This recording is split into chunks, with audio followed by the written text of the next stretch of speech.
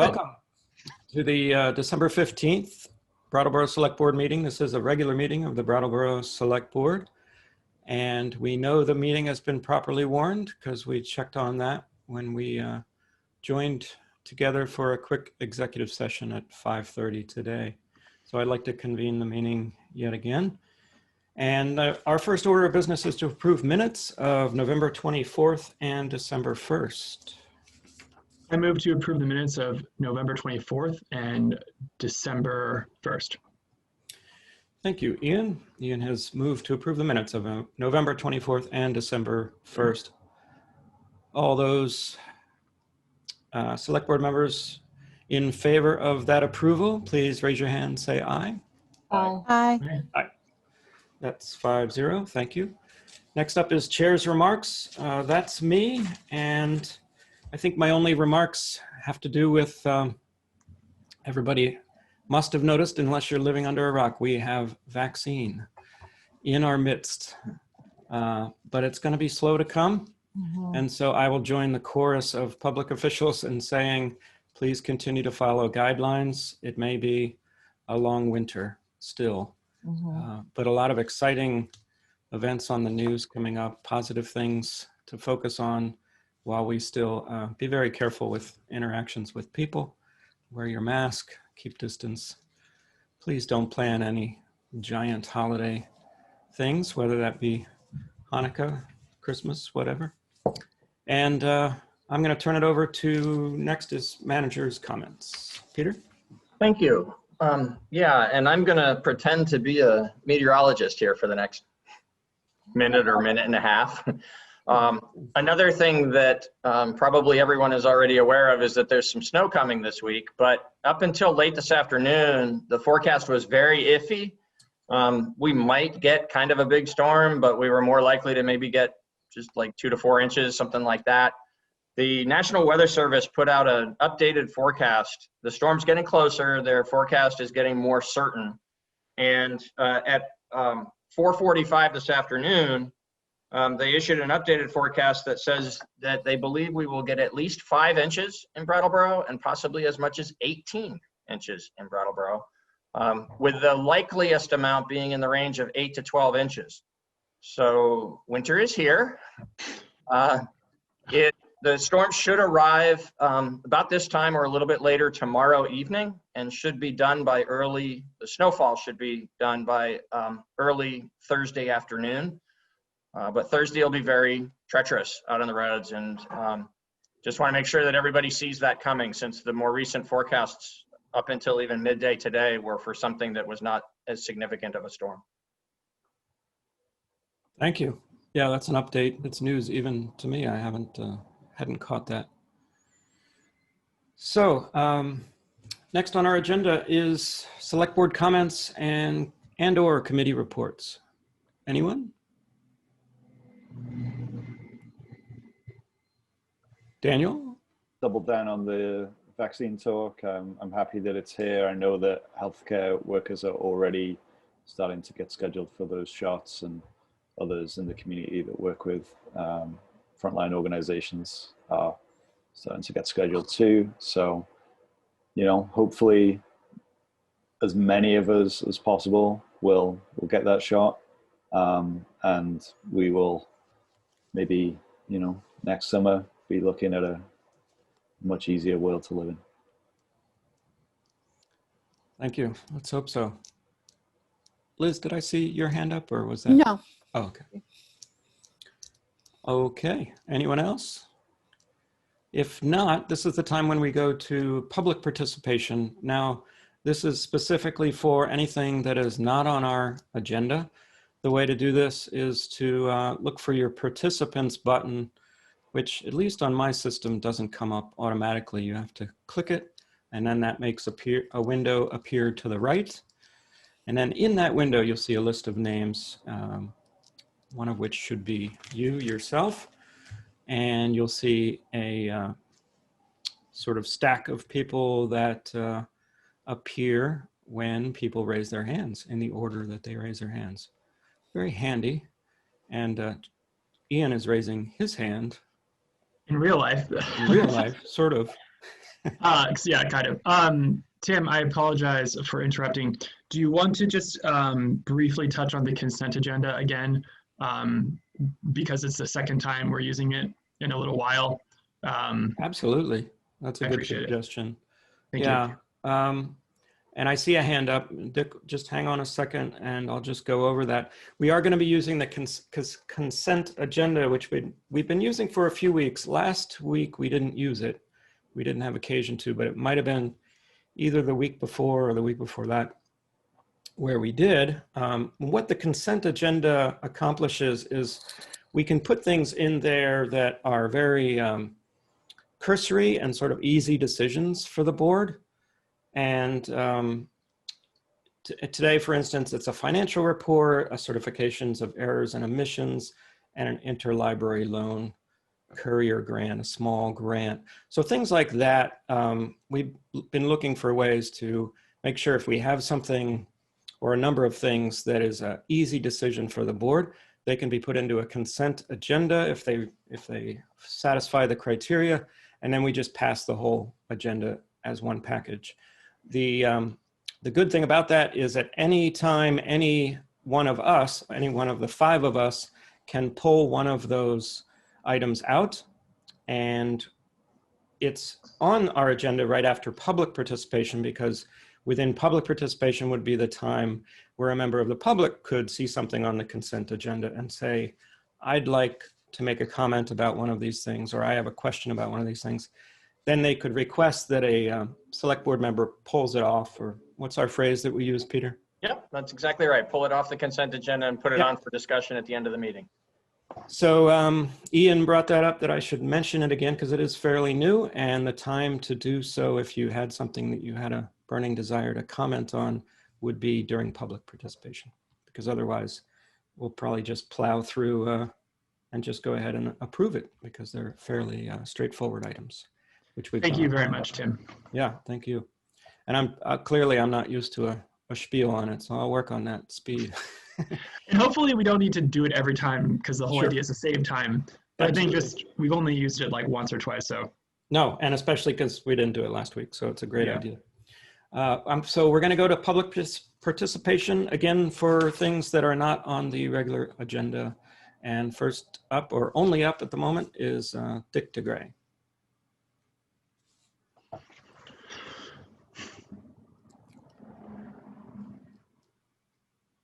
Dick, can you join us? There we go. We see you and we'll hear you. There you go. Okay, thank you. A couple of things for me. First and foremost, in a couple of weeks, we're going to lose one of the most valuable members of our team, and that is Chief Fitzgerald.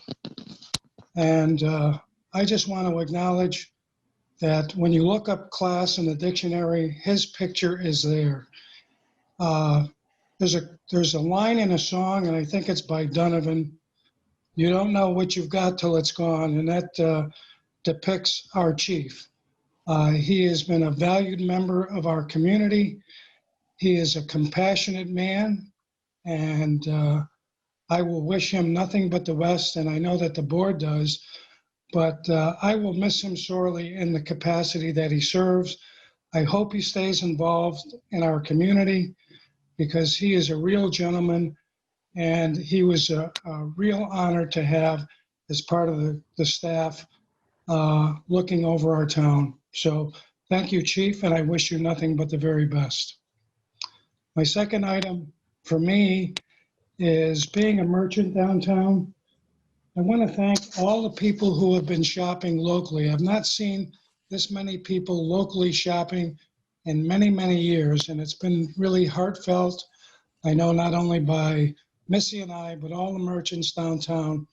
And I just want to thank not only the Brattleboro people, but the people in the surrounding communities who have been supporting the merchants downtown. I think it's been fantastic. And I just wanted to say thank you to all of you. And I wish you all a Merry Christmas and thank the board for their service. Sometimes easier than others, but you knew that going in. But I hope you all have an enjoyable holiday. Thank you. Thank you, Dick. And same to you. Merry Christmas to you. And Liz has a hand up. I just want to mention that that quote that Dick mentioned was from Joni Mitchell, and it's the quintessential urban planning rock and roll song. They paved paradise and put up a parking lot. Indeed. Good one. Yeah, I just, of course, want to echo Dick's comments about Chief Fitzgerald. We've been talking about this a little bit and how much trauma I've experienced with this transition we're going to see, but I'm very happy that he's going to have a deserved retirement as well. Sorry to go off there. Gary has a hand up and still in public participation. So for a subject that is not on our agenda tonight. Hi, Gary. Yeah, I just want to say thank you all again for a good year, and next year will be just as better. I also want to mention, since Old Man Winter is coming in, I guess I'm throwing this out there, and then I guess Daniel Quip. I don't always call on you, Daniel, that now that I believe December 15th was the deadline for the Gary. COVID. Yeah, it was an hour and a half ago, so let's let it be. I know. I just never find you at the right time. You know what? I don't know what you're talking about. So Gary's talking about the Public Service Department's arrears program for folks that have arrears due to COVID. So for electric, water and sewer, other things. And I guess the point that one could make in the moments after that program closes is that there is more assistance available for folks who are worried about getting their lights shut off, or, you know, not paying the water and sewer bill. So probably reach out to SEVGA or call 211. Absolutely. Thank you, Daniel, for that. I mean, that's another important thing. It's getting colder out there. We had some warmer days, and that's something to consider now. And now we're reaching into the holidays for those families out there that are struggling. So it's just a reminder to bring it to the board, and, you know, something we need to keep reminding people that the accessibilities and resources are there. Thank you so much, Daniel. Thanks, Gary. Thanks, Gary. Making Daniel switch hats there for a moment, but the information is appreciated, I'm sure, by the whole public. Okay, so we don't have another hand up. I am going to go ahead and move us into the consent agenda. Getting used to my buttons here still. And on that agenda are three things: monthly financial report, a certification of errors and omissions on the 2020 grand list, which ends up in the town's favor, and an interlibrary loan Courier grant for 2021, small grant of $500 and some to accept and appropriate that. And if I get my correct document in front of me, unless other board members need to add any other details or make any movements around that, I will accept a motion.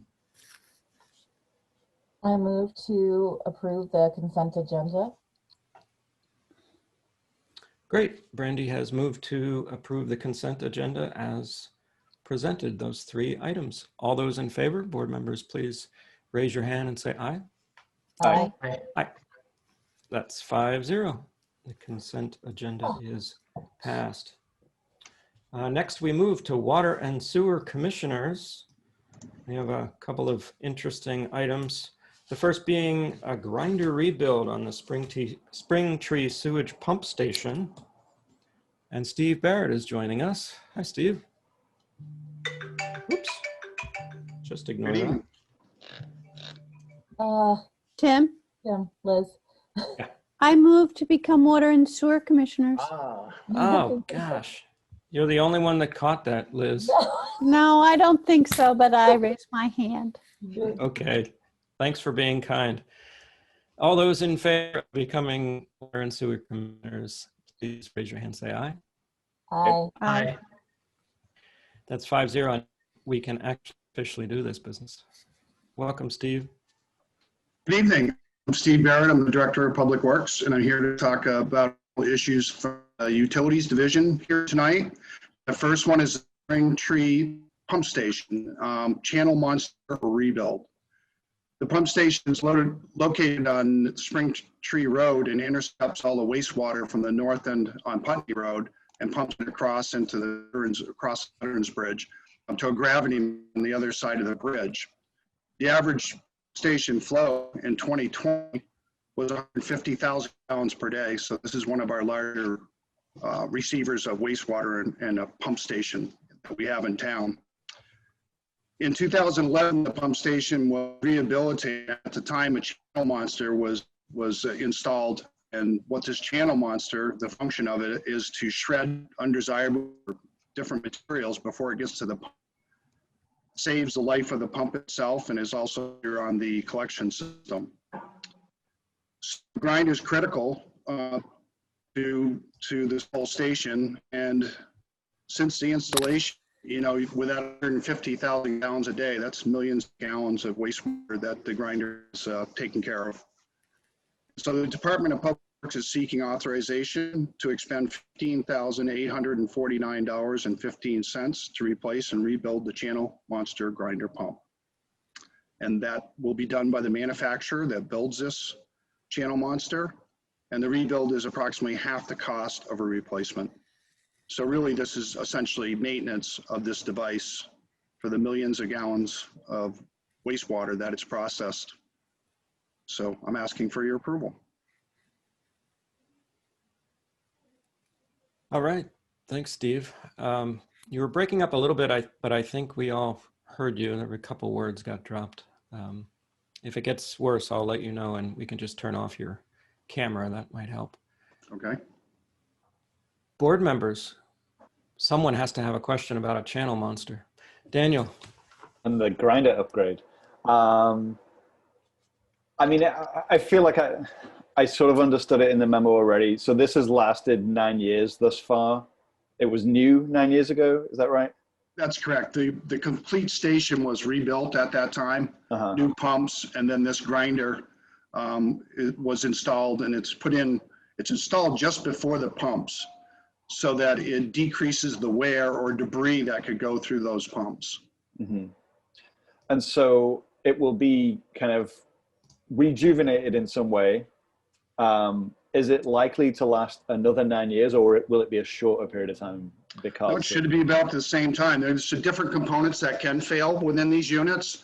This particular is the teeth, the grinders. Mm-hmm. If it's really like a spinning wheel that has teeth on it, so the wastewater goes through that, it grinds that material up. There could be rocks or other debris that's in the wastewater. And essentially that piece is worn. Now, maybe the motor or another component of this unit could wear in the next 10 years. Right. So yes, it's a normal part of the operation of the pump station. Great, thanks. Ian. Steve, I have to ask a question or two.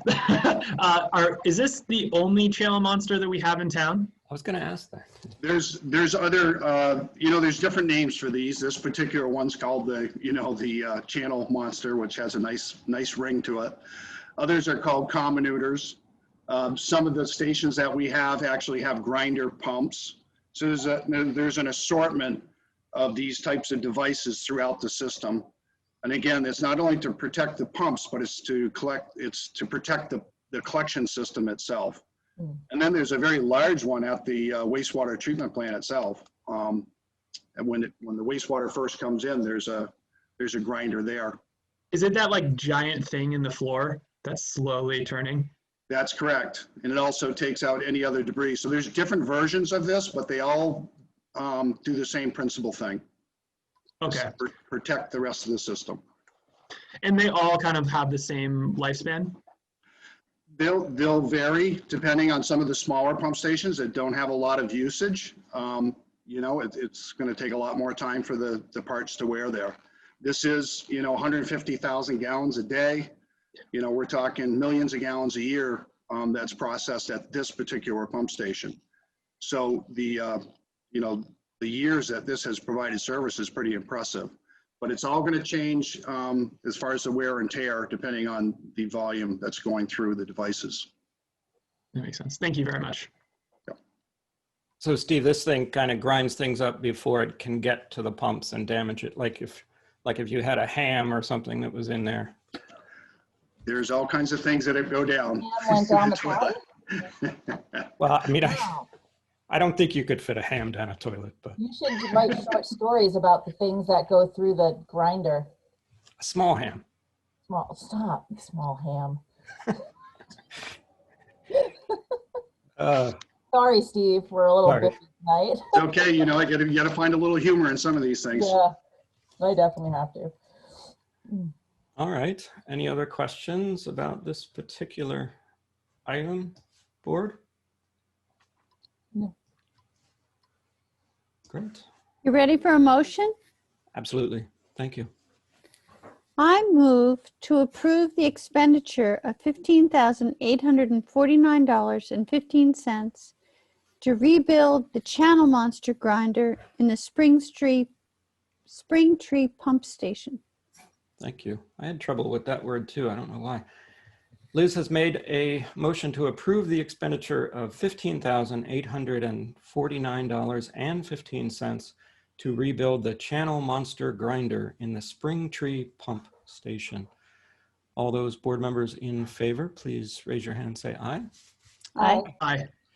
And that's 5-0. Thank you, Steve. And we have you for one other item, I think. So the next item is the Pleasant Valley Radio Tower Agreement. So in the 1970s, WTSA Radio and the town of Brattleboro entered into an agreement to install a radio tower on the Pleasant Valley Water Department property. This agreement has worked well for both the radio station and the town over these years. WTSA is the emergency broadcast station for the tri-state area, and the tower is host to the police, fire, and the utilities division communication equipment. WTSA owns and operates and maintains the tower. DPW owns and operates and maintains the communication building and grounds. The communication building was upgraded in 2013, and that was funded through an emergency management grant. The tower was originally installed in the 1970s and is currently at capacity. Upgrades over the years to the town's police, fire, and public works radio systems use pretty much the capacity that was expected to be leased out to other agencies or businesses when the last agreement was done. So in the last agreement, WTSA was charged $1,200 a year for the rental, and revenue for the tower lease would be split between the town of Brattleboro and WTSA. The town of Brattleboro would receive 40% and WTSA would receive 60% of the revenue if there was ever any revenue generated from that tower. And the leasing just isn't an option any longer because of the reduced capacity of the tower from the town's equipment. The proposed agreement eliminates the yearly fee and revenue lease portion of the agreement. WTSA currently pays for the majority of the tower expenses, the electricity, the heat, the air conditioning, the phone service, their portion of the insurance, the tower upgrades, the tower inspections, the tower painting, and FCC regulations and changings, and other yearly maintenance. Town has 3 departments using this tower with minimal expenses. We have some generator maintenance, some summer mowing, and very minimal winter snow removal. So at this time, I'm recommending that we accept the revised agreement and not have these additional fees. At the time, I think it was fair to have a percentage because we thought that there might be some cell phone use or other uses that we could rent out and do revenue. And also, this is a locally owned business. This is a small business, and like anybody else, their revenue is probably down from they're not selling as many advertisements because of the businesses and such. So I think overall, it makes sense at this time is to go into this agreement without these extra fees. They're paying the lion's share of the electrical cost and all the operations of the building. So I think it's a fair agreement this way. Thank you, Steve. Steve. Yeah, reading over the materials seems pretty straightforward. Seems like a good historical long-term partnership for the town to have maintained and to continue to maintain. Board members? Ian? Yeah, just a quick clarifying question, Steve. What does at capacity actually mean? I don't really understand exactly like what we're talking about. So think of it as structural. Think Okay. it as, you know, if you look at these antennas, they're really not that big, and they're very tall, 300 feet tall. And then there's equipment that is mounted to this metal antenna. So we have additional antennas that's mounted onto the master antenna, which is the master antenna is a radio station. You know, they're at the top. And then there's different levels for different frequencies that we are on, the town of Brattleboro, whether it be the utilities division, the police and fire, to transmit those signals off that tower. So there's only so much equipment that can go on to that particular tower, or the tower has to be upgraded, which is quite expensive. So it's really a capacity, it's a strength issue of what the tower can accommodate for equipment. Okay, that makes way more sense. Thank you.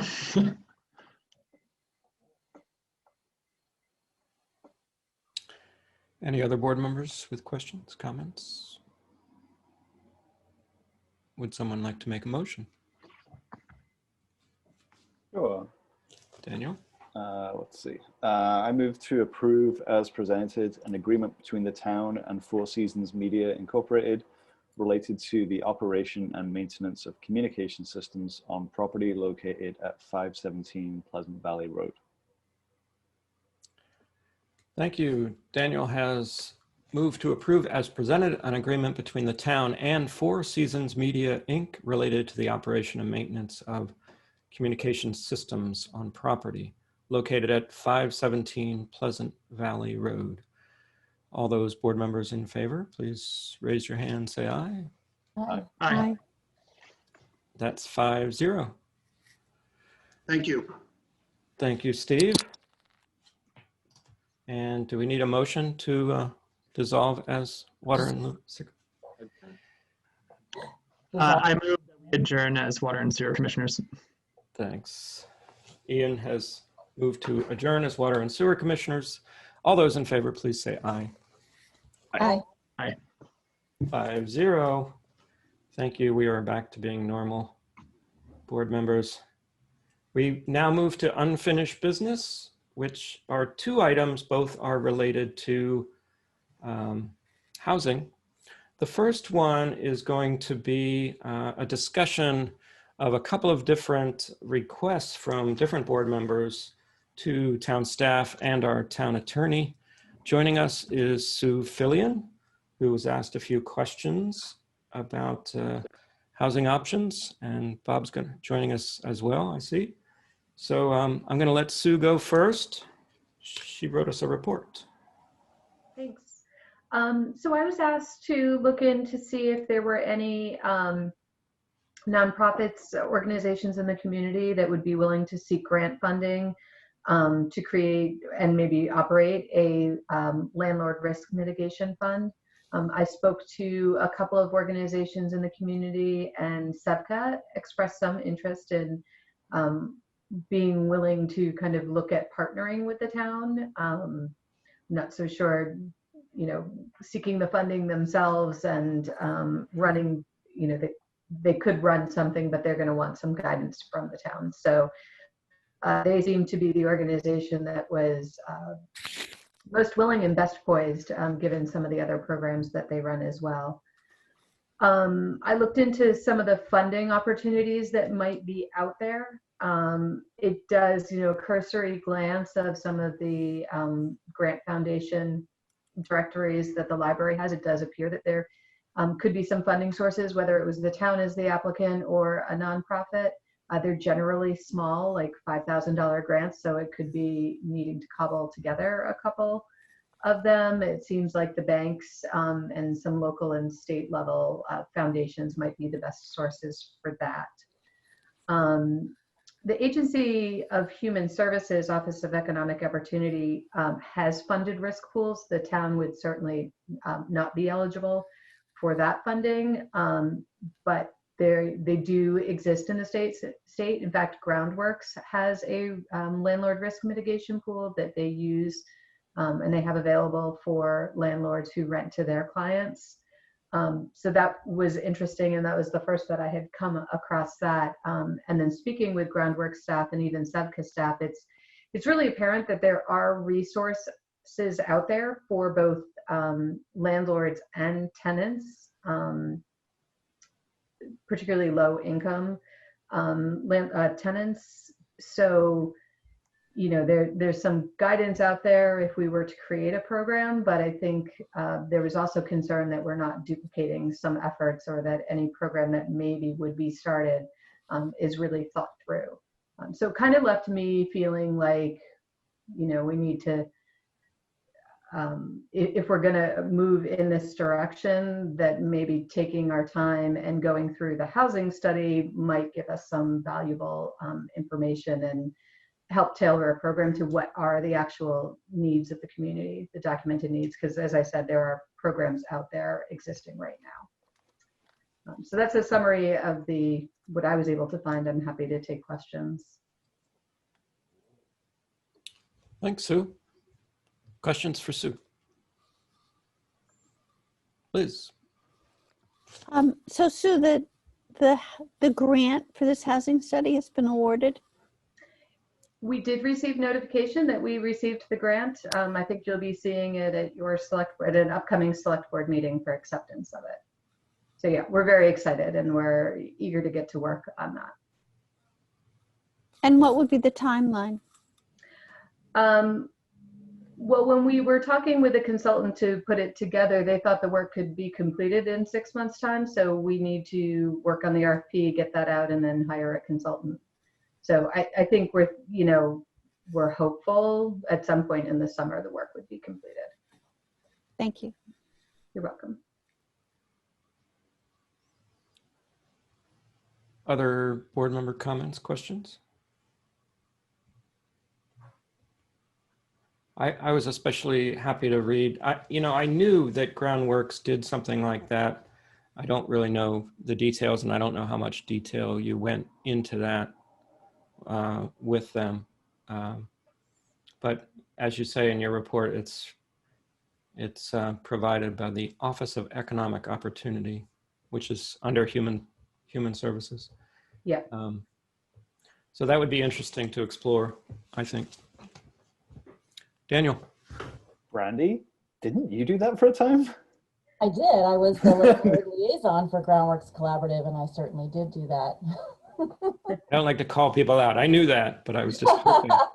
I was just hoping somebody would. I imagine you would have some insight. Yeah, I mean, gosh, I feel a little bit rusty, and so just whatever I say, I'm pulling from memory and from the times that I engaged with it, which was not with every client. But basically, if we're trying to keep somebody housed, let's say incidents occurred and things need to be repaired, and that was an opportunity to keep somebody in housing, then we would work with the landlord for that. They did have to sign off on something.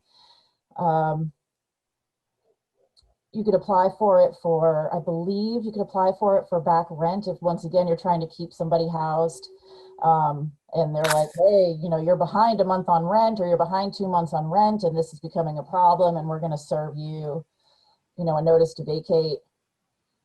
We could step in. The Groundworks could make that choice to step in on behalf of the client and say, hey, if we squared up financially, would you consider, continuing to provide housing to this human being, and go from there. And so basically it did, and this program's existed for years, and it is targeted towards people who house our most vulnerable, lowest income community members. And so when we're hearing from people, from landlords, I often feel like we're hearing a lot about concerns, whether fairly or not, about that demographic. And so it's good for us to know that those protections already exist for people who house some of our lowest income folks. Thanks, Brandy. That's helpful. Liz. If I may, I'd like to interrogate Daniel with a I knew you were similar going to query. do it. Yeah, Go right I ahead. know, but it just seems that every time we turn around, Sevka's doing something wonderful. So Daniel, tell us all the wonderful things that Sevka does Make him put that hat on again. in the housing realm. In the housing realm, sure. So I mean, just for the public, so I work at Sevka full-time these days. I used to work part-time, and mostly I work in our crisis fuel program.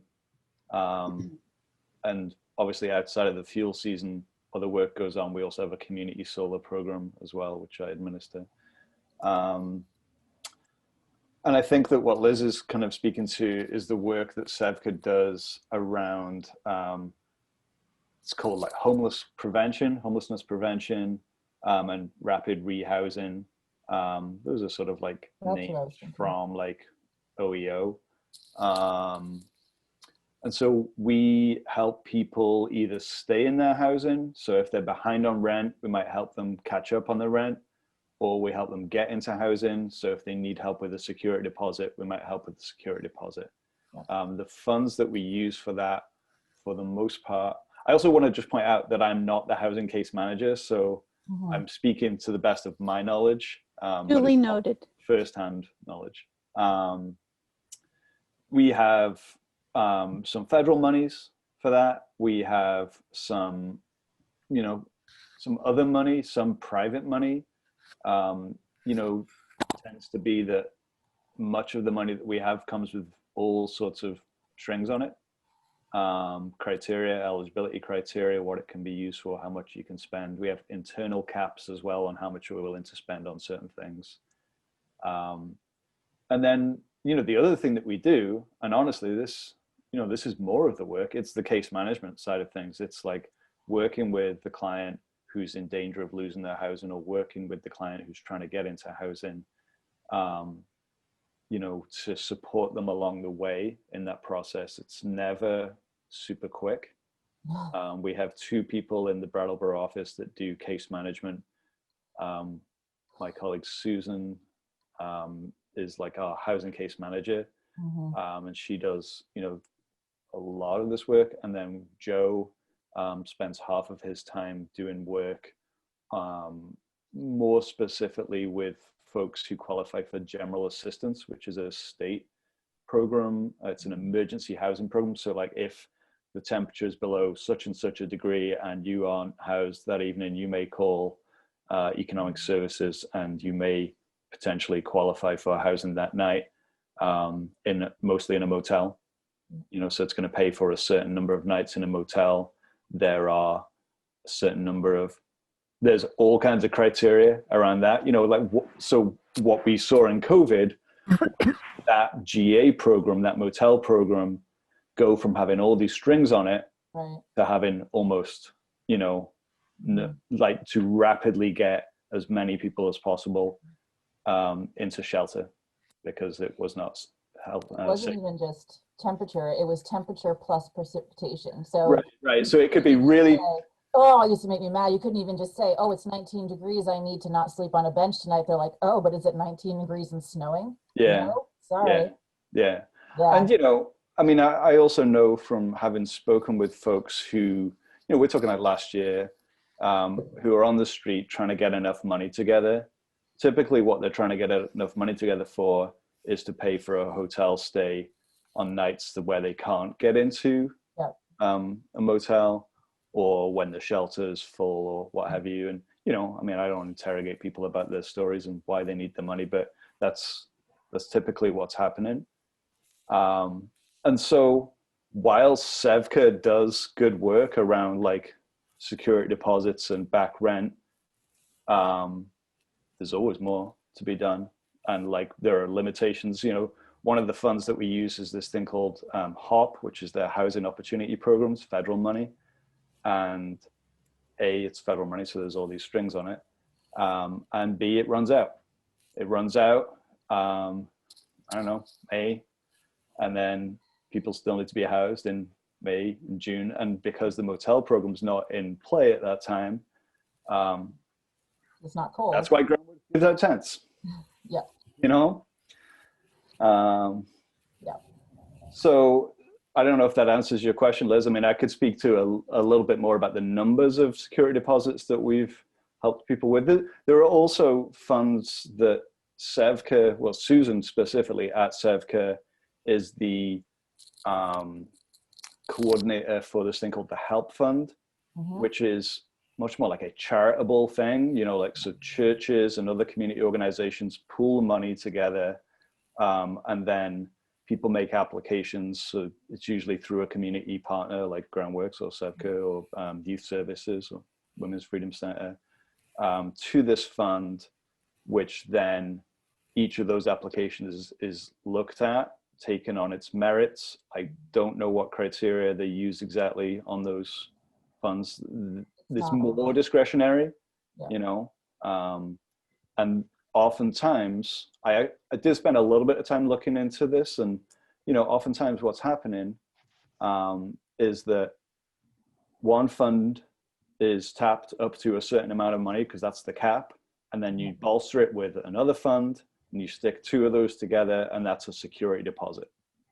You know, I got an email from a staff person at the Groundworks Morningside shelter, and you know, they kind of talked about like how were this ordinance to pass, and I know that's the next item of business, but these two are connected. Were this ordinance to pass, they wouldn't have to beg. This is the quote: they wouldn't have to beg the help fund every time somebody needed to get into a place. I sat at the help fund table because case managers can go on behalf of their clients and sit around at this table and say, you know, I think this person deserves this. The thing with the help fund, at least when I sat at that table, is it's not very much money. You're not going to get, let's say a security deposit is $1,400. You're not going to get that. You're going to get like 400. Right. I don't even know what the cap is. It might be 7. I think I went and asked for 4, and that was on the higher end. I was warned ahead of time. Maybe it was 450. But that was on the higher end of what I could ask for my client. Thank you. Thank you, Daniel, very much. Yeah, you're welcome. Ian. Sue, thank you so much for doing all this work. Really appreciate it. And I think for all of us, it's, you know, this is a big discussion and it touches so many parts of this community. So I just really appreciate that. I want to keep to the warned agenda item, but I do have kind of a question about the housing survey, and sorry, I sort of just lost my place here. My question is, so you speak to one of the things that could potentially be looked at would be identifying gaps in housing protections. How set is the scope of the housing survey? Is it something that we're going to be able to kind of set ourselves, or did the grant give it some, confine it in some ways? And if not, when does that discussion happen? So it's confined in some ways to kind of the, you know, what the deliverable will be, and, you know, obviously public outreach is going to be part of it. So I think there's definitely some latitude within it. We have only a certain amount of funding, so we're going to have to figure out exactly, you know, the best way forward. I'm going to sit down and start drafting an RFP.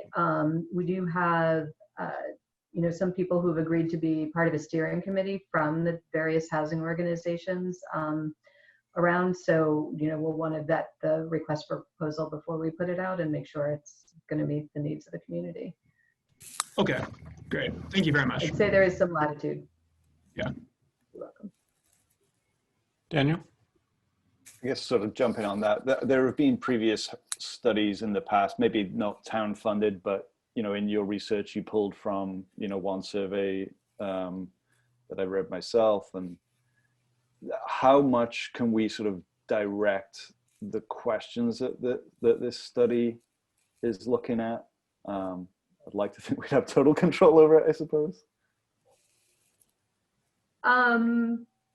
I mean, part of it's a basic housing study is what we had in mind, but we definitely want to put the, Brattleboro lens to it. So, we have some different housing challenges than maybe other communities have. So, we'll work that into the request for proposal so that those things get addressed.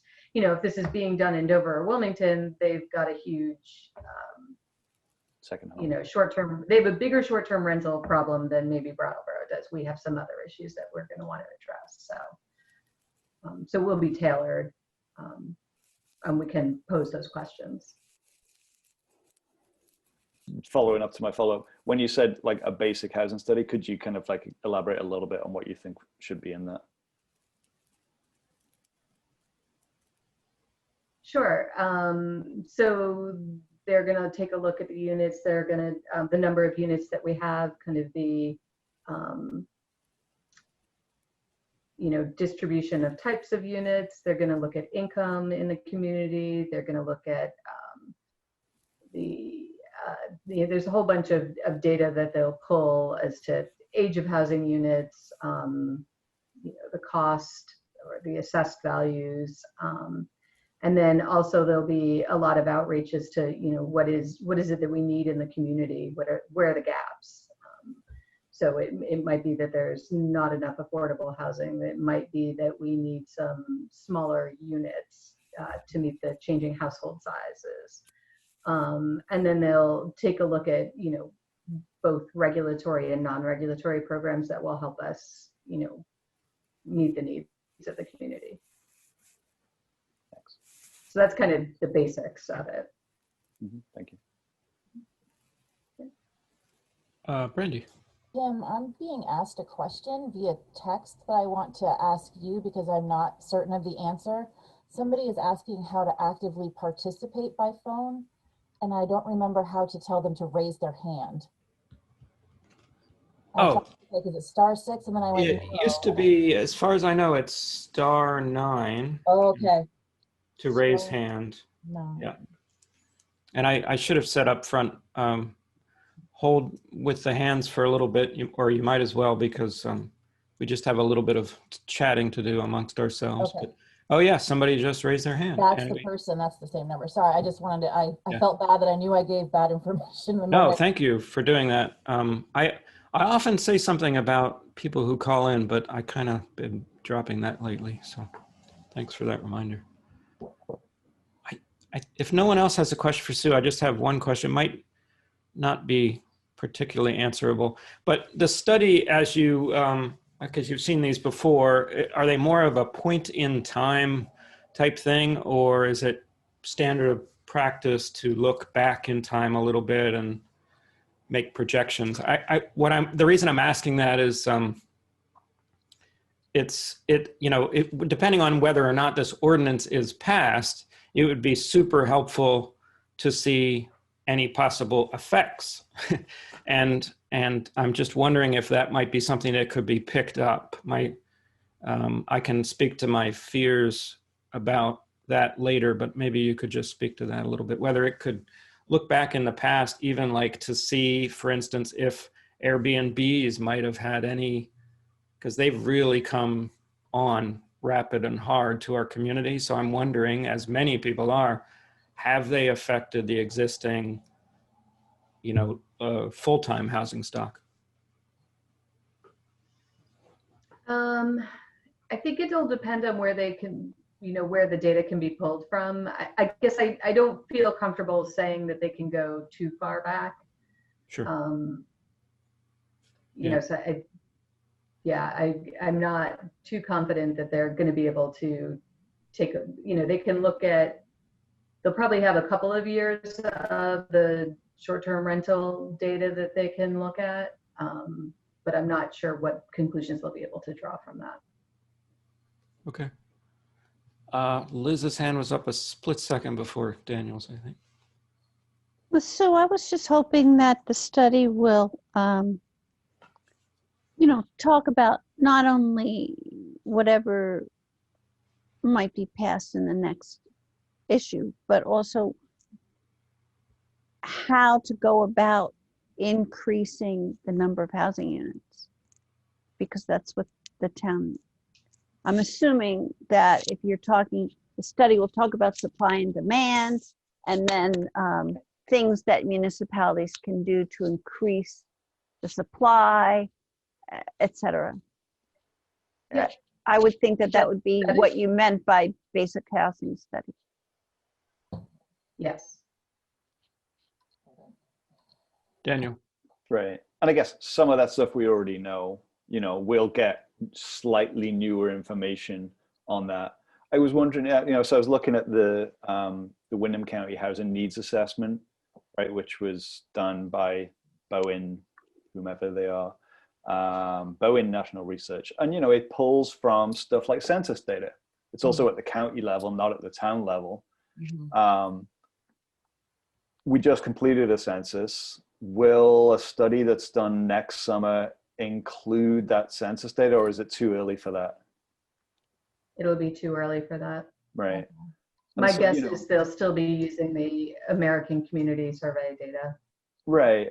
And a lot of this is like estimates and extrapolations. And what I was most impressed with, I think, like in terms of the data that you've presented during this process, is like where we've actually been able to talk to building owners in town who are part of our housing inspection program and getting some real on the ground up to date numbers. And I would hope that, you know, whilst we're contracting with somebody to do this, that we can also pull in that very much kind of local data that, you know, I think sheds a lot of light and has a lot of credibility. Absolutely. That would be my intention. Because the ACS data, like you said, is really extrapolated and estimates. And if you look at the margin of error, there's a wide range. So I Right. prefer the local data as well. So I imagine that there will be surveys for that. Thank you. Yep. Well, thank you, Sue. I think we're unanimously excited about the study. Questions aside, you know, and I guess we broke the news that it'll be coming up for an accept and appropriate very soon. Any other board member questions, comments for Sue particularly? No? Okay. We'll move on to Bob, who had been interrogated, as we say. I know by me, among others, but. So I looked into, again, whether the CDBG funds would be available for such a landlord or tenant risk mitigation fund. And the further research just reinforced my former opinion that the funds by Code of Federal Regulation are not allowed to be used for those types of expenses. We also checked with ACCD and Nathan Cleveland and Anna Kroll up there. And Anne Kroll mentioned that if the town had segregated pre-1993 funds, that we could use those because those are undesignated funds. The problem with that is that Brattleboro has always commingled those funds and treated everything as program income. So there's no way now to know what is a pre or post 1993 fund, because as the money came in and then the money was either loaned out or different programs, then money was paid back. There's no way to differentiate pre-1993 and post-1993 funds. So the short answer on that is we can't do it because we don't have any segregated pre-1993 funds. You had also asked with regard to repairs, whether funds could go directly to repairs, but it's that type of expense that from the Code of Federal Regulation, they look at it as an income expense, and they include in the definition of income housing, rent, security deposits, those types of matters. There's only one exception I can find, and that is for short-term, no more than 3 months of housing, but that relates to displaced persons. So it doesn't really apply to a risk mitigation fund. So sorry to be the bearer of bad news, but I don't see that CDBG funds can be used for those types of programs or specifically for repairs. It was very heartened to hear the information that Daniel was giving with Zevka, because it appears there are at least some programs out there that help in the same ways, but they're obviously funded through different funding sources. So I can answer any questions if you have them. Well, I'll just jump in to say thank you for doing that. Not the news I really wanted to hear myself, but on the other hand, I was buoyed a little bit by Sue's report and the possibilities of partnering with, frankly, agencies that have more experience and some feet on the ground, as we say. So that seems like a possibility for the creation of a landlord risk mitigation fund, if that's the term we're going to go with. So, oh, Brandy, sorry. I might have already been clear, but I just want to make sure that I make it clear that the landlord risk pool that Groundworks does is specifically for clients of Groundworks. So yeah. Somebody who's doing, maybe it was clear, but I felt like maybe I should just say that. Sure, sure. Yeah, it was just the model, I guess, I got excited about. Yeah. And maybe just to clarify that, so Brandy, when you're talking about clients of Groundworks, you're talking about people that are currently experiencing homelessness, or you're talking more? Or who went to Groundworks experiencing homelessness, hooked up with a housing case manager, and are not, you know, so most of the people that have case management through Groundworks, and in some instances, people who are working with the outreach case manager through Groundworks. Yeah, with the purpose being to mitigate those risks that landlords take in taking clients that might have more risk to them, whatever. Not clients, tenants. Any other questions for Bob? No? Okay. I have a feeling Bob might stick around for us. So we're going to move on, if it pleases the board. We'll go on to our ordinance. What do I have down that's going to lead this? Is it Peter? Yeah, I'll describe what's before you this evening, if that's all right. And then Bob is still in the meeting if in the course of the conversation there's legal questions about the ordinance. Thank you. Okay. So this is second reading. The vote that you may take here at the end of this item would be for potentially for adoption of the ordinance. This could be the final consideration of the ordinance tonight. There is, when you hold second reading of an ordinance, a public hearing required. So as soon as I'm done introducing the item, it would be appropriate for you to open a public hearing. Then you'll have discussion that will include members of the public as they may choose to participate, as well as the select board. Opportunity to ask questions of Bob or of me or of other staff.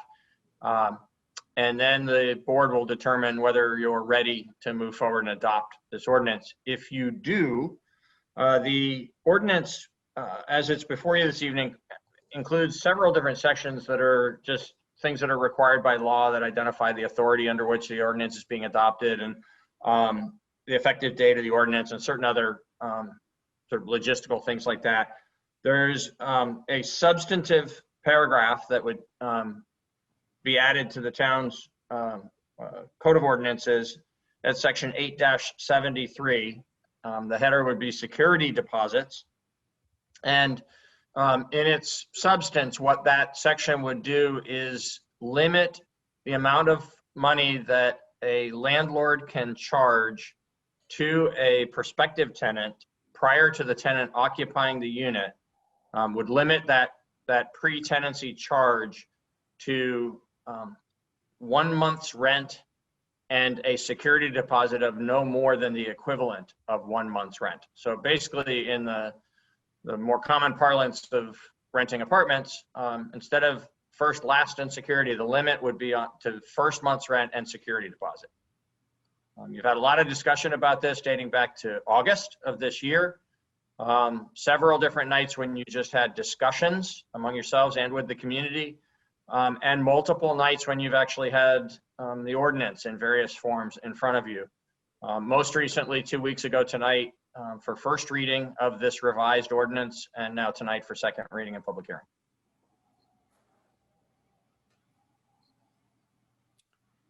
Thank you, Peter. Is there any, let's see. What should I do? First, open your public hearing, please. So I just do that, or do we need a vote? Oh, you just do that. Okay. Thank Okay, I'm officially opening the public hearing. Perfect. And does that mean we go immediately to the public, or? You moderate the discussion in the same way as you would if it was just the select board meeting and not a public hearing, but it's just a compliance with the statute that requires a public hearing for second reading of the ordinance. Great. I sort of had a tangential question, but I think I'm going to hold that till later.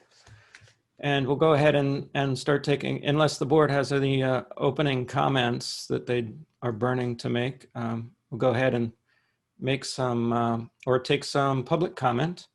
And the first patient hand was a phone number. I'm just going to ask people to give us your name, what town you're from, and just a reminder, we've been limiting things to 3 minutes. Just a reminder that we have talked about this quite a bit. If you could keep your comments fairly short. And if we've heard from you already, maybe you could let someone else speak at least first.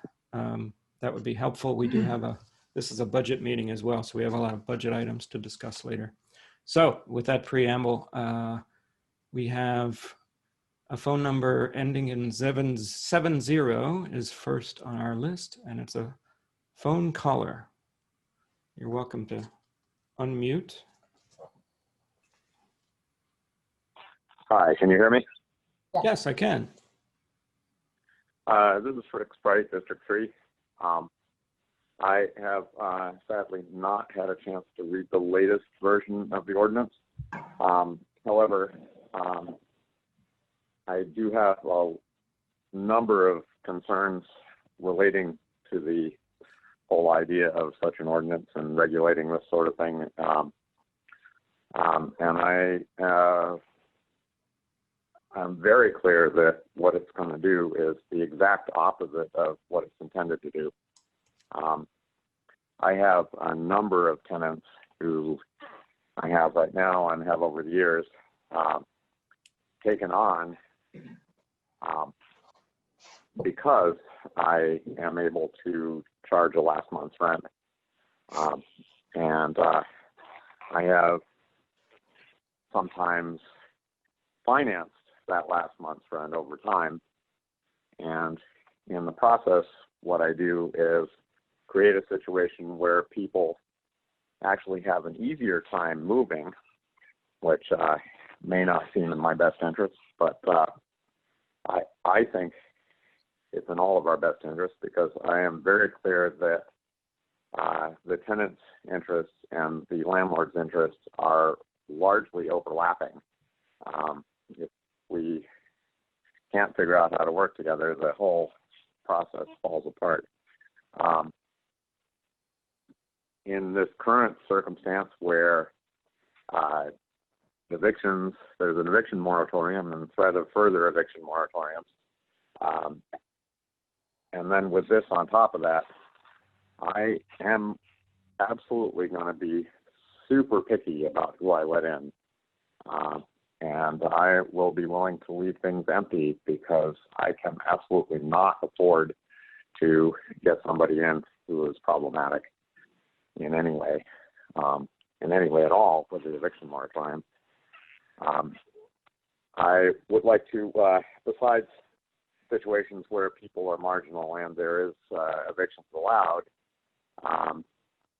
there are other circumstances where being able to charge more upfront is extremely helpful for people who are, for instance, college students who get their money from grants or loans.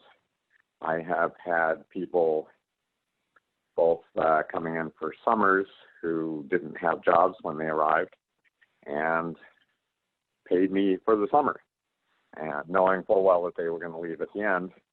And that allowed me to rent to them without having to worry about income qualifications, where otherwise they would not qualify. Or during the school year when they came in and, again, did not and could not hold down full-time employment because they had a rigorous school schedule. And so they would pay me, or sometimes 6 months ahead, sometimes 9 months. In the process, typically. If you could just wrap it up in the next few seconds, if you don't mind. Yeah. Anyway, I guess I should also say that if this does pass, there are some of us who are ready to test its legality. But I would also, it sounds like there's a survey idea coming up, and that was one of the things that I was going to suggest anyway, that landlords and tenants get surveyed as to who has paid last month's rent, and survey the landlords to see if the landlords would have rented to them if it had not been possible to do so. I think that is a really important detail, and as long as we have, privately held rental housing, we're going to have to work with the landlords and figure out how to make a situation that's tenable for them. The profit margin isn't as high as people imagine. Thank you, Frick. We're gonna have to move on. Thanks for calling in. And next up is Ivan.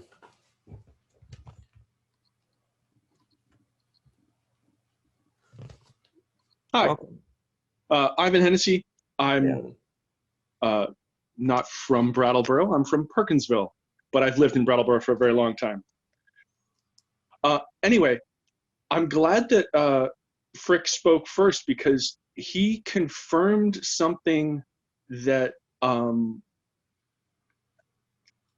a conclusion that I arrived at, just sort of thinking about what landlords mean when they talk about risk, because fundamentally it doesn't change what the tenant owes,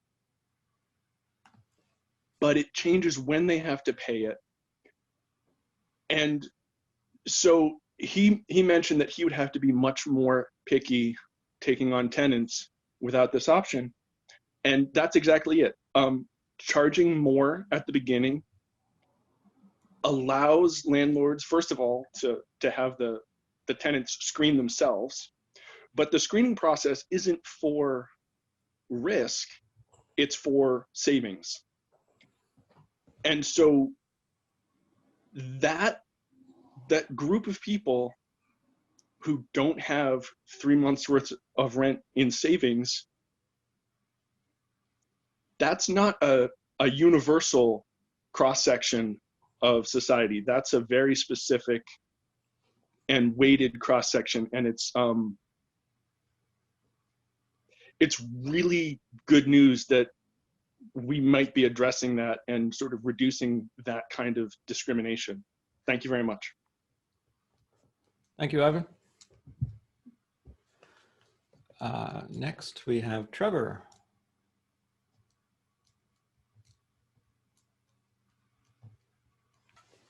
Hello. Hi. Yes, thank you for having me on. I just wanted to thank everyone for getting this far. I look forward to the vote.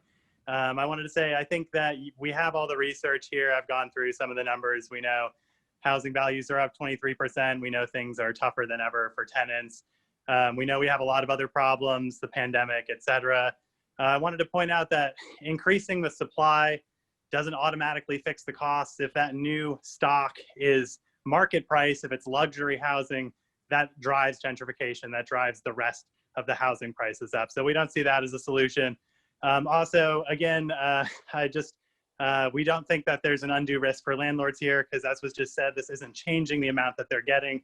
Lastly, I'd like to thank Daniel for bringing up Groundworks comments and saying that this will help get people housed who need housing. Thank you. Okay, thanks, Trevor. And we have Ibrahim next. Welcome. Hi. Hello. Hi, everyone. Brahim Dahlstrom Hockey. I live in Greenfield, Massachusetts, but I'm a landlord in Brattleboro.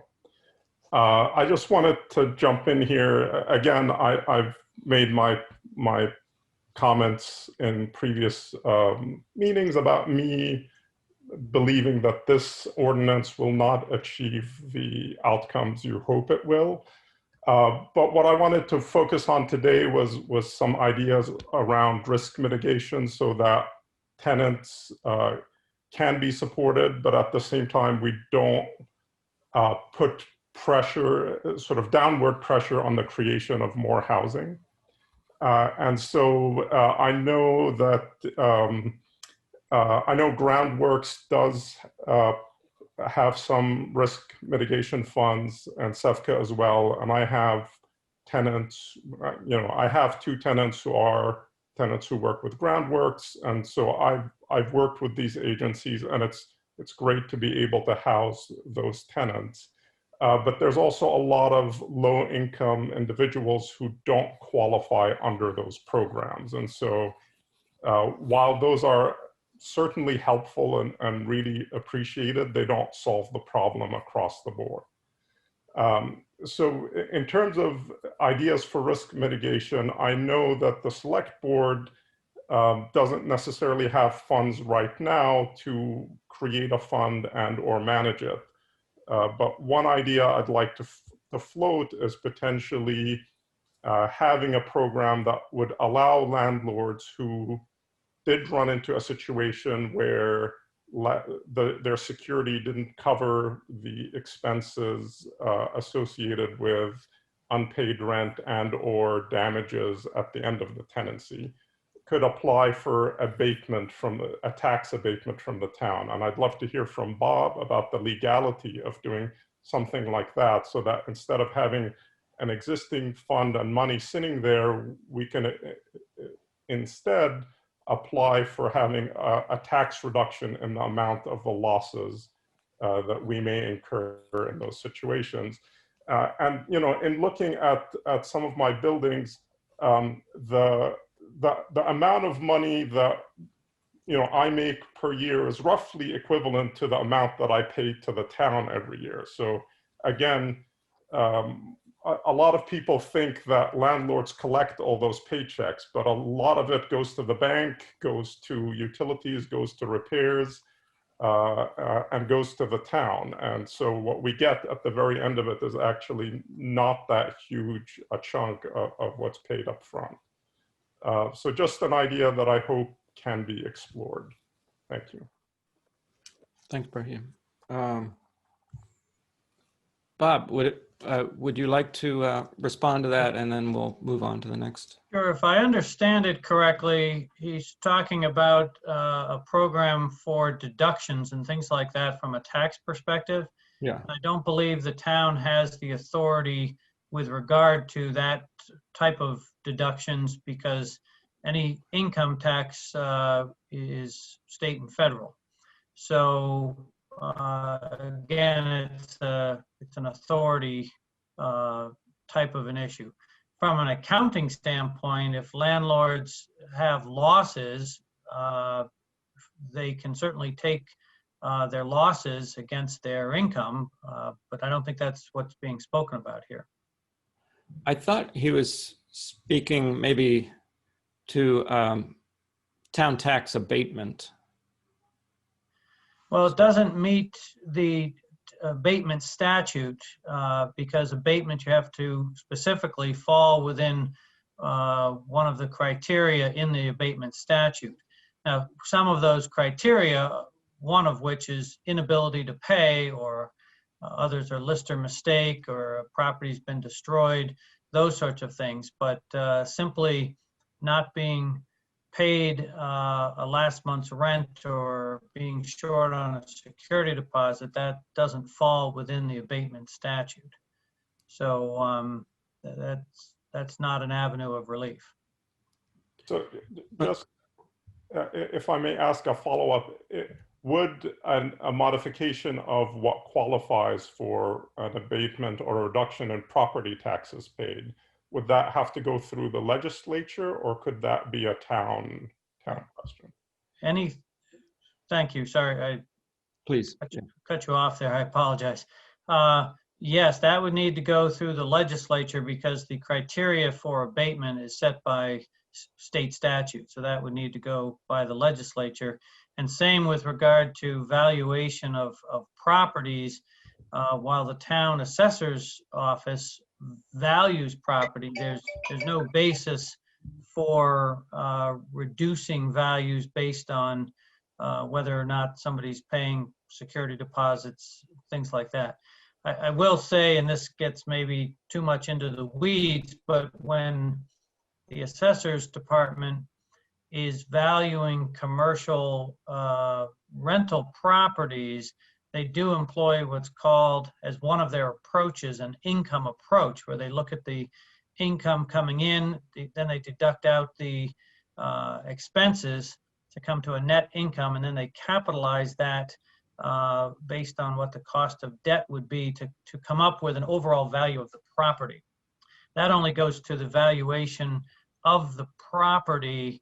It doesn't really give any property tax relief from an immediate standpoint. So we're really talking apples and oranges in that scenario.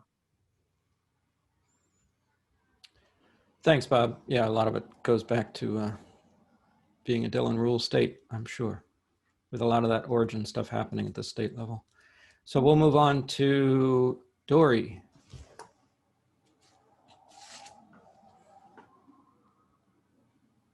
Welcome. Hello. You all know me, Dorham, resident of Brattleboro. I'll just keep it short, sweet. I do want to just ask if there's any landlords that get on and speak later that they not speak for their tenants, that they speak for themselves, just as a terms of they don't know necessarily what their tenants are feeling. So they can speak for themselves, but anytime they speak for their tenants, it just is not right, just by many standards. So I also just want to say that congratulations, we've gotten to this part, and this is a really important step, but this is also small. This is small in what we have to do. And this is like, but we have to kind of get over this to get to the next level of what we can continue to do to make our town affordable for everyone. Thank you guys all for getting us to this point. I really feel like I've seen incredible growth in what we can do in terms of community support and connection and working together to make this happen. I do, anytime a landlord talks about their feelings over the housing of people, it always hits a sensitive nerve for me, because we're talking about defending their feelings, their worry about what might happen over the actual roofs of people. And we always have to look to the roofs of our citizens. We always have to look to the stomachs of our citizens. We have to take care of our basic rights first and foremost. So thank you guys so much. Keep on keeping on. Thanks, Dory. We have Jackson next.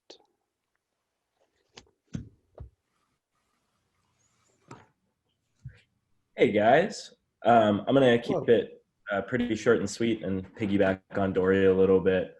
I agree that landlords shouldn't be speaking for their tenants. I thought it was really interesting that Frick was our first speaker and said that it made housing more accessible when tenants could pay more upfront. As a tenant, paying more upfront has never made attaining housing easier or more accessible. I just want to remind us why we're here. This proposal initially got something around, I think, over 200 signatures when we brought it to you guys, of tenants in town saying that it's really hard to come up with 3 months rent, or like, yeah, we're an equivalent amount of money worth 3 months rent. Not everyone has big savings, but we all still need housing. I'm really thankful that it's gotten this far, and that we've seen support from the select board and the town. I think that this is a really awesome thing that we can do right now. It's winter time, people need housing more than ever. This is something that could pass tonight and make everyone's life so much easier going forward. So thanks for giving us all your time. Yeah, that's all I have to say. Thanks, Jackson. Next, Louis. Hi there. Hello. Louis. I live in West Brattleboro. I can't recall if there were other pieces of information that you guys wanted us to tell about ourselves, but those are. Oh, that's fine. I just wanted to. I'm a renter. I've been a renter for quite a long time, and I just wanted to say that even before coronavirus and the global pandemic that we're in the middle of, coming up with 3 months of rent, or like the ability to charge 3 months of rent or more as an upfront rental cost, was a pretty acute hardship for people like me. So I'd really like to see this pass. It's going to help people, like, it's going to help me. It's going to help all of my peers, all of my friends. That's all. Thank you.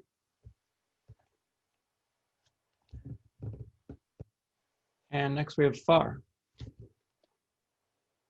Sophia? Oh, sorry. Sorry, I skipped over Sophia. Sophia. I might have messed Patrick up there. He's helping me with the stack here. Sophia. Hi, I'm Sophia. I also live in West Brattleboro, and I am, also, I just wanted to speak, I guess, in support of the proposal. I don't know, like, if that's extremely necessary right now. I really, just everything that's been said, I really just want to, I guess, echo that.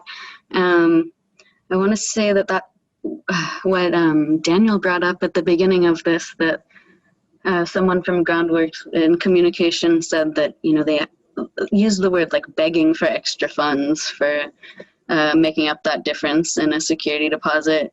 I had no idea. Yeah, I mean, it just kind of points to, like, we shouldn't be leaning on emergency services in, you know, a situation where everybody, you know, whenever they're living anywhere, needs to access those kinds of resources. And if they aren't able to do that, which I think we've also seen just looking at housing access, this seems like a really excellent thing to pass. And I'm really excited to see it like come this far. And yeah, thanks everybody for like grappling with this. I've learned a lot through listening to all of this whole process, and this seems excellent. So thanks. Thanks, Sophia. Thanks for joining the process. Now it's Far's turn. Apologies.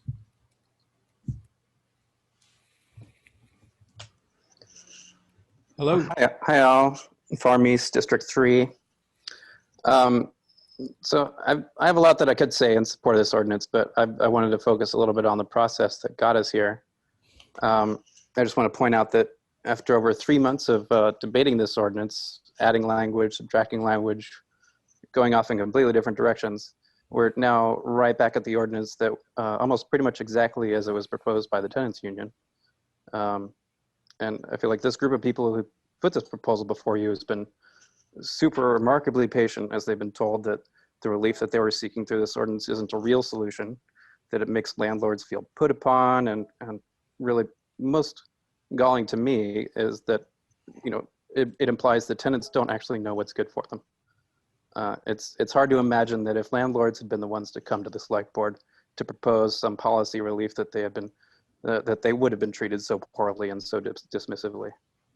You know, so many countless hours in these select board meetings, not to mention all the hours that staff has put in. It's been spent in an apparent effort to do anything other than what tenants have actually asked for.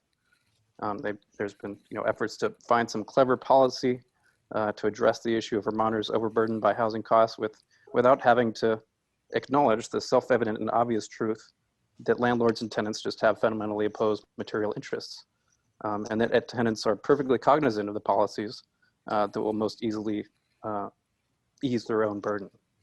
You know, this is the whole basis of landlord-tenant courts, is that it's an adversarial relationship, just materially.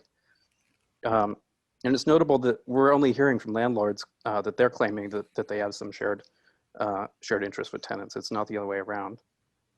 And I don't know about anybody else, but I would have much preferred that those who oppose this ordinance would have simply done so on its own terms instead of deflecting with statements implying tenants are just too ignorant of housing policy to know what's in their own best interests. And so I hope that this process and its hopeful conclusion, I hope that you pass this ordinance, obviously, is largely, and you know, it's unchanged pretty much from what was originally proposed. And I hope that that will be instructive to you all on the select board, that, you know, if a group of residents in this town is suffering and asking you for relief, don't preach to them about what's good for them. Trust in the wisdom and expertise of people's direct lived experience. And this goes not just for housing policy, but also for community safety, which I presume you'll be taking up sometime in the new year. So yeah, once again, I urge you to pass this ordinance. Thanks. All right, thank you. Josh.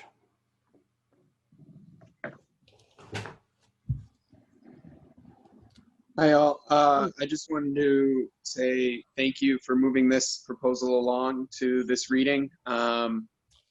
Really needed. Housing is a human right and everyone should be able to access it unrestricted by additional costs. There was a statement made that we do have a shared interest. I agree that our interests are fundamentally in conflict. So I ask you as landlords, if your focus is the bottom line and not housing, especially in a time of global pandemic, are you really about housing or profiteering? I mean, this proposal will not hurt landlords.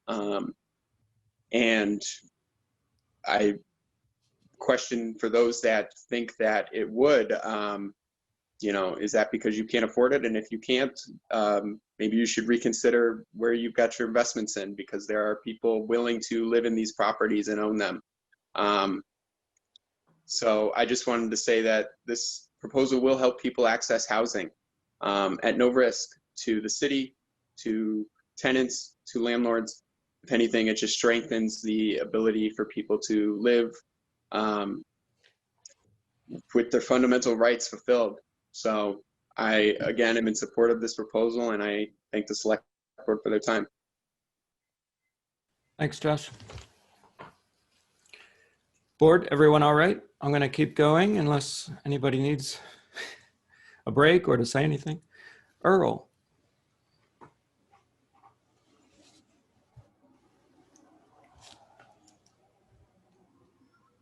Hello? Hello. Welcome. Hi there. I've got a prepared thing. I'm not very good at public speaking, and I'm sorry, but I'll make sure to keep it really short this time. Oh, what town are you from, Earl? I'm from Brattleboro. Great. First of all, I'd like to thank the Select Board for taking part in this long process. It hasn't been easy, and I can see that a lot of consideration has gone into grappling with this issue. I really hope that you'll pass this proposal. We've seen an outpouring of testimony from tenants showing that this would be beneficial for a large section of our community. In our current housing market, it is more important than ever that access to wealth not be the deciding factor for people in finding a home. And by limiting the upfront moving costs to a reasonable level, I think we'll be able to achieve a greater stability in our community. As tenants, we understand that much more needs to be done. This proposal does not create new housing or lower rent. I applaud you in your efforts for supporting groundworks and for developing new low-income housing in Brattleboro. And this proposal is just another and important aspect of confronting housing problems in our town. Passing this ordinance and building tenants' rights will show a commitment to the voices and problems of our community and a broader effort towards a safer and better Brattleboro. Thank you very much. Thanks, Earl. And we have Tabitha next. Out of there. Stop it. Hi, can you hear me? Yes. Excellent. Hi, my name is Tabitha. I am a Brattleboro resident and tenant. I'd just like to share my lived experience as, to point why I support this ordinance. This April, I will need to move to a less expensive apartment due to changing life circumstances.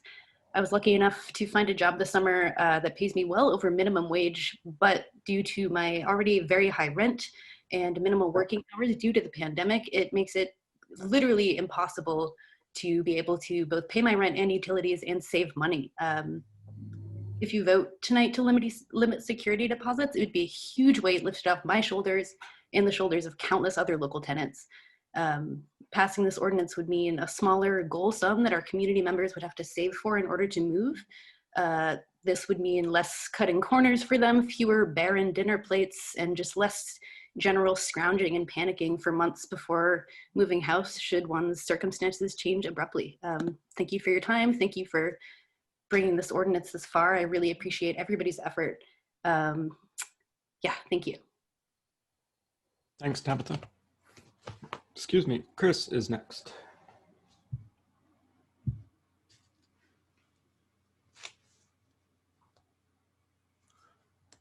Hello?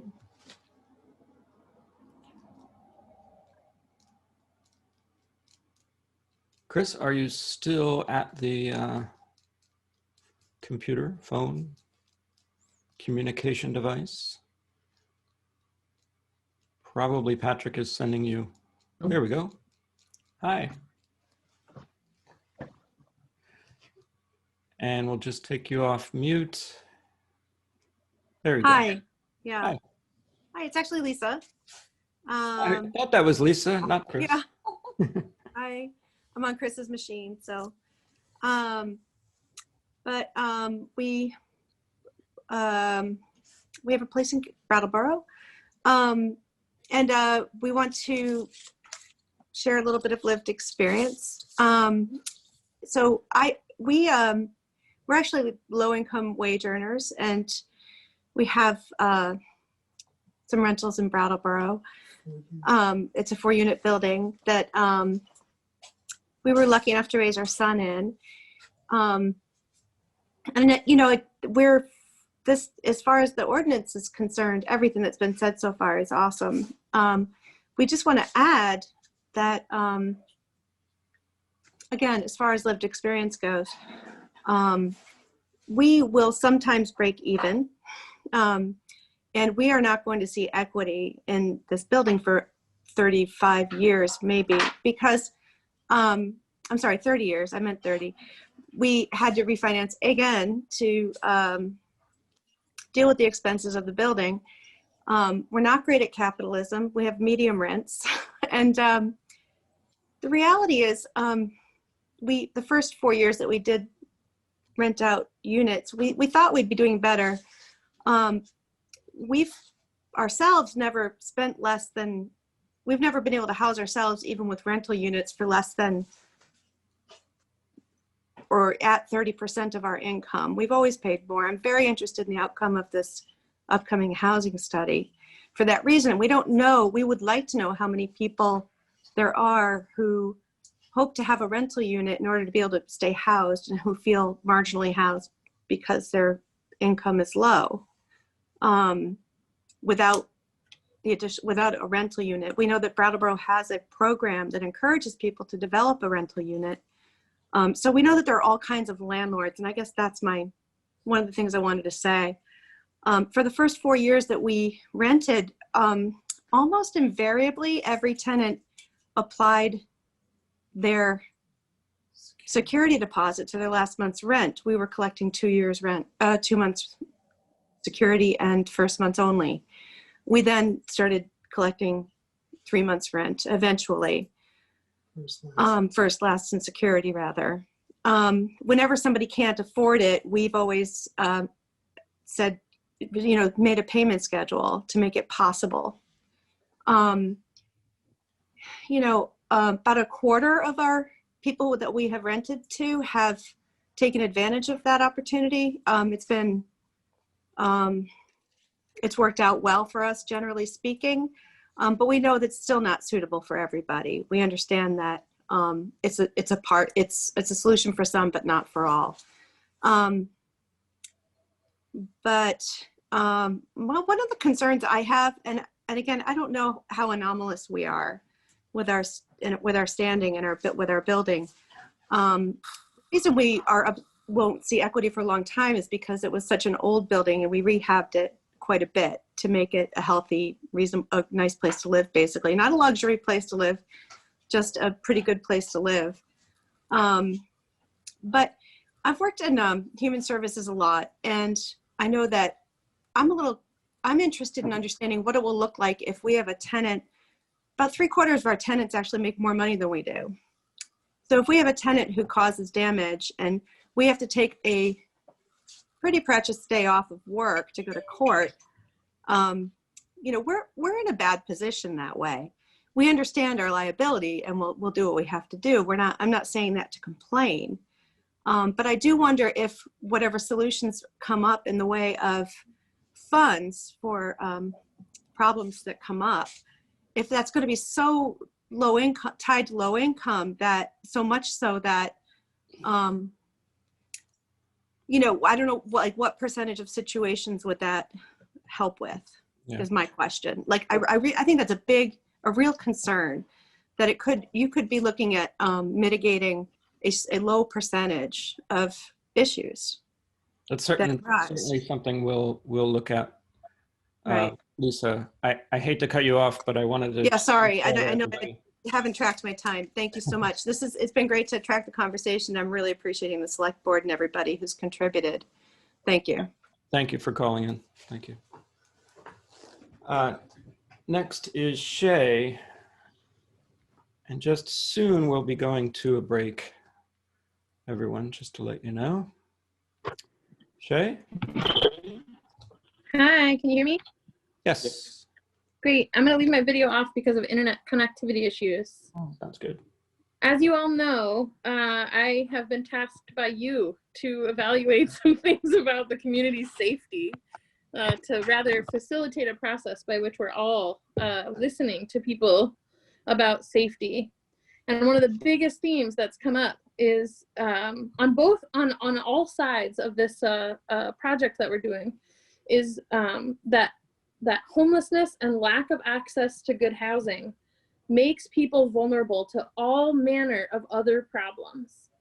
I've heard both from people themselves who've experienced homelessness and housing instability and housing insecurity, and also from people in all parts of the social service world. Mental health providers, mental health crisis providers, peer support providers, people who work in substance use prevention and response, and all of them say, what are the real risks of not being able to be housed well? People who can't be housed well are at greatly increased risk of violence, sexual assault, emotional distress and crisis, disease right now. And what are the risks then? You know, we have to look at the whole picture. So then what are the risks to landlords if this passes? And a lot of what I'm hearing in these meetings from landlords is that the risk is a risk that many of us who run small businesses or are in business experience, which is that we have overhead, or we have, you know, to a little bit more risk in terms of our like profit margin. Those amounts of risk are not equal. The risk of experiencing violence and disease and cold and hunger, and the risk of experiencing lower profits are not equal. housing is something that we all deserve, like water. And I struggle to imagine what it would be like if someone said, you know, if you lower the risk of water, I'm gonna really have to be more selective about who's thirsty. It does not feel ethical to me. And I don't know that this proposal is gonna solve a lot, because it's actually asking for so little. I see the upset on your face, Tim, but I really want to say that this is asking for so little, and I think that we're gonna have to all be ready to get braver and listen to asks for much more in the coming years, as so many people are really hurting in our community. I think that landlords' threats to potentially seek out legal recourse, to me, expose some of the differential and power dynamics here that are at play. I think that people who support those in struggle in our community overwhelmingly support easing the burden on people so that they can stay housed during what is an incredibly challenging time. And I don't personally see this this ask as going to be putting many of the landlords we've heard from out on the street. It may make their lives a little bit more challenging. I'm not sure about that. I cannot speak for landlords, as I'm not one. But I really want to put into context the harm that occurs when people cannot be housed. I don't see that being centered here enough. And I have been made housing insecure by a lack of ability to pay for 3 months rent in one place before. I had a years and years long impact on my life, many years long impact on my life. And I would love to see you all do what you can to support the members of your community who have less power. And I'm really grateful that you've brought it this far. And I hope that you take it all the way. Thank you so much. Thank you, Shay. I know you understand what it's like to run one of these meetings, so I appreciate you bringing it in just in time there. Andrew Marshev, who I know. Hello. Hello, sir. Thank you for allowing me to speak. As Mr. Russell noted, I'm Andrew, or Tim, I guess I can call you Tim. I'm Andrew Marshev. I'm a longtime resident of Brattleboro. I'm actually a graduate of Brattleboro Union High School class of '08. I'm also an attorney who has represented both landlords and tenants. And I do bring that experience with me. I am, however, speaking for myself as a tenant. So bear that in mind as I take my position. And my position is that I'd like to speak in support of this ordinance. I think it would be a really important thing for the town, and I think it's you know, having the perspective that I have, I do see that there are potential costs associated with the ordinance. My personal opinion is that the benefits would outweigh the costs. And I think a lot of people have spoken really well about it, including Shay, who just spoke, that you know, I think that in the most extreme situations for tenants, it's a barrier to entry to housing, which is a real big issue right now, particularly in the pandemic.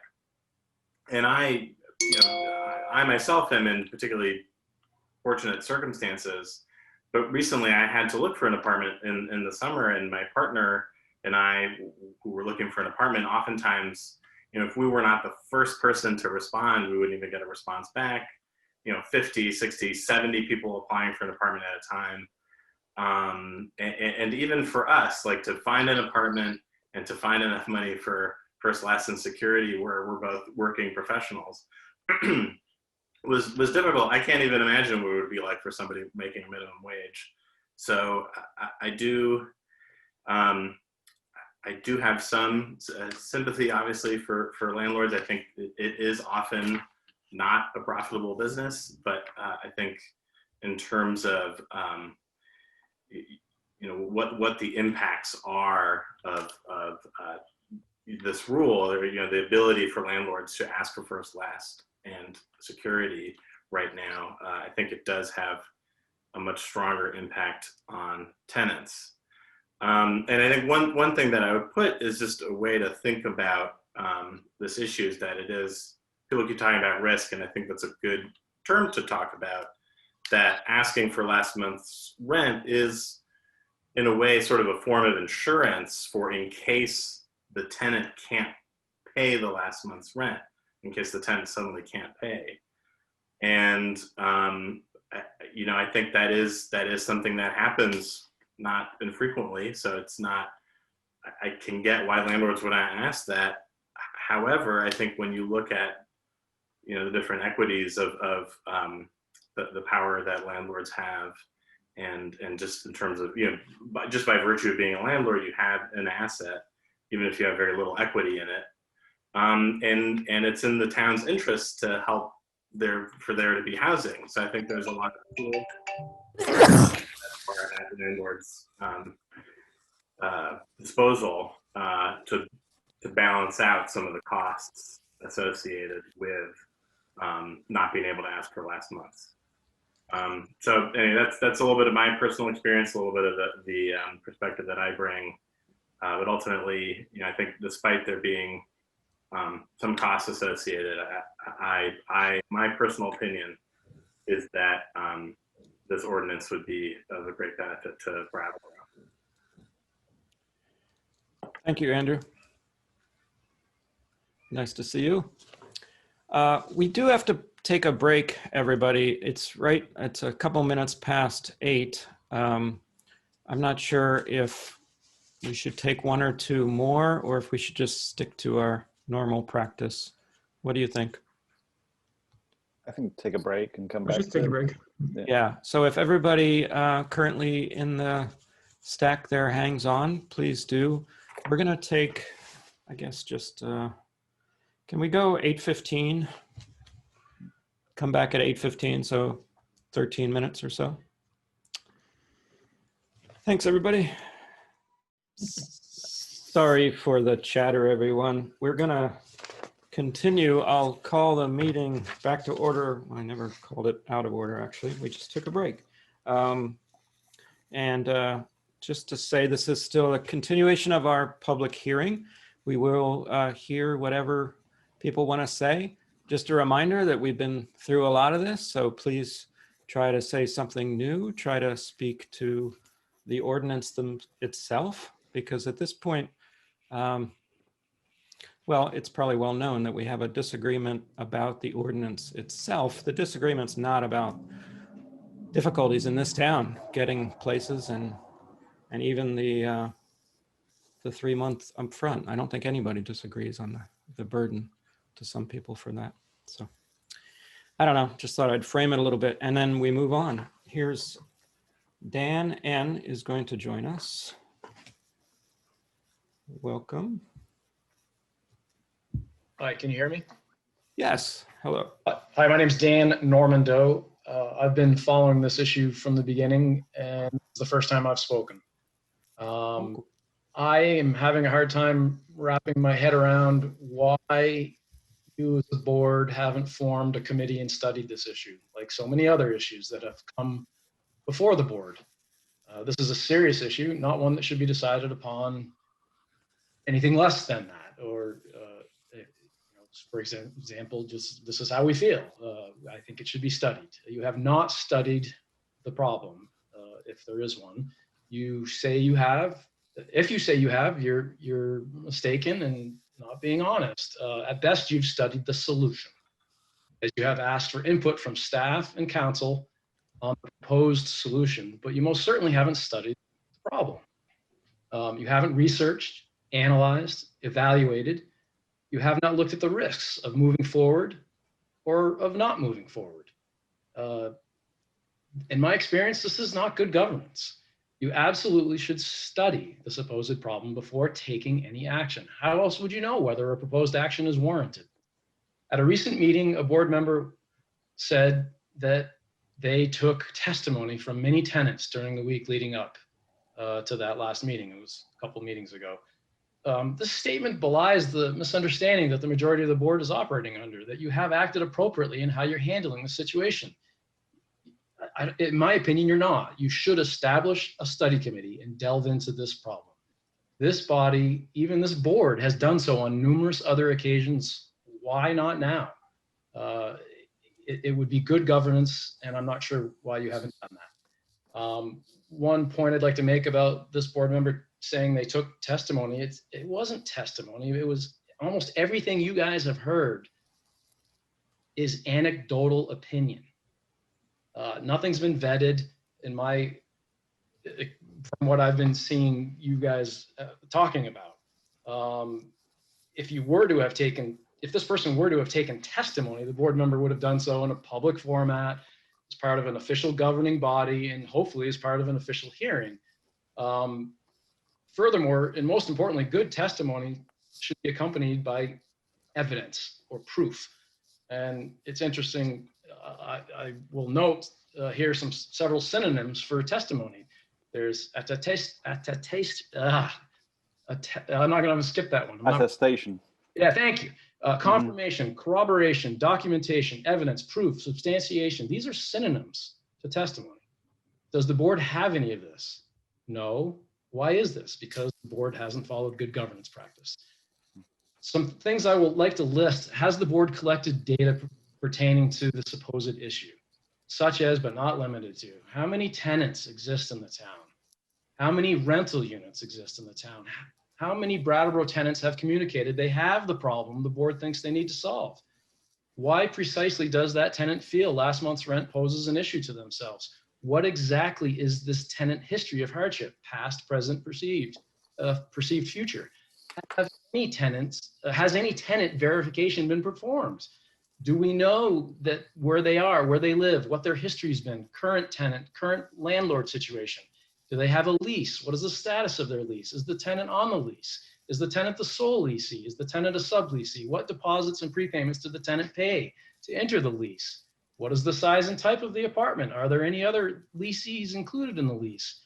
Are there any subleasees to the lease? Are there any roommates not included in the lease? What is the contribution breakdown of rental costs amongst the inhabitants of the leased premises? There's so many things that need to be asked and formulated into an analysis and evaluation of this matter. So to sum all of this up in my mind, here's a couple of bullet points. A majority of the board has acknowledged that their solution does not address the issues that they feel exist, and that is high rents locally and a housing shortage. The board has not established a study committee, as is standard practice for issues such as this, issues that affect a very large portion of the town residents. The board has no data and no evidence. Know if the problem exists, and if so, to what degree. I'm not saying it doesn't. I'm just saying I'm talking about process here. And to top it off, and this is mind-blowing to me, the board proposes to study the solution after a year when you haven't even studied. I mean, talk about putting the cart before the horse. You haven't studied it. You want to make a vote. How do you study a solution when you never studied the supposed problem? And I hate to do this to a first-time caller, but I will ask you to wrap it up just so we One can. more sentence. Please practice good governance. Please make sure that when you do act, you do so based on sound data and good process. Study the supposed problem and determine what, if any, problem does exist and how best to address it. Thank you. Thank you, Dan. And thanks for joining us for the first time there. I didn't catch where Dan was from. I'm sorry. When I was taking notes, I think I must have missed it. Oh, I think he said Brattleboro or West Brattleboro, but I may be confusing. Oh, I thought okay. I thought he lived in Denison, but I must have misunderstood that. I looked at it. I don't know. I'm not. Yeah. Trevor and or Ananda.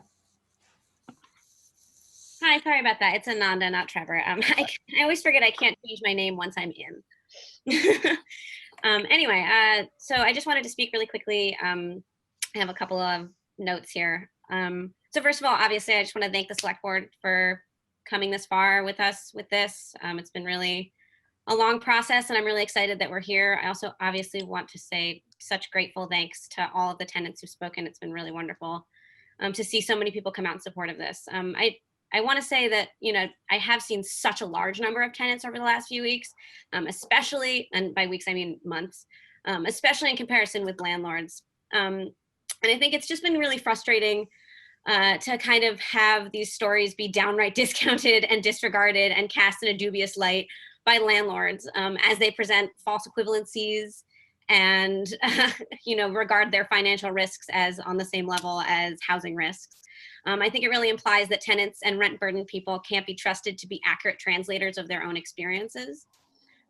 Just in general, the skepticism with which this proposal has been approached, especially by those who are fortunate enough to not see its merit, has been really disheartening, just for me personally as a tenant. Especially, just the last speaker saying that this is under-researched when we've now had the town researchers come back 2 times with research from this town. We've had the tenants union present so much information to this town. We've had tenants come and speak. We've had lawyers speak. We've had landlords speak on its behalf. I mean, we've heard so many voices from this town, and to imply that it's under-researched or that this process has gone on too quickly is just kind of willfully deceptive, especially I would just note from one of the largest real estate family sons in this town. But I just want to finally end by saying, like, I just want to remind everyone that the CDC eviction moratorium is going to be lifted, and that's a constant looming threat to people who've lost their jobs and who don't have savings right now. And I heard one landlord ask, like, what number of situations will this actually help with? And I just want to say that given that we've seen 250 signatures for this proposal just the day it was proposed. We've had so many people speak, and also we know that 50% of Brattleboro tenants are currently housing burdened. So I would say that it would help a large portion of this community, at least 25% of our community, if that's 50% of 50%, which it is. So, I understand that not all landlords are monopoly men twirling their mustaches, and I get that nothing is one size fits all. But as the saying goes, a rising tide lifts all boats. And I think that the lowest common denominator in terms of vulnerability should always be the group that steers the conversation around community protections. So thank you so much for just having a moment to hear me speak, and also for going forward with this proposal. Thank you. Thanks, Ananda. Frank.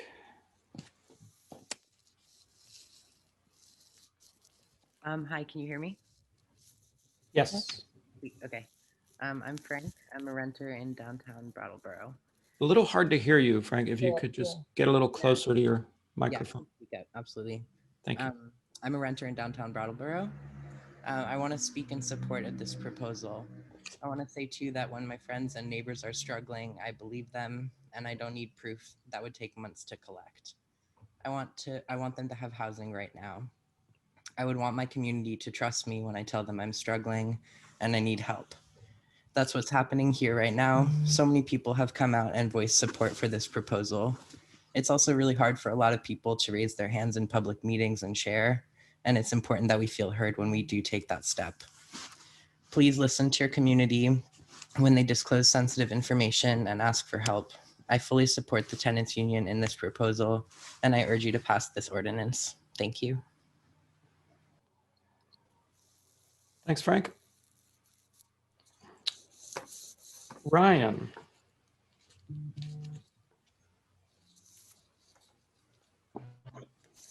Hey there, can you hear me? Yes. I'll be quick. I just wanted to add my data point to the conversation and say I'm a renter in Brattleboro. I've been in my current apartment for 6 years now, and I wouldn't have been able to move in at that time if my landlord had been collecting last month's rent in addition to first and security. So happy to be here. And thank you all for doing what governments do and listen to your constituents and make decisions. Thanks, Ryan. Okay, before we move on, I just want to point out that the 2 people in the stack have already spoken. It's a public hearing and we're moving along pretty good. Oh, and we have one more. So I do want to take those comments, but please, I think that's Frick again, and then Dory. If it's something you've already said, please just drop your hand and we'll move on. Okay. Frick is first with the phone number, I think.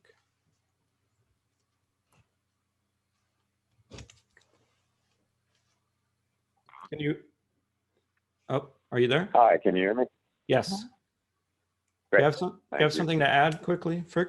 I do. Well, first of all, I want to say that I am really frustrated with the degree to which people in political situations have been trying to divide us, and also have been promoting ideas that are not fact-based. And we have a real problem with that on the national level, and I think we're having a problem with it from a different direction here. I understand that there is a problem with rent affordability, and it's an issue that I've been trying to address by getting a hold of our national leaders. I've talked to Peter Welch a couple times about trying to fully fund Section 8, and I've been trying to get other landlords and tenants and other people engaged in trying to lobby for that. That would be a real solution if we could fully fund the Section 8 rental HUD Section 8 rental subsidy program. And whether this passes or not, I would urge all of those who are truly concerned about this issue and want to truly resolve it in a way that is holistic, to consider talking to Peter Welch and Bernie Sanders and Patrick Leahy about fully funding Section 8. I also wanted to say that none of my tenants are having their housing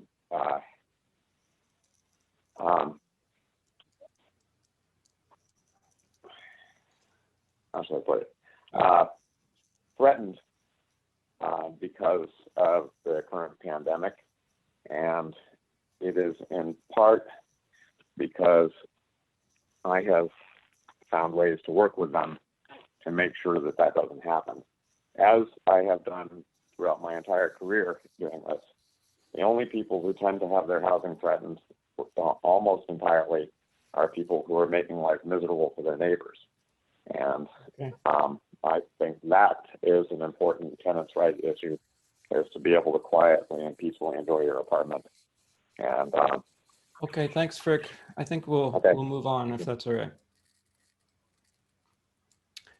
Dory, do you have something quickly to add?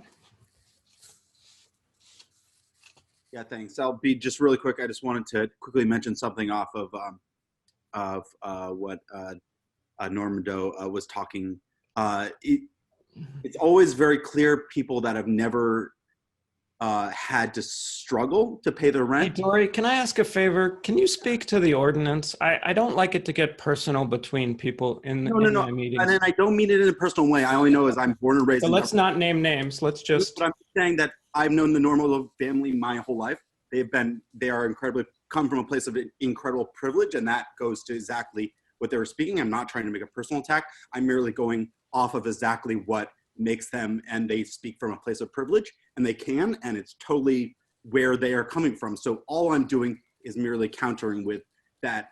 When you hear people that have, my whole life, they've speak from a place of financial privilege, they do not understand where people that are literally just struggling to make it through, how they get by. And so that's all I wanted to just counteract to that. I was no personal attacks, merely talking to the actual finances of a very wealthy family. And also, wealth will always ask for more statistics, more time, and more research as a deterrent and a distraction to actual work getting done while poor people struggle, while they can't pay their rent. And sorry, I have to talk about that, and I have to counter that, because it is a tactic that's been used so long in the history of political work.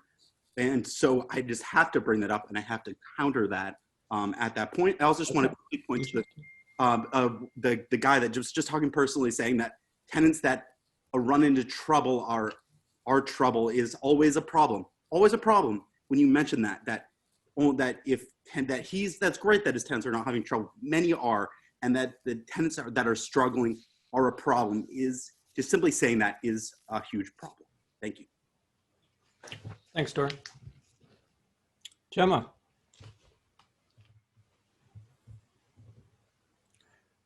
you might have the last word. Oh, how terrible. No pressure. Welcome. First of all, I'd like to just say thank you to the Select Board for considering this proposed ordinance, which I really think, if it's passed, will greatly improve housing accessibility. And I'd really just like to thank Far, Shay, and Ananda specifically for their eloquent comments, which I wholeheartedly second. I just want to remind people of some of the facts about this ordinance, this proposed ordinance, and its effects. It does not fundamentally change the calculus of the landlord-tenant relationship. It doesn't take a single penny away from landlords. A lease is a legally binding contract, and the last month's rent is still due. The only effect of this ordinance is to prevent landlords from forcing their tenants to shoulder more of the risk of their chosen business model. It doesn't change rents. Rents are not set by landlord costs, but by available wages in the community, by what tenants are able to pay. Landlords can threaten to raise rents, but if they could do that, they already would have. That's how market economies work. Prices are already the maximum the market will bear. You know, we hear landlords threatening to withdraw units from the market, but we know this is an empty threat because tenants are the source of landlords' profits and incomes. And even if landlords decide to exit the market as landlords, this only makes more properties available for sale and lowers the price of purchase. You know, landlords don't create land, and for the most part, they don't create buildings either. If all the landlords decided to not be landlords, the land wouldn't disappear and neither would the buildings. You know, alternatively, we hear from landlords that they will suddenly become somehow more selective about whom they choose to rent to. But in a housing market as constrained as the one in which we live, where we know that we have a 0.5% vacancy rate, according to the Bowen study, which is 1/10 of what is considered a healthy market, it's an obvious fact that landlords are already as selective as the market will bear. I also want to say that you know, it's absolutely false to say that we have not studied this issue enough. This is not a complicated issue. As I said, this doesn't fundamentally change the relationship between tenants and landlords. It doesn't move any money. The money is still due to be paid. It only changes when it has to be paid. It's not complicated. And the issues relating to housing supply are only tangentially related to this currently proposed ordinance. And I really look forward to the grant for the study that's going to be coming. And I just came across the letter that Peter produced to, was it Sue and the Planning Commission, that mentioned the Bowen study and a lot of the other data points that I've raised, both in these meetings and in the Brattleboro group on Facebook and personally with you, Tim, and others. I support this proposed ordinance because it most decidedly is good governance. And I will remind everyone here who knows me that I'm very publicly libertarian and skeptical about the ability of government to do good in general. This is a hardship for all tenants, and it really should be consigned to the dustbin of history. Thank you. It's really good to see you, Gemma. Same here. Yeah. I haven't seen you in so long. Okay. I think I can close the public hearing. Or do we all close it? I do it. Okay, I'm officially closing the public hearing. Because I'm sure my fellow board members, just like me, wanted to respond to quite a few things and just can't really do it. We got to let people have their words. And if we get into a back and forth, well, we'll never get to our budget items, right? Let's remember that amongst ourselves as well. Absolutely, absolutely.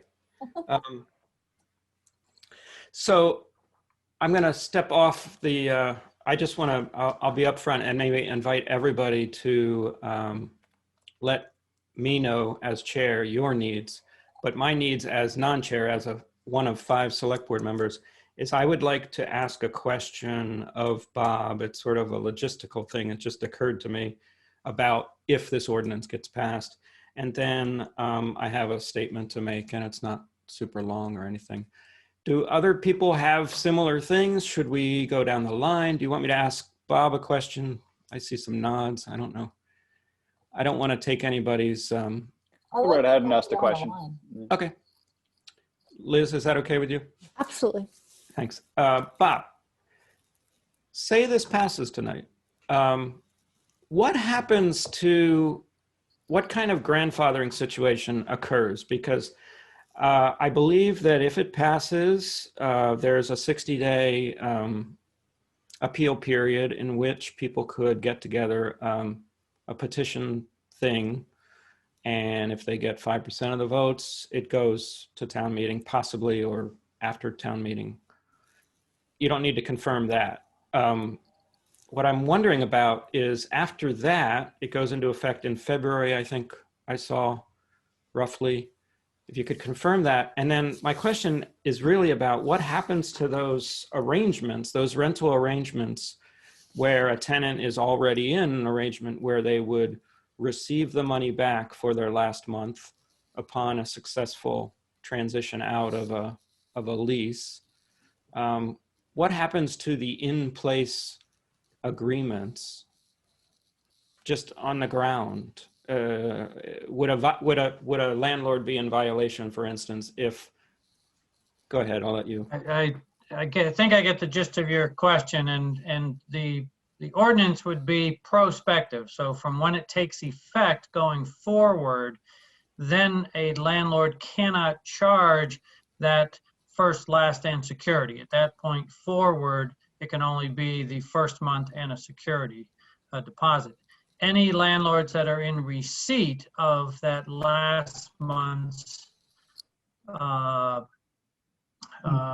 who have all three, in other words, they would essentially be grandfathered. I don't believe the way it's written that they would have to give that back at that time. They just can't charge it in a new lease situation. And also to confirm your second part, the effective date would be 60 days out unless within 44 days a petition signed by 5% of the legal voters petitions for it to go to a town meeting to overturn the ordinance. So that's the statutory procedure if anyone wants to petition for it to go to a vote. Did I get them all? I hope I did. I think so. Yeah, it just occurred to me that, like, where does that leave last months that are being held? And I guess I'm wondering, I guess the last question is if they sign a new lease with the same tenant, where does that held, quote unquote, held money go?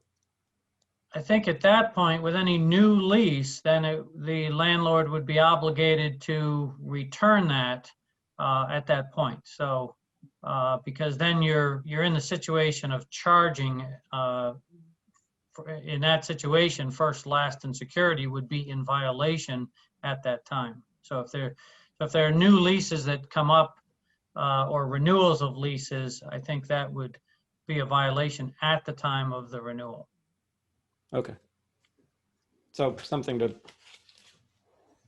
consider, but nothing surprising.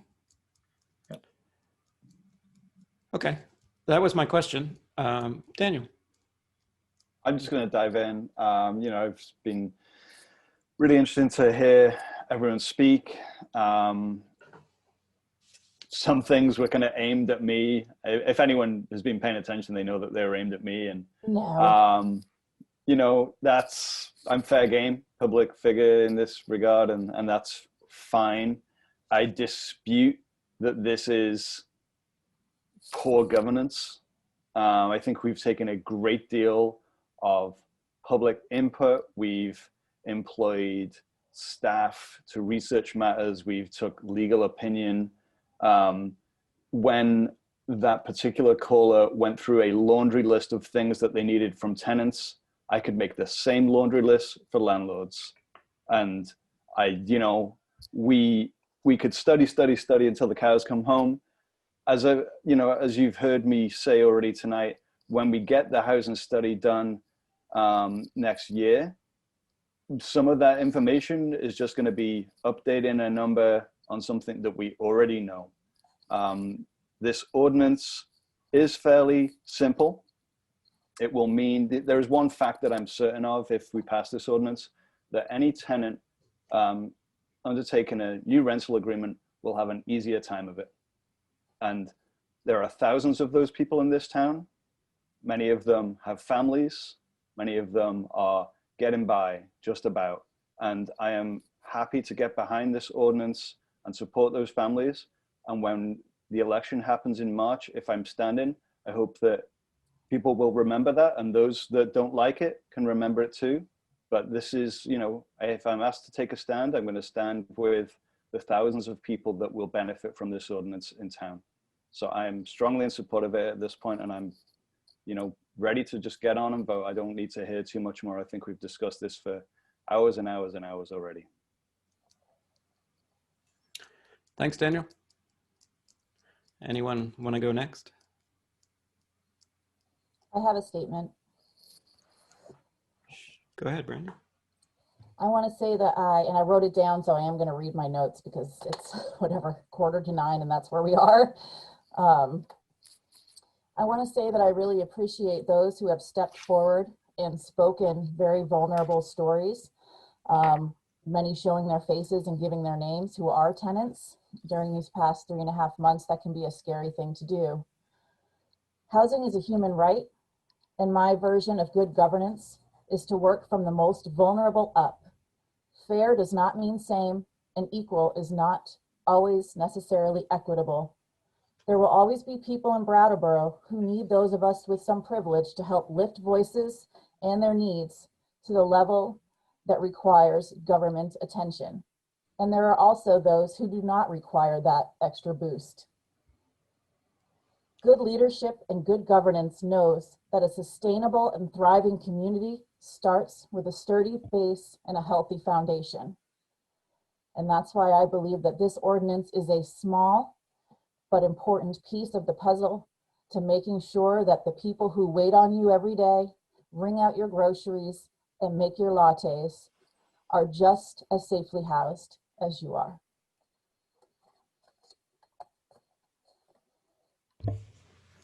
Thank you, Brandy.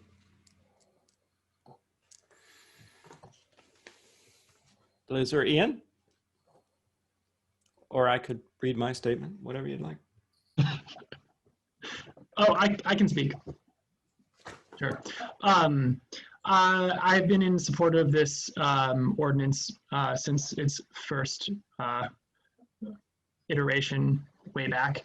I really appreciate the in-depth discussion that the board has had with the community on this issue.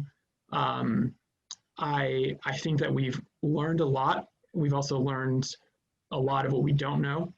I think it's important to go back to that September 30th memo from Sue and just look at those numbers, that the federal standard for affordable housing is 30% of your income. 50% of people in Brattleboro rent. 55% of those people spend more than 30% of their monthly income on rent.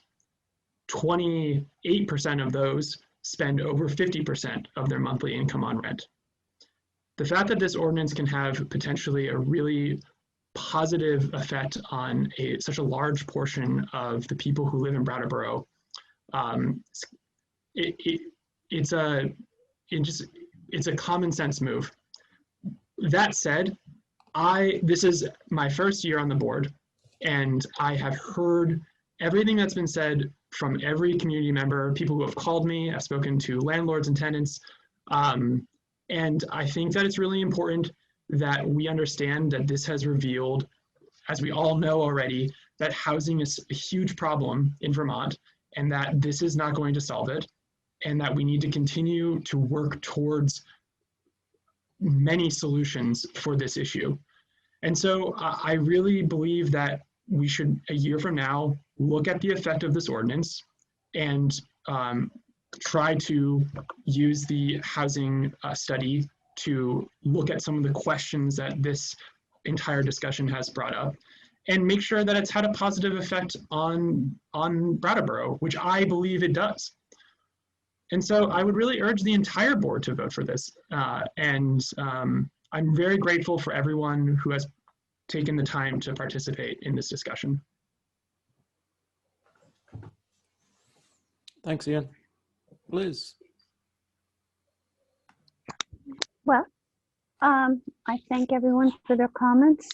I continue to believe that this ordinance will not add to the housing stock of Brattleboro, which everyone has identified as a huge problem. I think as Lisa pointed out, there's a vast variety of landlords. There's mom and pop, and then there's, the many unit landlords. And I think that there's a lot of people who are making ends meet by being a small time landlord, and this could crush them. And I know of no other business that we regulate in such a manner, and I think it's a bad precedent. I further think that the town would benefit from the housing study being conducted before we enact any legislation, and I intend to vote no. Thanks, Liz. I'm going to go ahead and read a little thing I wrote. I'm trying to use my devices properly. I want to kind of just point out, I haven't written this, that tonight I got back to the feeling like there's been a lot of dichotomy. We're going back to dichotomy. And I think I keep going back and back. I keep returning to the idea that this is basically a policy disagreement. I still don't feel that the entire board is in any disagreement that A, that we have huge housing problems here in Brattleboro, or B, that the prospect of paying 3 months rent up front is burdensome to most tenants. And that's one of the reasons I don't do it as a landlord. I don't think it's the right thing to do if you can avoid doing it. So I don't think there's a lot of argument about that. The argument really, but a lot of people are kind of speaking in that way, and that's kind of upset me tonight. I think we could agree on that level.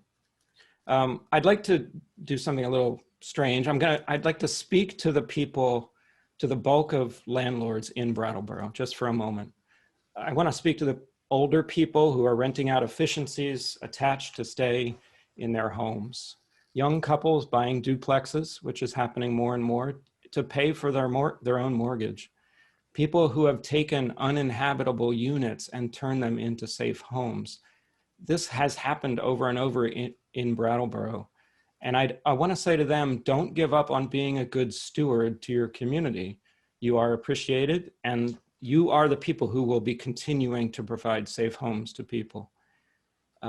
If this passes, please keep your apartment available for full-time rental, and don't give in to the temptation to turn it into a short-term rental Airbnb. We need good places to live for people with jobs and people not with jobs, people working hard to make the rent. Please don't sell your property to somebody from away, even though the price you can get right now is looking very tempting, I think. I've been hearing some stories, and it's unfortunate if we lose good local rooted people to some landlords from away who have less of a connection to our community. I want to say also, don't lose faith in your select board. We have a policy disagreement, as I said, playing out here, but there's no disagreement as to the need for encouraging rehabs and encouraging new landlords. The board has taken several unanimous policy steps recently to encourage the creation of new units. For instance, the interim zoning bylaw we passed in September has been directly responsible for the quick creation of 13 new units in town. This speaks to the adding of stock, which is so important. We'll continue to look into the creation of local housing vouchers, landlord risk mitigation, whatever gets at the problems that we're having here in town. To my fellow select board members, I want to just,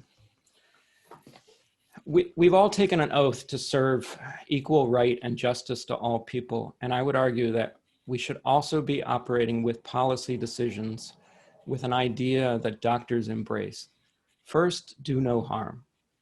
In other words, before you treat a patient, fully understand the effect that action might have on the patient. I do still plead with you all to consider that tinkering with this one aspect of how some landlords choose to cover the risk that they take might change the way landlords do business. I believe the result will be higher rents, a higher bar when evaluating new tenants, and the discouragement of those good landlords I spoke to just now. I beg you not to confuse the morality of this last month's rent issue with the reality on the ground here in our community. There are better tools to address this issue of barriers to entry.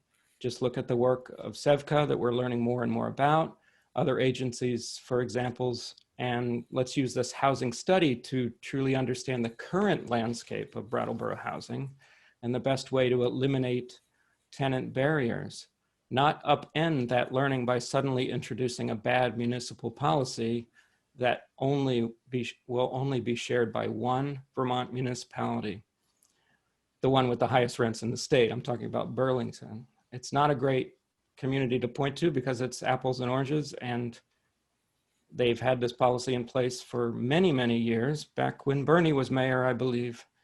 And I'm not sure how you could argue it's helped rents. I don't know if anybody is arguing that. Let's do the right thing and wait until we know this ordinance will do no harm to our town. That's what I wanted to say.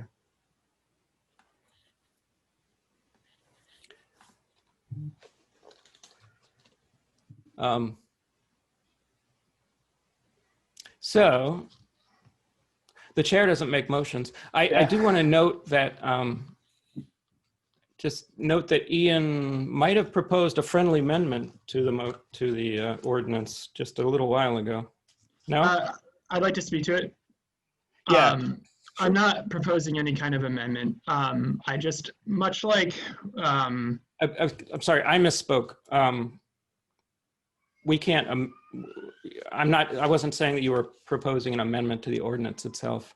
I was saying that you might be amenable to adding something to the motion to make it clear that we were gonna agree to study in a year's time. That's what I was referring to.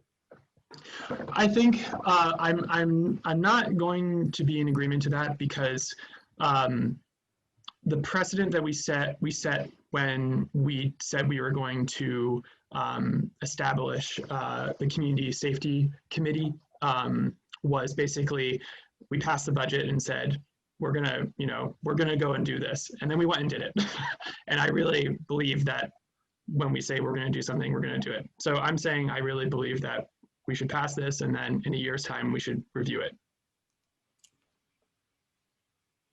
And I want to just say, Tim, I really appreciate and Liz, I really appreciate both of your points, and I hear them, and I'm excited to continue the conversation, because I think you're right that this is a policy difference, and it doesn't end here.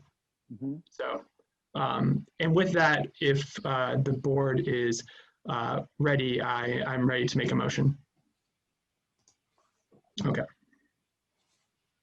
I move to approve the ordinance amendment to Chapter 8, Article 5 as presented.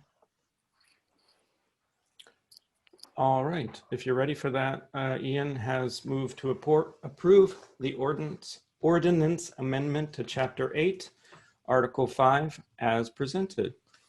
All those in favor, raise your hand and say aye. Aye. Aye. Aye. That's 3. All those opposed, raise your hand and say nay. Nay. Nay. Okay, that's 3-2.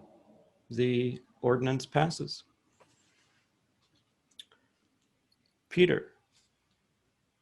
You're up. Sue is actually back up. Actually, yeah, sorry. Sue will be presenting the next item on the agenda, which is a request for designation of a preferred solar site on a property near I-91 exit 1.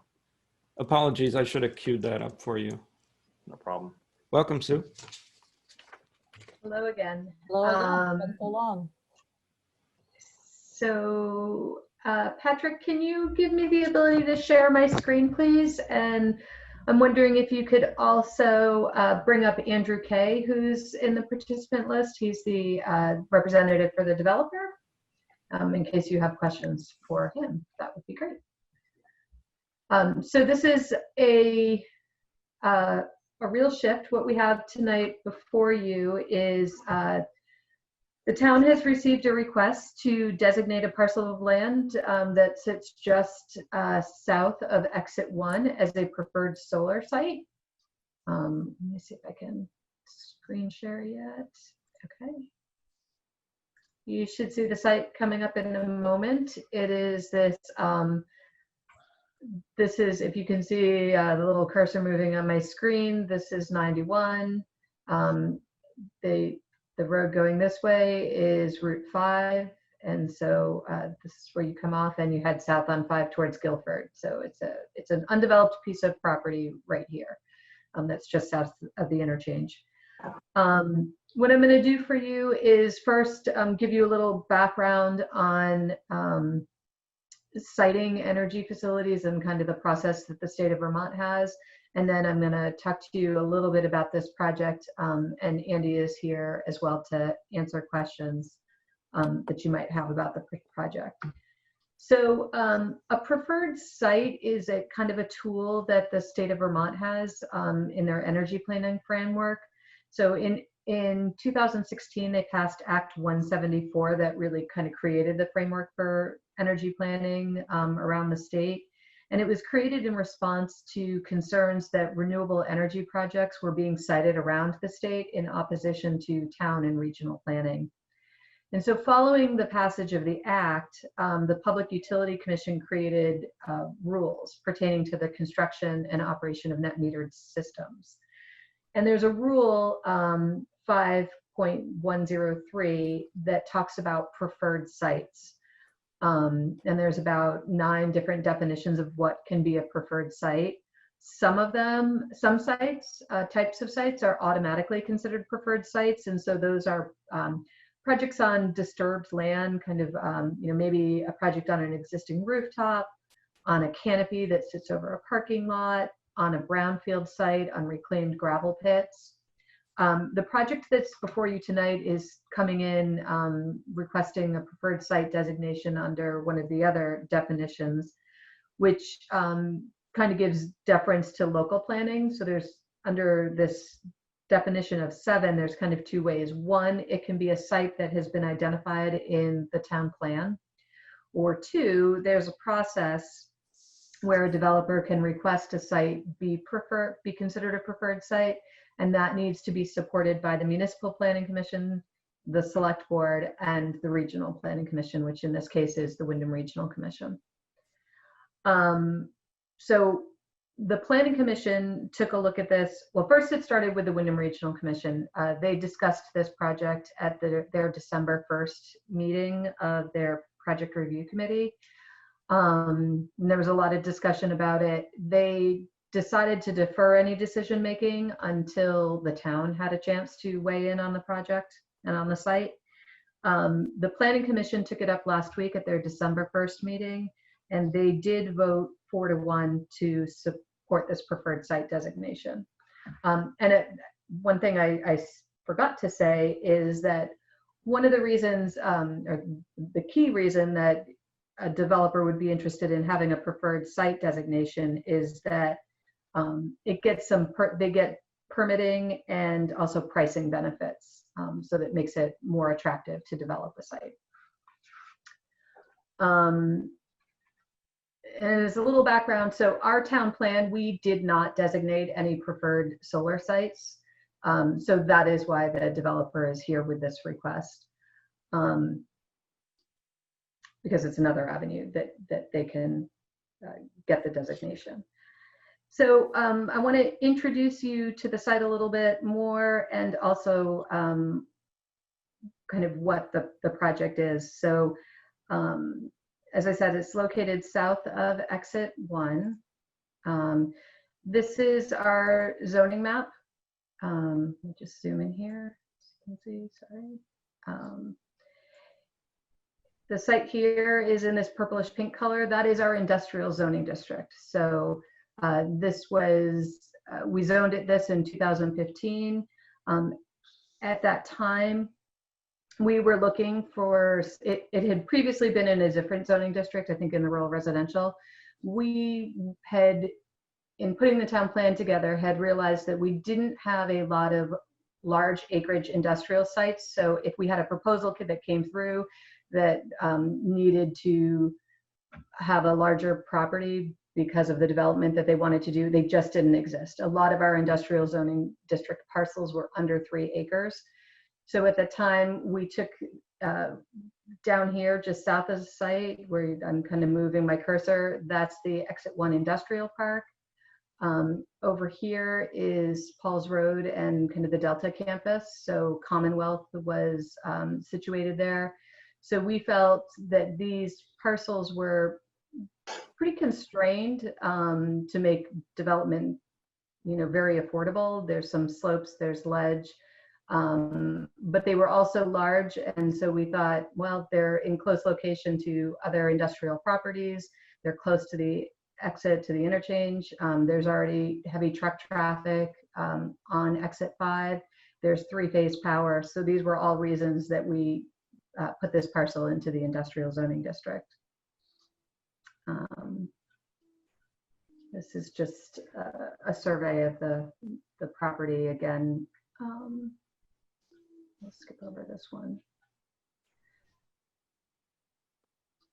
So this is an image that the developer provided. It's kind of where a solar, so the project is a 500, they're proposing a 500 kilowatt solar energy array.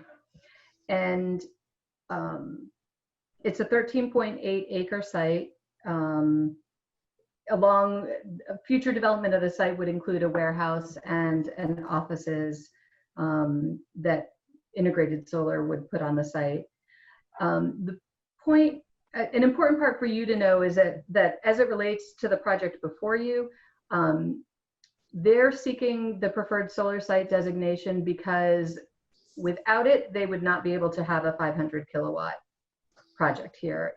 The maximum it would be 150 kilowatts. So it definitely allows them to have a larger site here. And then just for a little scale, the project that's near New Chapter that you can see from 91, that is a 500 kilowatt solar array. We were told at the Planning Commission meeting that this might have a smaller footprint because they've got some different ways of doing that now.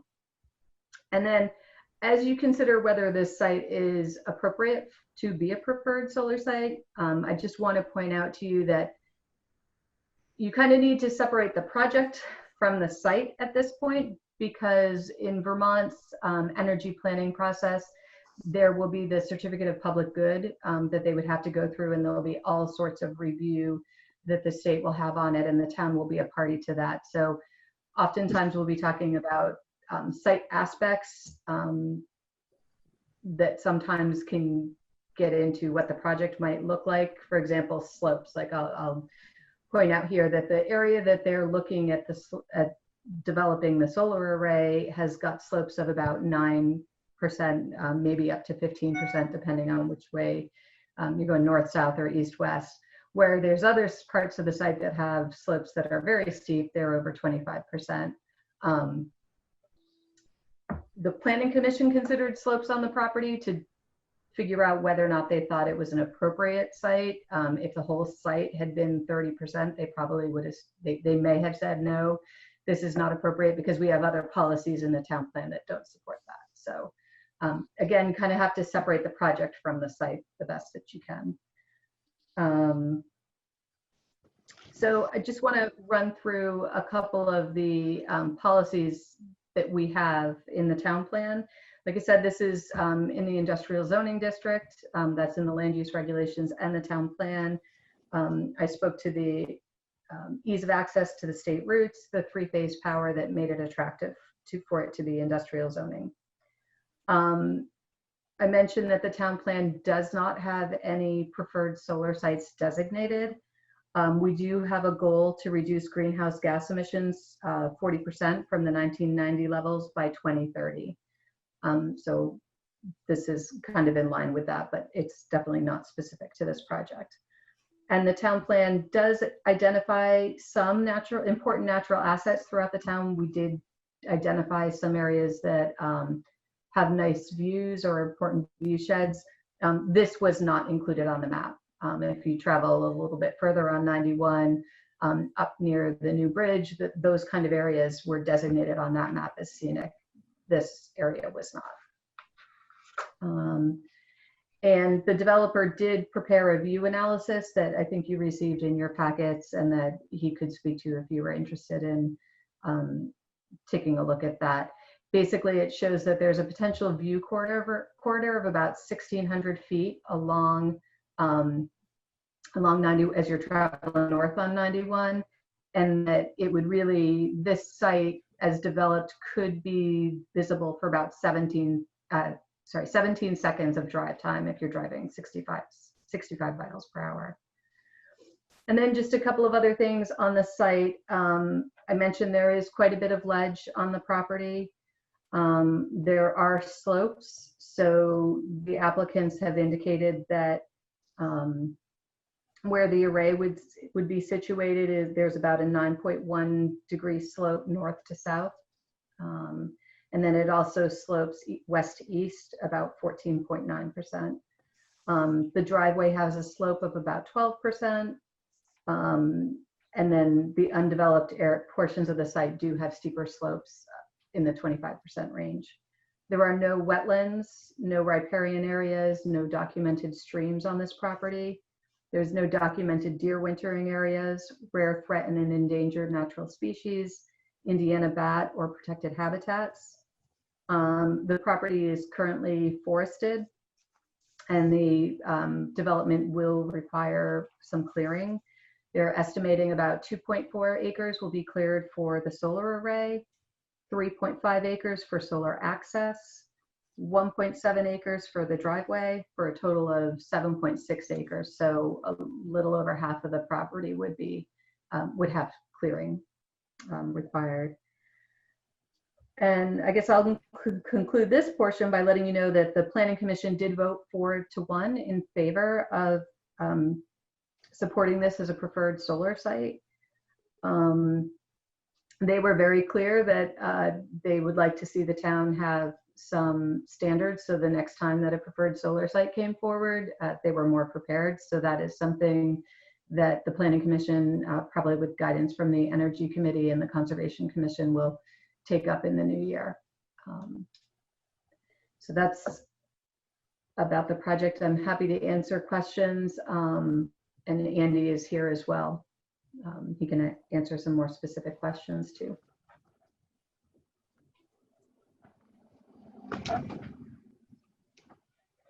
Thank you, Sue. We do have a raised hand. I'm just wondering if it's a holdover. Liz? Just wondered if you wanted to read Rich's email. I do. I told a Brattleboro resident that I would read a statement for him, and that hand has gone away. So I can do that. First, actually, I'll have a question for Sue. I was curious, do you happen to know the nature of the dissent, the no vote at the Planning Commission? Yeah, so the person that voted no objected, had some concerns about clearing of the land and felt that the preferred solar sites were really designed to, be in the more, on more compromised land, and so objected to clearing, the need to clear. Okay, thank you. The trees from the site. Daniel? Can you just clarify for me, were this not to be designated a preferred site, what are the paths towards getting this project built for the developer? Could not be built under the net metering laws. It could only be a 150 kilowatt system, and even at 150 kilowatt, it would, if it was not a preferred site, it would be penalized from a pricing standpoint, from a reimbursement from the utility. Am I to understand that the one of the possible uses of the energy, well, the net metering credits or whatever, would be to develop this as a community solar array? That's correct. Yes, that's our intention. And do you have other community arrays in Vermont right now? We do, yeah. And they're going well. I mean, I guess what I'm getting at, you know, I know that the net metering rules changed a few years back and made it less friendly towards, you know, developing a profitable project like this. But and so what I understand is that, you know, building a 150 kilowatt array is not really, you know, I hate to say worth it, but like, you know, it's better to build something larger like this for you guys in terms of the scale and return on investment. Is that correct? That's correct. This project will not be built as a 150 kilowatt system. But what happened in Vermont was was very pro-solar going back to, say, 2008. And the pendulum swung way over to one direction of allowing a great deal of latitude to developers to build these projects and a great number of incentives to do that. Then there was a lot of pushback because projects were being poorly located and were not being reviewed by local and regional authorities. And the pendulum swung fully over to the other side. And this legislation that occurred in 2016 is a reflection of that. And essentially stopped the market on a dime in about 2015. And ever since then, very few projects have been built. And that's because the incentives are less, and it's because it's now much more difficult to find sites that are suitable and meet these rules of preferred solar sites. Thanks.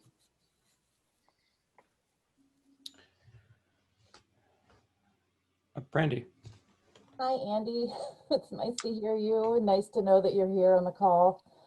I really trust you, and I've known you in mostly professional capacities, but when I see your name attached to things, it inspires trust for me. And so I have to ask you a question. I mean, I'm glad you just gave the rundown that you did, and we all know about the kind of horrific business that took place in the Bennington area where they moved ahead without permitting and disturbed some endangered, I think it was plant areas over there, which is kind of a hot mess. Talk to me about the clearing, because I know that it's really important to have these uninterrupted areas of forestation for a multitude of reasons. And so I'm inclined to say, you know, that I would have probably voted with that voice of dissent of, I don't know about this clearing. Talk to me, if you can, about why you're comfortable with this site, knowing that that kind of deforestation has to take place. This is an industrial site, and that's what brought my attention to it. And it's right next to the highway. It's not a site that has a resource of habitat or other species that is protected or represents a concern. You can't have solar without clearing, and as the Vermont Comprehensive Energy Plan lays out, in order to meet the 90% renewables by 2050, we're going to have to clear land in Vermont. And that plan lays out that up to 13,000 acres will have to be cleared. So it recognizes that this need for solar capacity isn't all going to be built on parking lots and rooftops and landfills and brownfields. That's going to have to involve selected land, forested areas. So I think what I'm representing here is a good prospect because of its industrial nature, because of its steep slopes, because it is a critical habitat. However, that said, what this will be is it will be a cleared a grassed area, which will be mowed a couple times a year, and it won't be fenced. So it will allow habitat to move freely through that area. And the habitat will be encouraged to make use of that open space. So I'm trying to make solar compatible with the natural environment that it's in. Thank you so much for speaking to that for me. I really appreciate it. Okay, thanks, Andrew. Liz? Well, let me just say that we did get a comment talking about the clearing, but I looked into that, and the way I look into it is that I asked Sue. And Sue said that the town of Brattleboro, which I already was aware of, was approximately 60% forested land. And I think it's very telling, the fact that this property had previously been zoned industrial. And the fact that it has the ledge and the slope mean that even though it is in an area that's intended to be encourage development, those two elements, especially the ledge, make it hard to develop. Nevertheless, it is in an area that has been slated for development. And so that's A. And B is, you know, we talk all the time about the state energy plan. And then just the other day, you know, we talked about having, you know, making a statement that the town needs to follow the state energy plan. Well, this is it. This is an action that we can do that furthers the state and the local energy goals. And I'm all for it. Ian. Trying to get to Sue. Sue, quick question. And you may have answered this already, and I apologize if you did. When was this area zoned industrial? In 2015. 2015. And so if someone were to just buy, like if we were to not choose to move forward this and someone were to buy this for industrial purpose, could they just clear cut the area and put up a industrial building for some purpose? Yeah, we do have some, if they're clearing on certain slopes, then it would be a conditional use and we would need an erosion control plan, and there's some limitations. But even the property owner now could go in and do a cut, and if it wasn't more than 40 acres of a cut, then they wouldn't, you know, there'd be no permitting requirement. But if it was associated with development, then yeah, there'd be some. It would have those other conditional use permits. And to clarify, this would be 7.6 acres of clearage total, about? Yes. Yeah. Okay. Yeah. Yeah, Liz, I think I really agree. It's an interesting sort of seeing where the rubber meets the road on all of these sort of more general things we talk about with renewable energy and where we actually need to implement it. Yep. Thanks for those comments, board. I think I'd like to go ahead and read Rich Holshue's comment that he did request that someone read, and he wasn't able to find somebody else to read it. So I think I'll just read Rich's email, which we received earlier today, I think. In response to previous solar generation development on green space, Vermont's Public Utility Commission, PUC, has developed guidance for renewable energy development projects on preferred sites. This is intended to direct solar projects away from undeveloped forest and agricultural land and toward already compromised sites, in parentheses, not a green field, such as landfills, brownfields, buildings, and parking lots. The one exemption to the compromised sites is number 7 VT PUC Rule 5.100, which includes allowance for, quote, a specific location that is identified in a joint letter of support from the municipal legislative body and municipal and regional planning commissions. Installations over 500 kilowatts are specifically prohibited from green space. This is the matter at hand tonight. No one will argue that the fundamental purpose for encouraging renewable energy is carbon diversion. Given the clear intent of Rule 5.100 to address the denigration of green space by designating preferred sites, it is not at all clear that this location meets either the purpose or the intent of the rule. Charged with deciding the merits of this application, this must be evaluated in order to make an informed decision. Who has made that critical evaluation? Clear-cutting 7 acres of healthy contiguous forest is a tremendous net loss of sequestered carbon, and trees at 50 years old do not slow down their sequestration. Studies easily show they are actually accelerating. Excuse me. The project also slides right up to the maximum 500 kilowatt size allowed before triggering the green space prohibition. I submit that while this is a potential site, it may very well not be a, quote, preferred site. Due diligence by the town's administrative bodies requires this consideration. Thank you. Again, that was a submitted letter asked to be read by Rich Holshue. I'm going to go ahead and take a hand, if that's all right. There is the phone number ending in 70, and I think that is Frick. Do you have a comment for the preferred solar site question? Can you hear me? Yes. Great, thank you. I'm excited that we're talking about doing more solar in Brattleboro. I think it's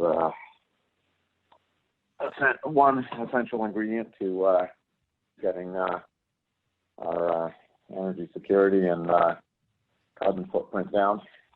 I am, however, concerned about designating what's currently basically wildlands to be a preferred solar site. I think we need to find a way to prioritize and incentivize putting solar on rooftops and other places that are not, as someone pointed out, sequestering carbon as we speak. I realize this is a space that one could build an industrial building on, which has a similar negative effect. But I would argue that a situation where one could build a building and then put solar on top of it would be a much better use of our resources than putting solar on virgin land. I find it actually quite disturbing that we're using virgin land for solar at all when we have rooftops both flat and south facing or even east and west facing that don't have solar on them yet. So that's my 2 cents worth. Thank you. Okay, thank you, Rick. And next we have Far commenting. Hi all. Sorry, I haven't really prepared. This is sort of the first time hearing about this, but yeah, I would, having heard Rich's letter and having heard the dissent from the Planning Commission, I would also express my opposition, I guess, to this, designating this as a preferred site. As Rich said, I think it could be a potential site, but not preferred for all the reasons that he mentioned. And as a member of the Conservation Commission, I would have loved to have had an opportunity to think about this as well. Yeah, I don't know exactly what the it sounds like 2 bodies need to approve this, and maybe it's not it's not practical to add more bodies, but yeah, I would love for there to be, as that dissenting planning commissioner mentioned, like some way to include the advisory of the conservation and energy commissions on these things. And yeah, just having a contiguous forest block like this being clear cut kind of right in the middle of it, to really just I'm really concerned about, in general, the state of Vermont getting parcelized and having habitats fragmented with these sorts of developments. And I think, it would be possible to, even if land does need to be cleared for solar overall throughout the state, there are probably better ways to do it that don't require building as many roads. They can probably be built in places that aren't, the clearing doesn't have to happen in the middle of the lot, surrounded by other green space. So yeah, I'm not super excited about this, but like I said, I also haven't prepared and don't have all of this stuff in front of me, but on first glance, does not look super awesome to me. Okay, thanks, Far. If I could just comment on that. Certainly. And so once again, the state comprehensive energy plan specifically states that the data supports an estimated up to 13,000 acres of cleared land. It states that that's very small compared with the statewide availability of suitable land. So I think what's being proposed here is precisely consistent with the state's energy objectives and what they've identified as a process to get there. It's industrial land. It's not a large parcel. It's a 13.8 acre parcel, and it's right contiguous to exit 1. So this is not a habitat resource that's in a large forested area. Thank you. Thank you. Well, oh, sorry, that was from a previous.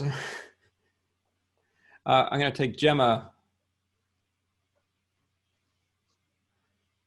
who's going to comment. I always feel like I should fill the dead air. Apologies. Go ahead.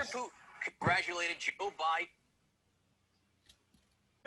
So I'm looking at the Google Maps satellite image of that area right now. And unfortunately, Sue took the map down, but I'm pretty sure I'm looking at the right place. And I just have to say in general that, I mean, this is effectively the center of Brattleboro. This is not a greenfield site. None of this area is old growth virgin forest. It's immediately adjacent to the industrial park. It's immediately adjacent to the shopping center. It's immediately adjacent to the schools. I can't imagine a better place to put a solar site like this. It's immediately adjacent to an interstate highway. We're not talking about putting this in the middle of the Green Mountain National Forest, like in someplace up in Somerset that has long since grown over and uninhabited. This is literally the center of town. So I think it looks like an almost perfect spot. Thanks, Gemma.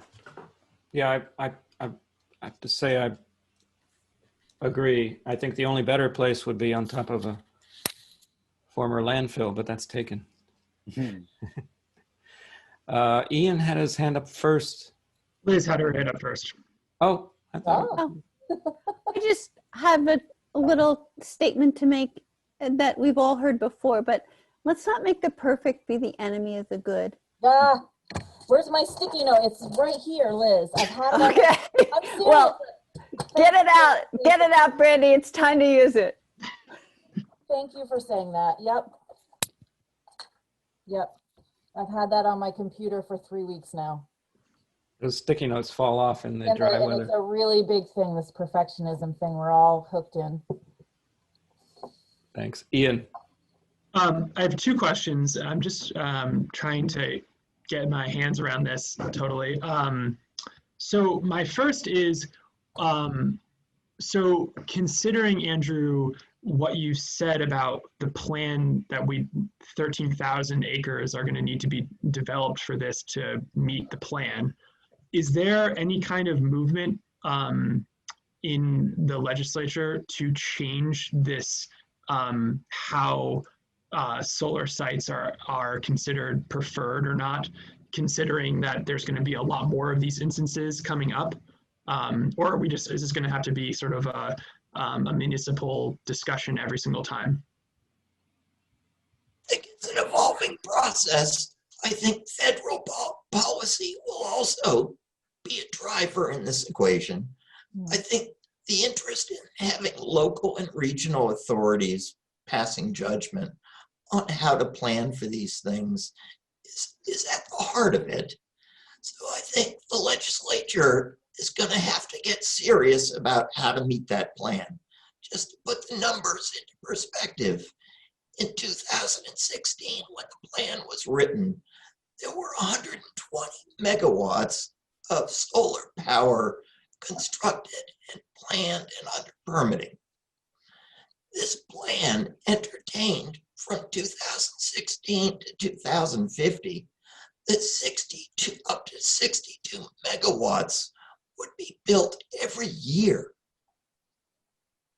Every year, an 18 to 20-fold increase. So the current rules don't entertain a fraction of that. So as a state, we're going to have to get a lot more serious about how to really do this, how to implement it. That's really helpful. Thank you. My second question, really quickly, is I don't think I've actually heard an explanation for why the distinction for under 500 kilowatts, like why that distinction means whether we can use this space or not. What difference does it make if you get over that threshold? The net metering laws are basically divided up into different sizes. Projects that are 15 kilowatts, small projects, get permitted very easily in many different locations without much restriction. Any projects larger than that, up to 150, have to fall subject to these preferred solar site rules. Up to 150, there's a penalty. You don't get paid as much as you get paid for small projects. And any projects above 150 up to 500 can't be built at all unless it's a preferred solar site. So that's a big damper on doing anything more than 150. And truthfully, it's a big damper on doing 150 kilowatt projects. In the past, no projects above 500 kilowatts have ever been allowed under the net metering laws. Mm-hmm. Net metering is really for small solar projects and group net metering, community solar projects and things like that. Utility scale projects are larger than 500 kilowatts, where you're contracting with the utility to sell the power directly to them. With net metering, you're getting a permit and you're allowed to get credits directly from the utility company for your power produced, and there's no such contract as with utility power. So just one follow-up, that's really helpful. So the number of kilowatts directly is proportional to the size of the impact? Is that, so if it's 450 kilowatts, then that's going to be X size, and if it's under 150, it's going to be smaller, and that's why the ones that are under X 150 kilowatts are easily permitted, because they're just going to always be smaller, and the bigger ones are bigger? Is that? 15 kilowatt projects and smaller are typically residences, small commercials, small lots, and serve a user on one site. Projects larger than that have to be shared with multiple parties, receiving the benefits of that, like with community solar. Right. Okay, that's really, thank you. And I apologize if those questions are really elementary. I just am We're not learning a lot. apologizing for that. That's Remember? Randy's going to chastise you again for yeah apologizing for asking questions. Daniel. Thanks. You know, I read Rich's email and statement earlier today when he sent it, and I really respect Rich and his opinion on these kind of matters in the same way that I respect FAR on these matters as well. I've worked with FAR, you know, doing environmental activism. I know Rich sort of tangentially through some of that work as well. And when I was elected to this board, you know, first, many people probably elected me because they knew me because of some of the climate work that I'd done. Mm-hmm. And, you know, as I think Ian said, you know, this is where the rubber meets the road of, can we actually achieve the goals of energy plans and, you know, climate goals? And, you know, it ain't perfect. I'd rather we didn't have to cut down trees, but it is zoned industrial. So the only thing that's going to happen there is some kind of industrial use, right?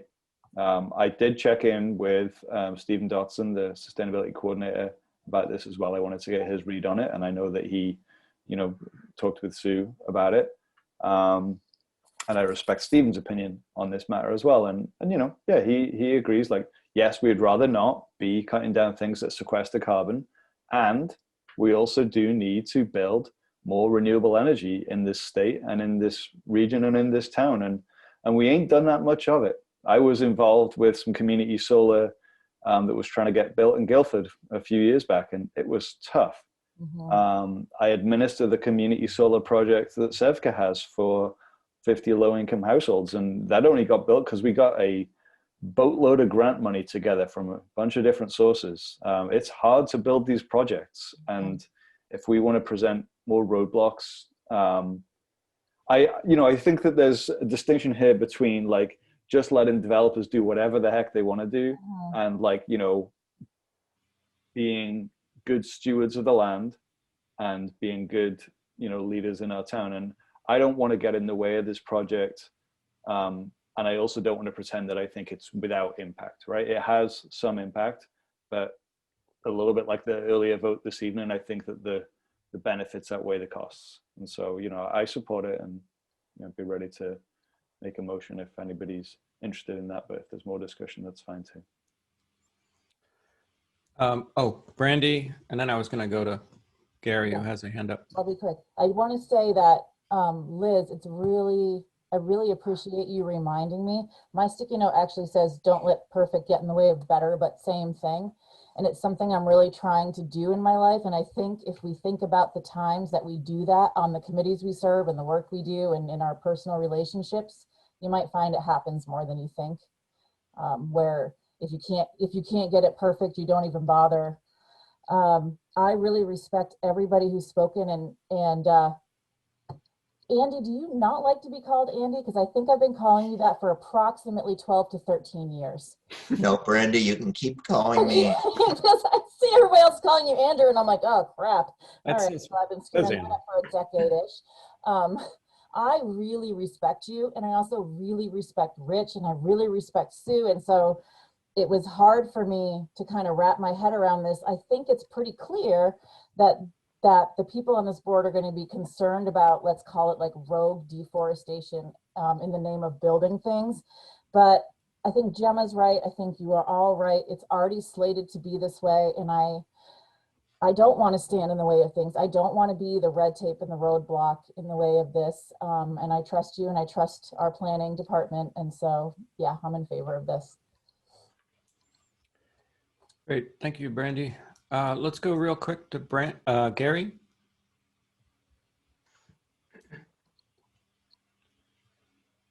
Yeah, I'm going to be real quick. I'm really happy about this. I'm a big conservationist myself. And when I was listening to Daniel and Farr, I was going to ask Sue and Andrew, something like that. Did you priorly look into basically anything that had this indigenous or it going extinct or whatever when you go into these places like that and just really do a survey and all that? Because some places I know, even if it's like a microbe or something like that, sometimes the deal is off. I mean, there's nothing you have to replace, repot, remove, or anything like that. So something like this, do you normally just go ahead and do, or just converse with the other committees like the Conservation Committee? Oh, no, this is subject to full permitting as if you were going through Act 250. So it's a rigorous natural resources review process. Well, good luck. Good luck. I appreciate that. I'm looking forward to the future of this. Thank you. Thank you. Thanks, Gary. Farr, you already spoke, but do you have something to add? Yeah, just real quick. You know, I've heard Andrew describe this as industrial land, which it may be zoned industrial, but it is not currently industrial land. And basically to put this project on it, it will become industrial land. And it's a little hard to imagine that this could easily become industrial land by any other pathway, because it's such a unfriendly site for development in general. So I just wanted to be clear that, you know, this is effectively a land use conversion. Like it's not like it was already going to be cleared. It's like that's what's, you're making a positive affirmative choice to do that. So yeah, I just you know, kind of want to like at least put that framing in there. Like it's not, you're not just, you know, using this thing that's already kind of disturbed land, like it's disturbed in some way, but it's still forested and it's still sequestering more carbon than a solar field will. That's it. You're correct, and we do have to own that if we make this decision. Ivan, do you want to jump on and make a comment?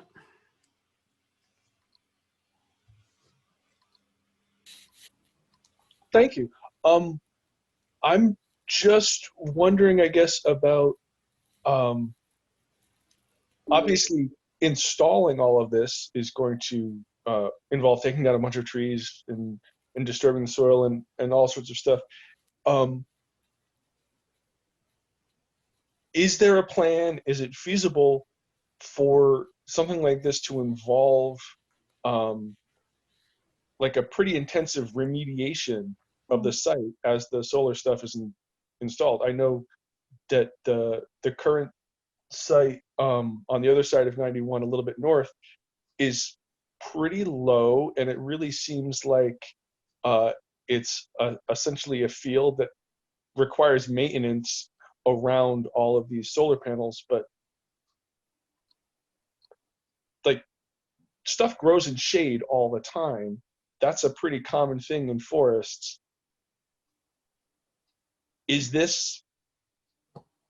it possible to sort of turn this into more of a habitat than a field that has to get mowed twice a year so that it doesn't crowd out the solar panels?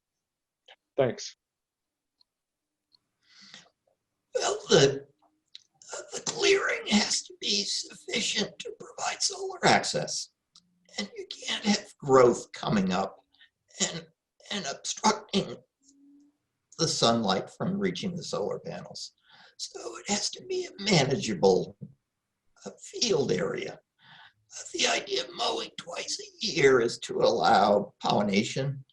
to allow growth to come to maturity, to allow small animals to habitate there without, by having cover, that sort of thing. Perhaps sheep grazing, perhaps bee raising. There are a number of things like that that are done in solar fields. I think all those are good ideas, and all those are things that I'm interested in and encourage.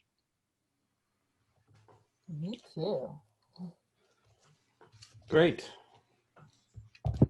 Thank you for the time spent here. Does anyone have a closing remark or motion? Oh, I don't have my motions up. I got a motion if you want it. Oh, now Liz, you were jumping at the bit there. Go on. No, I didn't raise my hand. You go. I could just see them. I'm watching for hands. All No right. hands yet. This is a good one as well. Oh, geez, I'm going to mess this up.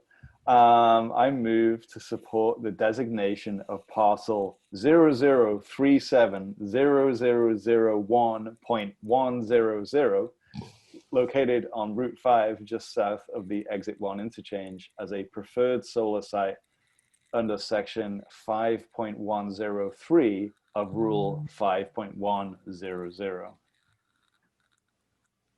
Thank you, Daniel. My phone is not cooperating with me. Daniel has made a motion to support the designation of parcel 00370001.100 located on Route 5 just south of the Exit 1 interchange as a preferred solar site under section 5.103 of Rule 5.100. All those board members in favor of the motion, please raise your hand and say aye. Aye. Okay, that's 5-0 unanimous. I do want to say that I'm voting aye in acknowledgement that there will be some harm done because everything has a consequence to this cutting down of these trees, but I'm doing it because I believe it's in the community's best interest. Thank you. I thank you all. And Thank you so much for your time. Yes, thank you, Andy and Sue. Bye, Sue. All right. So we have one more piece of new business. And what the heck was that? I'm getting ready to grab my notebook. Oh yeah, we're getting out our actual physical notebooks, which is great. This is the etc. meeting, I like to call it. And it's going to be largely driven by Mr. Peter Elwell, who's been so quiet recently. So now we're going to give him a chance to talk. Are we going to need to take a break at 10? Oh, I mean, yeah. Let's Get it all take a done in nap. 8 minutes. yeah, we won't get it all done. Would you prefer we don't start, Peter, and we just take a quick break now? Yeah, if you're going to take a 10 o'clock break, I think it would probably work better to take it now and then come back and do the budget. And then when we come back, can we make sure we do the page number thing you did last time? 'Cause I think that was Absolutely. really Yep. helpful. We're going to start on page 5 and we'll name the page each time we go on to a new subject. Thank you. We're all ready for you. Yeah, we got the binders. Okay. So I'm going to be back just a minute or so after 10. Okay, Does that sound? good. Thank I'm you, putting a everyone. sticky Thanks, over Tim. my camera. Okay, so we're back. And we are at our FY22 proposed budget. And Peter is going to take us through a few departments, starting with Town Manager's Office, I believe. Yes, indeed. Thank you. So Tim, you referred to this a few minutes ago as the et cetera evening on the budget. I often think of it as potpourri. So we're in the theme. There are, for those who haven't been looking at the agenda for this meeting, there are 17 separate items under this budget discussion. And I want to put in context that while on other nights we are going through various departments and sometimes spending an hour or more on a particular department because they're larger and they spend a lot more money and there's more complex things to talk about there. Many of these items are actually really quite small sections of the budget, but they are their own section of the budget. And so this is the night when we touch on them. Because it is 4 after 10, and because there are a few things here that are going to require a little bit more time, for a number of the smaller ones, I'm just going to pause and name them and ask whether you have any questions, rather than actually spend some time summarizing what would only be 4 or 5 line items and, you know, not a very complex situation. Okay. Thank you. So we'll begin with the town manager's office at page 5. And again, these page numbers, the select board members are well aware, but for the folks who are listening and maybe following along on the town's website, the page numbers I'm going to mention as we go along are the page number within the proposed budget as submitted by staff to the select board back in November and as posted on the town's website. It's a 19-page proposed budget. And we're beginning on page 5. And it's operating budget, right? It is the operating budget tab in your notebooks, and it's referred to as staff's proposed FY20 budget on the website. So at the town manager's office, the story is really pretty short and clear, which is that the only thing that's changing any significance is salaries. It would be changing by about $10,000 total if we had not separated out the human resources position and related expenses into its own department budget. But for reasons we're going to talk about in a few more minutes, that was the right thing to do, we believe. And so we have made that separation. So Sally Nix's salary as Human Resources Director is now in its own section of the budget, and we're going to be getting to that. We have town manager's office, then finance, then HR. So we'll get to that in just a couple of minutes.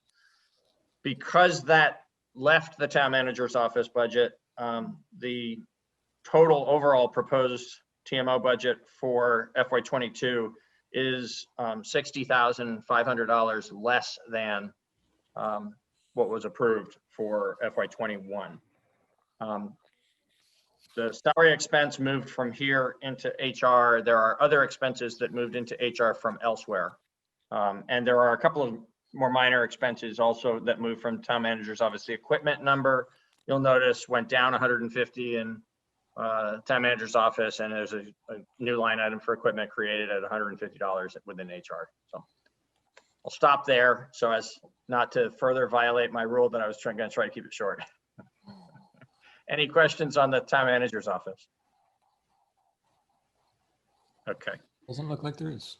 Moving on into finance. In the finance department, there's very little that's changing at all. Staff salaries is down a little bit because of some turnover that occurred within the department. So that's not indicating a change in complement and personnel complement the way it did in the manager's office. It's just one of those things that happens from time to time. As opposed to most of the other line items throughout the budget, which are rounded and estimated, they're very educated estimates, but they're still estimates. The salary numbers, you'll notice, are calculated numbers that are very precise to the dollar in each of the different line items where they appear.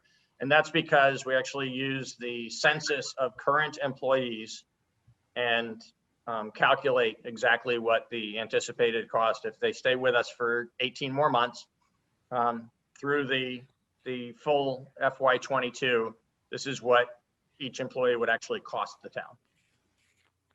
For positions that are vacant, we estimate the cost of that position using entry-level salary for that position. Any questions on finance? Daniel. Bank service charges used to be tuppence, and now they're $1,000. Also, bread used to be, no, I'm just kidding. Sorry, you led me into it by saying tuppence.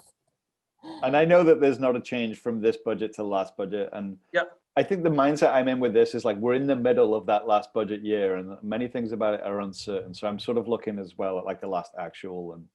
Yep. I don't know the answer to that. Well, we'd have to check it and send you an email. All right. Let me make a note. Did you say tuppence? I did. I was, you know, it's late. Oh, I liked it, but it made me want to say bread used to be 5 cents by the loaf. What, the one big as me?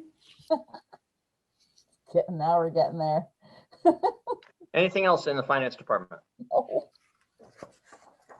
No, not for me. Thank you. So Sally is going to come on now and present the HR budget. And I just want to say 2 quick things as she does that. One is just to remind you that in the creation of HR as its own set of accounts, about 90% of the costs are coming in from elsewhere in the budget. So there are reductions like the one I mentioned in town manager's office. There are reductions elsewhere that are happening as a result of creating these line items. And then there's a few additional costs.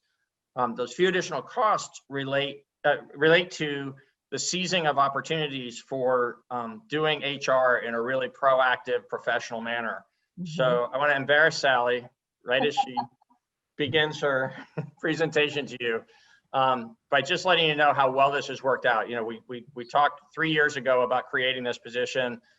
It took us 2 searches to find the right person, but we did. And Sally's added a lot of value to how we operate just by bringing her professional experience to us and having us do HR in a really thoughtful, mindful way. But the real proof of that in ways that we on town staff can fully appreciate, and I wish the community could better appreciate, has happened during COVID.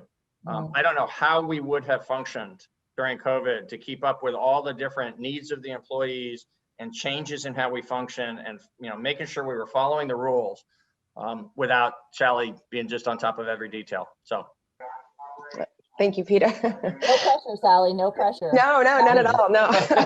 Nice introduction. No, that was great. Thank you so much, Peter. No, hi everybody. Again, I'm Sally Nix, your HR director. Yeah, thank you. So I'm your tiniest department. I'm your department of 1. But I work with everyone across the town. I really appreciate all the help and the support all the departments give me and staff, and just getting to know everybody throughout this time that I've been with you.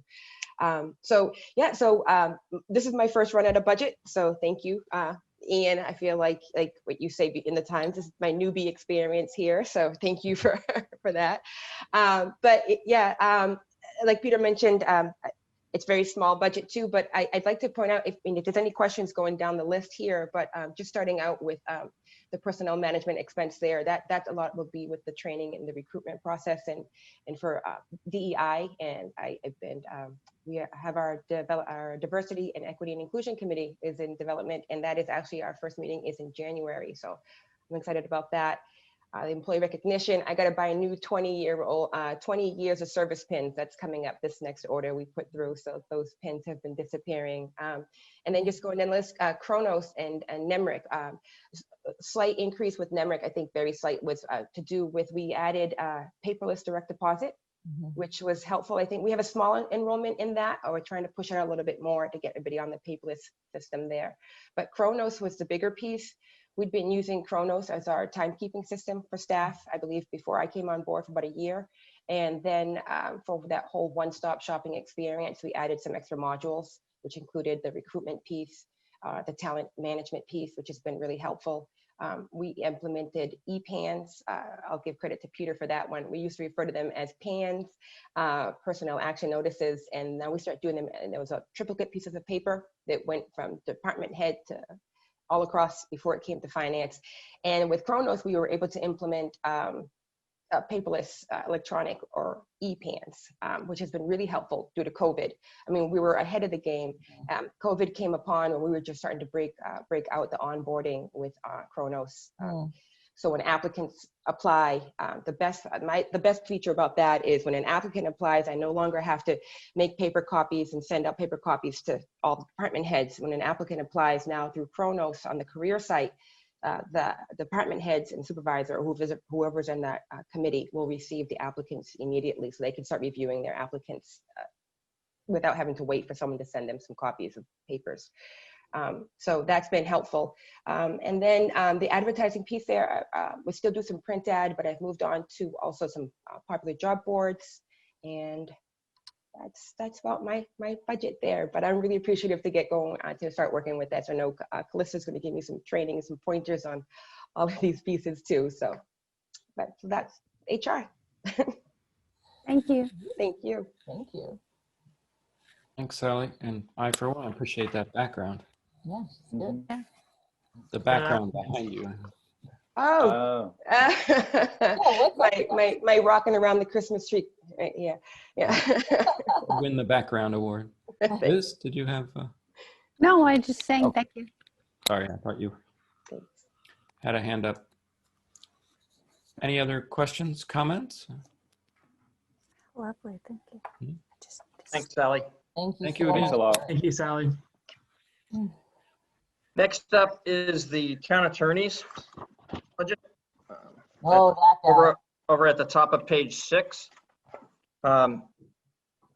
We do annually a 2% increase to Bob's fee. I want to reiterate here again, I know the select board's well aware of this, but just for the public's benefit, it's a retainer relationship that we have with the town attorney, and that's really important to us when things come up that require a lot of research or litigation happens, or any of the kinds of uncertainties that can pop up. We know that this is what it's going to cost us to obtain these legal services throughout the year. It's a monthly retainer, and sometimes some months there's a lot of extra work that goes into what we need from Bob without any extra fees. The litigation expenses line item is the other side of that coin, which is when there is litigation, there are costs for going to court. There's costs for filing certain of the papers that have to be filed, and there's other costs of the legal proceedings that are out-of-pocket costs, and so the town pays for those when we're in litigation. That's what that line item is for. And then the conferences memberships is a small item, $1,000. We usually spend less than that, and it does pay for Bob to occasionally go to a training that's specific to some need the town has identified where we ask him to go. But it also pays for, and primarily pays for, the updated statute books. So that's a subscription service, which is why it shows under memberships and conferences. Next up is town clerk. Hillary is going to come on and, oh, I'm sorry, Ian's got a question, but. I just have a question. I just wanted to take a moment just to thank Bob. and we're looking at it, the budget line, and I approve it. I don't have any questions. I just really, as someone who's currently training to be in the profession that Bob is in, I really appreciate his patience and all the work that he does for the town. And I'm glad that we pay him for it. I agree with that. And I would say also, some of it's been on display in these different meetings recently. We see throughout the year the amazing attention to detail that he provides to us. He's a really especially thorough person, which in the role that he plays for us is really important. Yeah. So speaking of being thorough, Hillary. So Hillary's role, unlike Sally's, is very visible to the community. So I don't have to lay quite as much public praise on her, but I do want to just acknowledge, how full of challenge putting on a safe, effective election was this year of all years. And thank goodness you did that, with a lot of help from your friends, I know that, but Hillary led that effort here in Brattleboro, and like many other places, that attention to detail and caring about doing it right and doing it safely and doing it fairly paid off. So thank you. Yeah. Thank you, Peter. I really appreciate that. So just more for the public, because I think the select board is aware of the role that the town clerk plays for the most part. We have a small office. It's myself. We have a full-time assistant and a part-time assistant. But we perform a number of services for the community. And this past year and going into this coming year, just like every other department, we've had to figure out how to do it differently. So just to sort of give a bullet list of some of the things that we do in our office. First is vital records. We record all the vital records that come in. We restore them, we preserve them, we issue certified copies of them. We also record land records and issue copies of those to the public.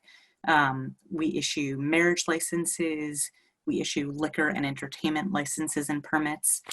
We issue dog licenses. We sell cemetery plots.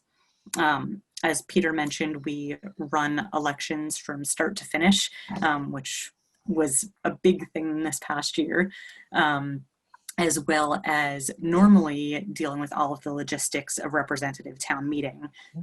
This past year, Patrick really stepped in, and I have to give him a ton of praise for the work that he did to pull that off. It was amazing, and you know, we're likely looking at that for March as well, something similar. And then we staff a number of boards and committees, the Board of Civil Authorities, which you all on the Select Board sit on, the Board of Abatement, and the Cemetery Committee. So just a rough overview of the types of things that come through our office on a day-to-day basis. Looking specifically at the budget, there's not a ton that's changed. As most of you know, every other year is like a bigger election year, and then every other year is a smaller election year. So we're just coming out of our bigger election year where we had elections in March, in August, and November, and those were our planned elections. And we're going into a year where it's just March. And so our election expenses and our election salaries go down in those off years. And then we increase our records restoration because we do have to keep those vital records forever. And it's important that we restore and preserve them. So we put it in our budget in the off election years to hire a company to come in and take certain books each year and preserve those. Beyond that, you'll see that our land records, our computer land records, I brought that down by a little bit, just looking at the actuals from the previous years. It made more sense to lower it compared to what it was budgeted at last year. Happy to answer any questions. Thank you. Ian. Again, not a question. Hi, Hillary. I just wanted to echo the praise. It's every opportunity I've had to work with you has just been such a pleasure this year. And I just really want to thank you for all the work that you and your department did, you know, especially for the election. And I know how huge of a feat that was to accomplish so well. So thank you so much. Thank you, Ian. Brandy. I just want to add on to what Ian's saying, and I think, you know, there's probably a whole lot of emotion for some people going into this election, and I certainly always, I didn't have that because I have the privilege of living in Brattleboro, where I knew it was you and your staff taking care of everything, and I knew that it was going to be above board and safe and efficient and well done, and I was not disappointed in any way. Thank you, Brandy. Liz. And you made it look easy because you were cool, calm, and collected. Always. How? My husband might tell you otherwise, but glad I can put that out there. You're projecting. Sorry, Daniel, did you have your hand up and I missed you? Or It was a thumb up. You know, yeah. So for the March election, is it right that everyone in the town will be mailed a ballot, or is that still to be decided? It's still to be decided. There is pending legislation that will get voted on in mid-January that will determine whether or not we have the option as towns to mail ballots to all active registered voters. And that's ultimately, I believe it's up to the Board of Civil Authorities to make that decision. And so if that legislation passes mid-January, we'll have to make that decision, but we'll have to move really fast at that point in order to pull that off. It's pretty late that the legislation is happening based on when they're back in session. I'll be sure to show up to that Board of Civil Authority meeting then. Perfect. Please come to all of them. Oh, they're so much fun. They are so, yeah, shout out to the Board of Civil Authority. So great. I absolutely love it. Everyone else has had a comment or question, and someone brought up the election. So I wanted to just confirm something. For this March, for those of us who are going to have to be running again or not doing so or in the mix, are signatures required? Oh, yeah, that's a good question, Tim. Thank you for asking I that, know the Tim. answer. So no, petition signatures for candidates to have their names on their ballots have been waived. You do still need to sign a consent of candidate form. So you just need to reach out to me and we'll get it filled out, and then I would email it to you. You would sign it, and then you have to return the original to me so you can drop it in the mail or drop it in the drop box that we installed at the Municipal Center parking lot. And it needs to be returned by January 25th, which is a Monday. And that's for all the things, select board and town rep. It's for anybody who wants their name on the ballot. Yeah, that's not the case with getting articles on the ballot, but Yeah. that is the case for candidates. That's Good going to be question, interesting. Daniel. No, it's fine. We should move on. It was not germane to the budget. Germaine. Well, neither was Well, mine. now I want to know. Are we at that point where we say thank you, Hillary? Thank you, Hillary. Have a good night. Thank you, Hillary. All right. Next up is the general services budget. That at the top of page 7. If this is potpourri or et cetera night, then this is the sub part that is even more potpourri or et cetera. The reason that we have general services is because there's just a handful of things that don't really fit properly anyplace else. And so this is salaries for the select board and the BCA. We just talked about the BCA. This is also where employee recognition used to be before we created HR. Same with the conferences and memberships line item that provided for employee training before we moved it over to HR. And a variety of other things, GIS mapping and telephone expenses and postage expenses, tax abatements. So those are all contained within here because they don't fit neatly within any of the departments in the separate budgets. And the line items worth mentioning in my presentation to you of staff's proposed budget are the $20,000 decrease because of the training costs that were moved over to the HR budget. Increases of $7,500 and $3,500, so $11,000 between them for various computer related costs. That's both hardware costs and software maintenance costs. And then the large one is $77,000 of increase in technical services. The reason for that is we usually carry a $13,000 line item that we were going to increase to $15,000 this year that's available for when we do need technical services, either a little bit of engineering or a little bit something else that's highly technical, where we're hiring a consultant for that purpose. So that would have made 13 go to 15, and the balance of $75,000 of increase in this line item is the $75,000 for the website upgrade. Yes, I figured. Okay. Otherwise, you know, with just tiny changes in a $330,000 part of the budget, this is the same as the last year. There is a member of the public in the meeting, I believe. Let me check the roster. Yes, there is someone here who would like to speak to the select board salaries line item that's in this part of the budget. Just before we do that, I have a question. The conference memberships. Yes. I thought you said that was moved out, but I see it there, the $20,000. I'm sorry. You're quite right. I jumped down 2 lines too far. So conference memberships is still there. It's the personnel management expense that got moved over to HR. Thank you. Thank you. Good catch. Both of them $20,000. Okay. Good catch. And let me recognize Sonia, who has the hand up.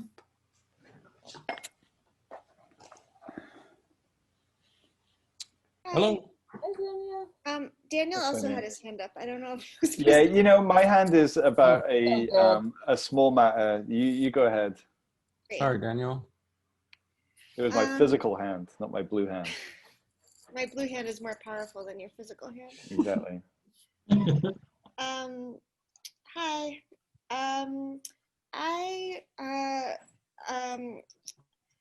Good morning. I feel like it's been a while. A few of us sent a kind of proposal request to you all that hopefully you got a chance to look at about select board stipends.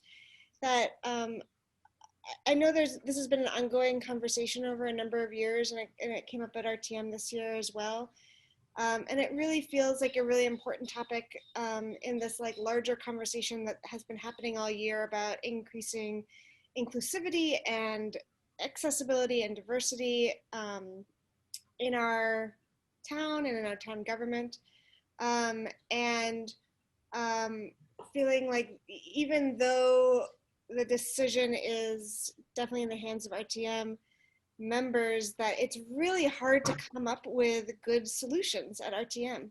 It is a tough place to like figure out like, well, I think this and you think that, oh, here's something that could work kind of well for everyone.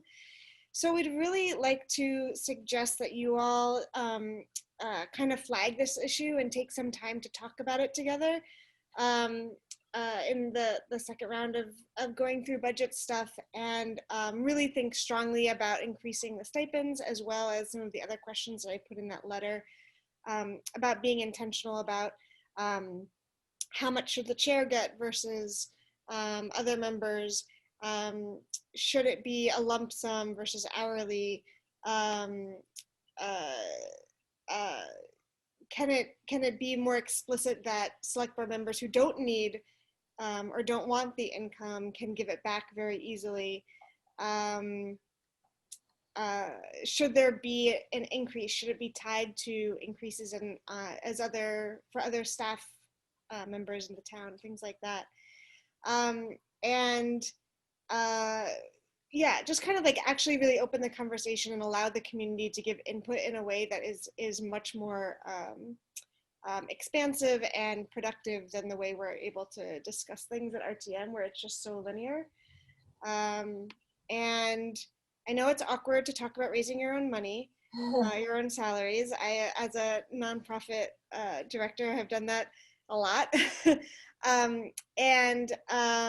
Really feeling like it's not to like, you know, be offensive or anything, but it's not about you all at all. Like, this is really not, it's like you have the position, you're in a position of power to make this position that you're in now accessible to so many more people as your successors, regardless of how many more years you're serving right now. And to really encourage you to think about this as like, what is the best for the town, knowing that RTM members are going to weigh in, but giving it a space for the community to actually discuss it in a little bit more of an expansive way, and getting you all who have the most experience in what it's like to be a part of this body to kind of say what you think actually would work. And now Piper's gonna say hi too. Hi, Piper. Haven't seen you in a while. Hi. So that's what I have to say, and that's my suggestion. And I think there's other people who could speak to it, but it's late. And really, we just want to say, can we talk about this at some point? Not tonight. Yeah. Board members, do you want to chime in? Mm-hmm. I have thoughts. Oh, Brandy. I do want to chime in. I think it's super awkward if we think about it as why we, you know, maybe we think we ran because we wanted to do civic duty, and maybe we thought it was okay for whatever reason when we ran. I mean, at that time I was married, making plentiful income, joint income, and it's different as a single mom. So taking myself, my old self, out of the equation and saying that I'm looking into the future and how can I make this position equitable and be open to conversation about how to open this platform up to everybody. I do think there needs to be a conversation about that. And I think it needs to be honest. And we need to leave maybe past feelings and some judgments at the door and say, you know, all of us are going to resign or just not rerun at some point. And do we want to leave things, you know, kind of business as usual, or do we want to leave the door open behind us when we leave? Daniel? Thanks. You know, I have heard conversations on this topic at RTM for the last few years, and I know that it's been kind of a standing thing in some ways, and it's entirely RTM's decision, you know, and the article that we send to them, you know, is like a starting point and is often the ending point. You know, so we have a role to play in shaping the proposal, I guess. I'm kind of curious, like, and we did this for the first time with the Community Safety Review Committee. You know, we offered stipends for a position, and we said, you know, when you're offered this stipend, you'll get to choose, you know, how much of it you want, right? And the amount could be 0, or it could be 100% of it, or somewhere in between. And I like that. I like, you know, the question being asked explicitly, like, if you want this, you know, you can have it, and you can have up to this amount. And if you don't want it, that's also fine.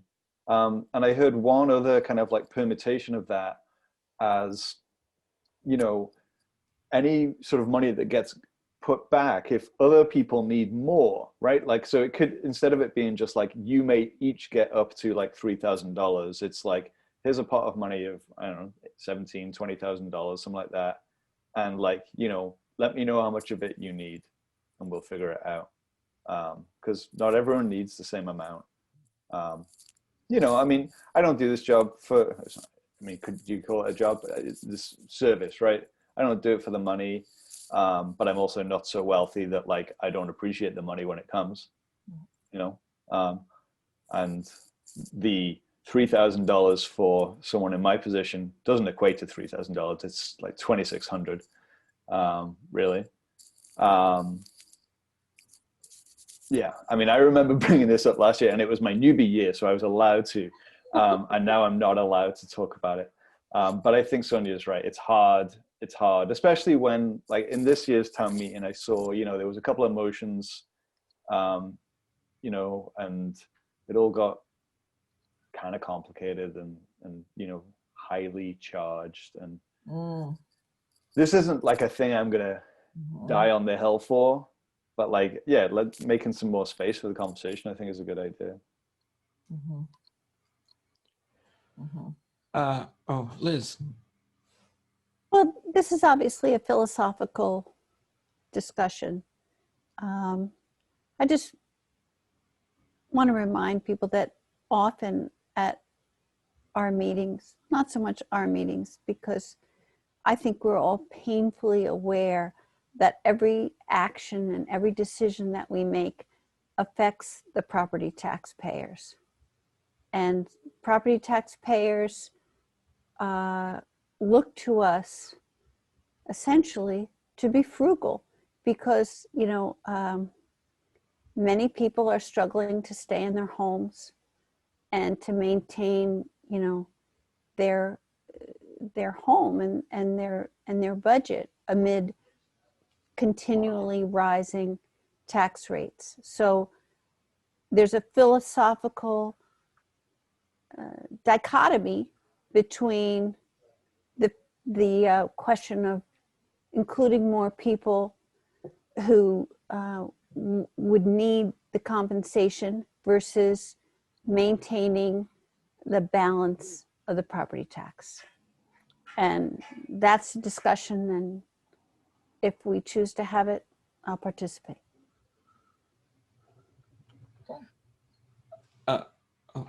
Daniel. May I just make a quick counterpoint to that? I think that like the property taxpayers do not all look for frugality. I think some of them are looking for like a level of service or the town to be a particular kind of way. And I, you know, Sonia, you're a property taxpayer, so am I. I mean, it's not just, I want the taxes to be as low as possible. If it was, I'd go and live in Vernon, you know, but Vernon doesn't have any services. right? They're very nice pool. Lovely people in Vernon, and I'm sorry for everyone in Vernon that's watching and listening. But like, you know, I'm just like, oh my Lord. Walked into that one. You get my point. There are some places where you can go where you can pay a lot lower tax rate, and then you'll drive to the place that, you know, has a higher tax rate because there's stuff there. Sure. You know, it's not just about keeping the tax rate as low as possible. It's about the level of service as well. Thanks. Ian?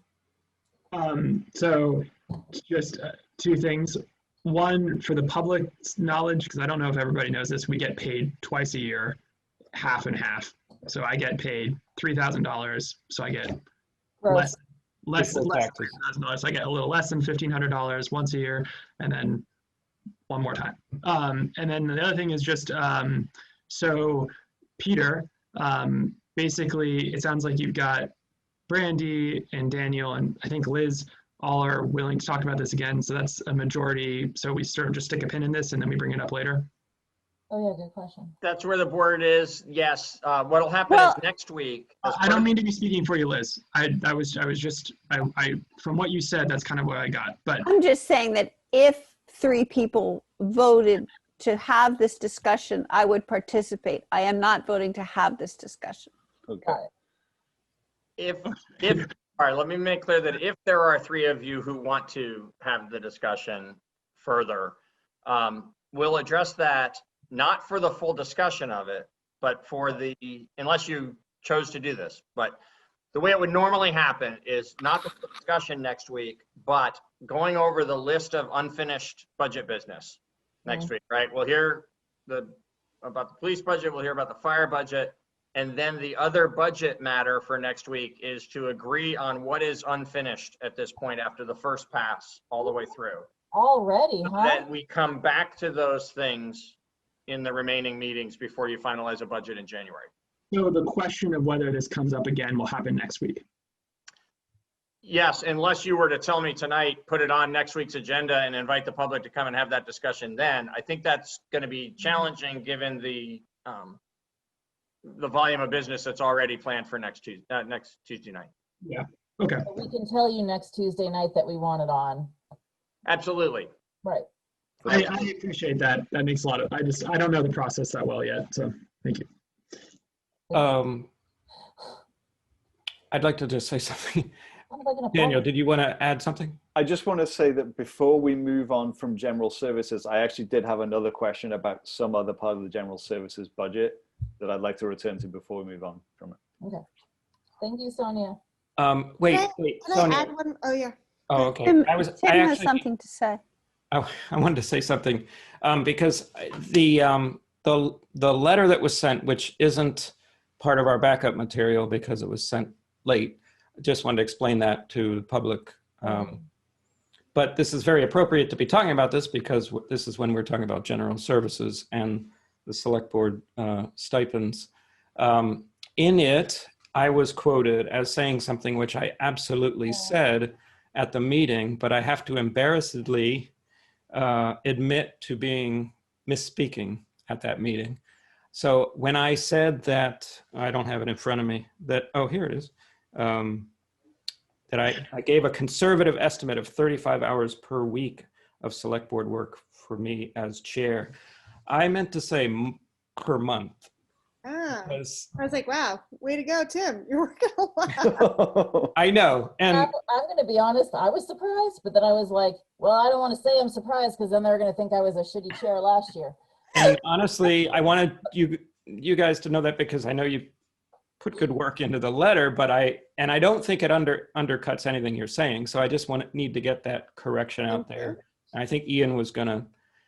I just want to corroborate that because after Tim said that, at a later point, I spoke to him and said, 35 hours a week. Good job, lawyer. And by that time, the conversation was over. So I didn't feel like it would have changed the conversation because, as you know, it didn't go anywhere to increase. So I didn't feel as bad. But I just wanted to get that out there. Great, thank you for sure. That, you know, I mean, I have a full-time job and a toddler and I couldn't, there's no way.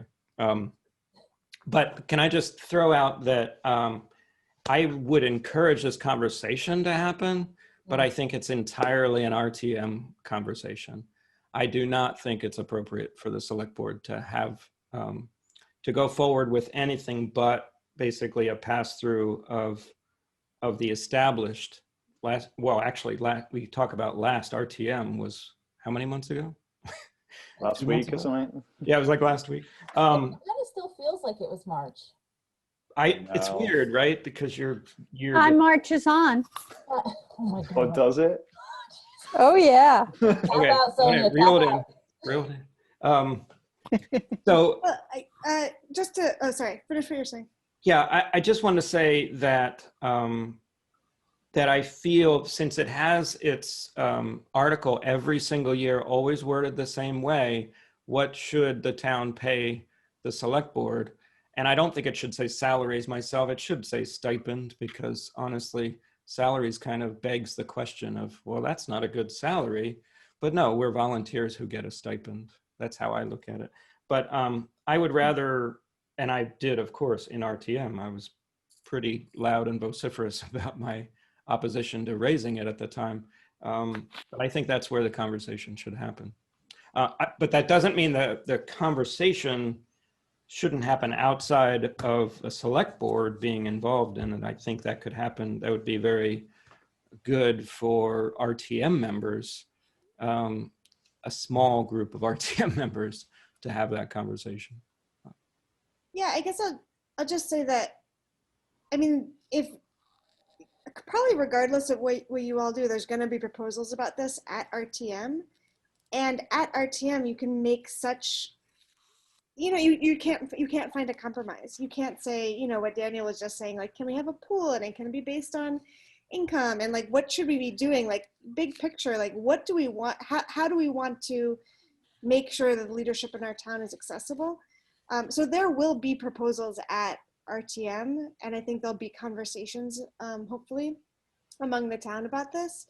And it feels like this is a really important opportunity in a select board meeting with community input to actually come up with something that seems more appropriate. And you all won't make that final decision at all, but it's really hard to think creatively and come up with compromises and say, like, oh, you are worried about this professionalization, or like, oh, it's going to be just like DC, these corporate politicians are like, well, okay, well, here's some ways that we could address that. We can't do that kind of compromising there. And I think this is the only space that it's available. And that's why I'm really asking you to create that space for folks to talk about and kind of weigh in on that in January, whenever y'all get to it. You know, some of that could be us, the reason it doesn't feel accessible, and I would commit to making sure that at the meeting I make it more accessible instead of just letting my nervousness about talking about the money for myself shut me down. I wouldn't mind making it more accessible at the meeting by voicing my support for leaving the door open behind me when I leave the board, by making things more equitable through monetary solutions. And some of it might just be that we don't talk about it. It's just been a thing we don't talk about as a board. We don't talk about it at RTM. We don't vote in favor of it. We don't. It's weird and it's uncomfortable. But I don't mind stepping out on that. Okay, thanks, Brandy. We have to move things along because we're 11:15 here, and Franz has a hand up. Sonia, I'm going to say thank you, and we'll see where this goes in a moment. But since I don't know what Franz wants to comment on, we should probably take his, and then Daniel had a comment. So. Okay, thank you. Franz, are you available? I think we lost. Surely. Oh, no. Hi, everybody. Just want to remind people that indeed this subject of stipends, et cetera, has come up pretty much annually at town meeting in one form or another. But several years ago, the Finance Committee did, at the behest of town meeting, take this on as a topic to review over the course of the year from one town meeting to the next, and then reported back to town meeting on what we found in terms of a survey that we did within the town, within town meeting members, within the select board, within the school board, and also results from similar or somewhat comparable towns in other places in New England, just to say, here's what's being done elsewhere, and here are some of the options for what we could do here. Obviously, that didn't settle this issue, but it might be a reasonable starting place for people who are interested in the subject to look back and see what we said at that time, and then what action was taken, which was essentially just the town meeting representatives did not decide to make any significant change. And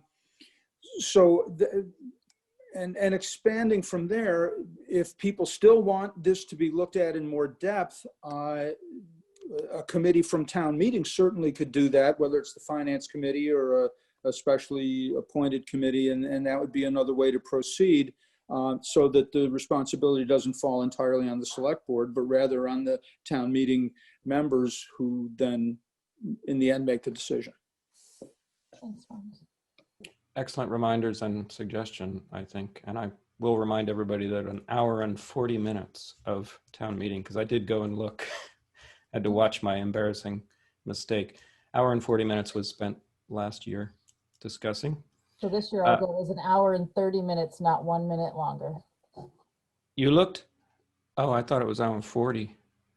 That's what I'm saying. Our goal this time is going to be an hour and 30, Sorry. not 1 minute longer. Daniel. Are you guys ready to move on to a different topic? Yes. Okay. But it is somewhat connected in a way, because Liz was talking about the tax rate, and I'm looking at the abatements budget, and I know that we already kind of are on track to blow past the tax abatement line for this year, and we've already gone past the interest abatement line by like 3 times. Yeah. And so I know that this is an unusual year, and I know that we probably expected to see an increase in, at least increase in demand for abatements. The actual abating is up to the board. Mm-hmm. I guess I'm just kind of wondering, like, was that a consideration when thinking about that line for 22, or is it just too hard to say? There's a few lines in the budget, and that's one of them, that vary wildly from year to year, and not always because of situations like COVID or something else that you could reasonably predict. Might be sort of a disturbance of the norm. A fire at a valuable property is, the kind of thing that would entitle that property owner to a substantial abatement in a given year. And so there's just things like that happen. You can see that in 2020, the most recent complete year, we had $88,000 worth of abatements against a budget of $15,000. But we also, as recently as 2017, had only $5,800 against that $15,000. So could we make it 20? Could we make it 30? We could. We don't feel like we need to, because we know we're going to be wrong on this one, and we're probably going to be wrong by a number that doesn't make the rest of administering the town's budget very complicated. Okay, thanks. Yeah. If it's all right, I just like to speak to that for a moment, just because I am on the Board of Abatements and have participated every year that I've been on it. And, Daniel, there's like a list of reasons to abate somebody, and one of them is inability to pay. Mm-hmm. It's very broad, mm-hmm. and the case law around it is very specific, that it's supposed to be broad, and it's supposed to be something that is basically a decision that's made by the board for each individual case when they use that particular one. The other ones are like very clear, the person died, blah, like it's either yes or no. But that last one, or 6 or whatever of it is not defined, and it's for a reason. And so I can say, having done it multiple years now, that it completely depends on what the situation of the individual is. It's just Right, and that's how I've understood it as well. And this year during COVID, I've had a couple of clients in neighboring towns, not neighboring, towns in the county,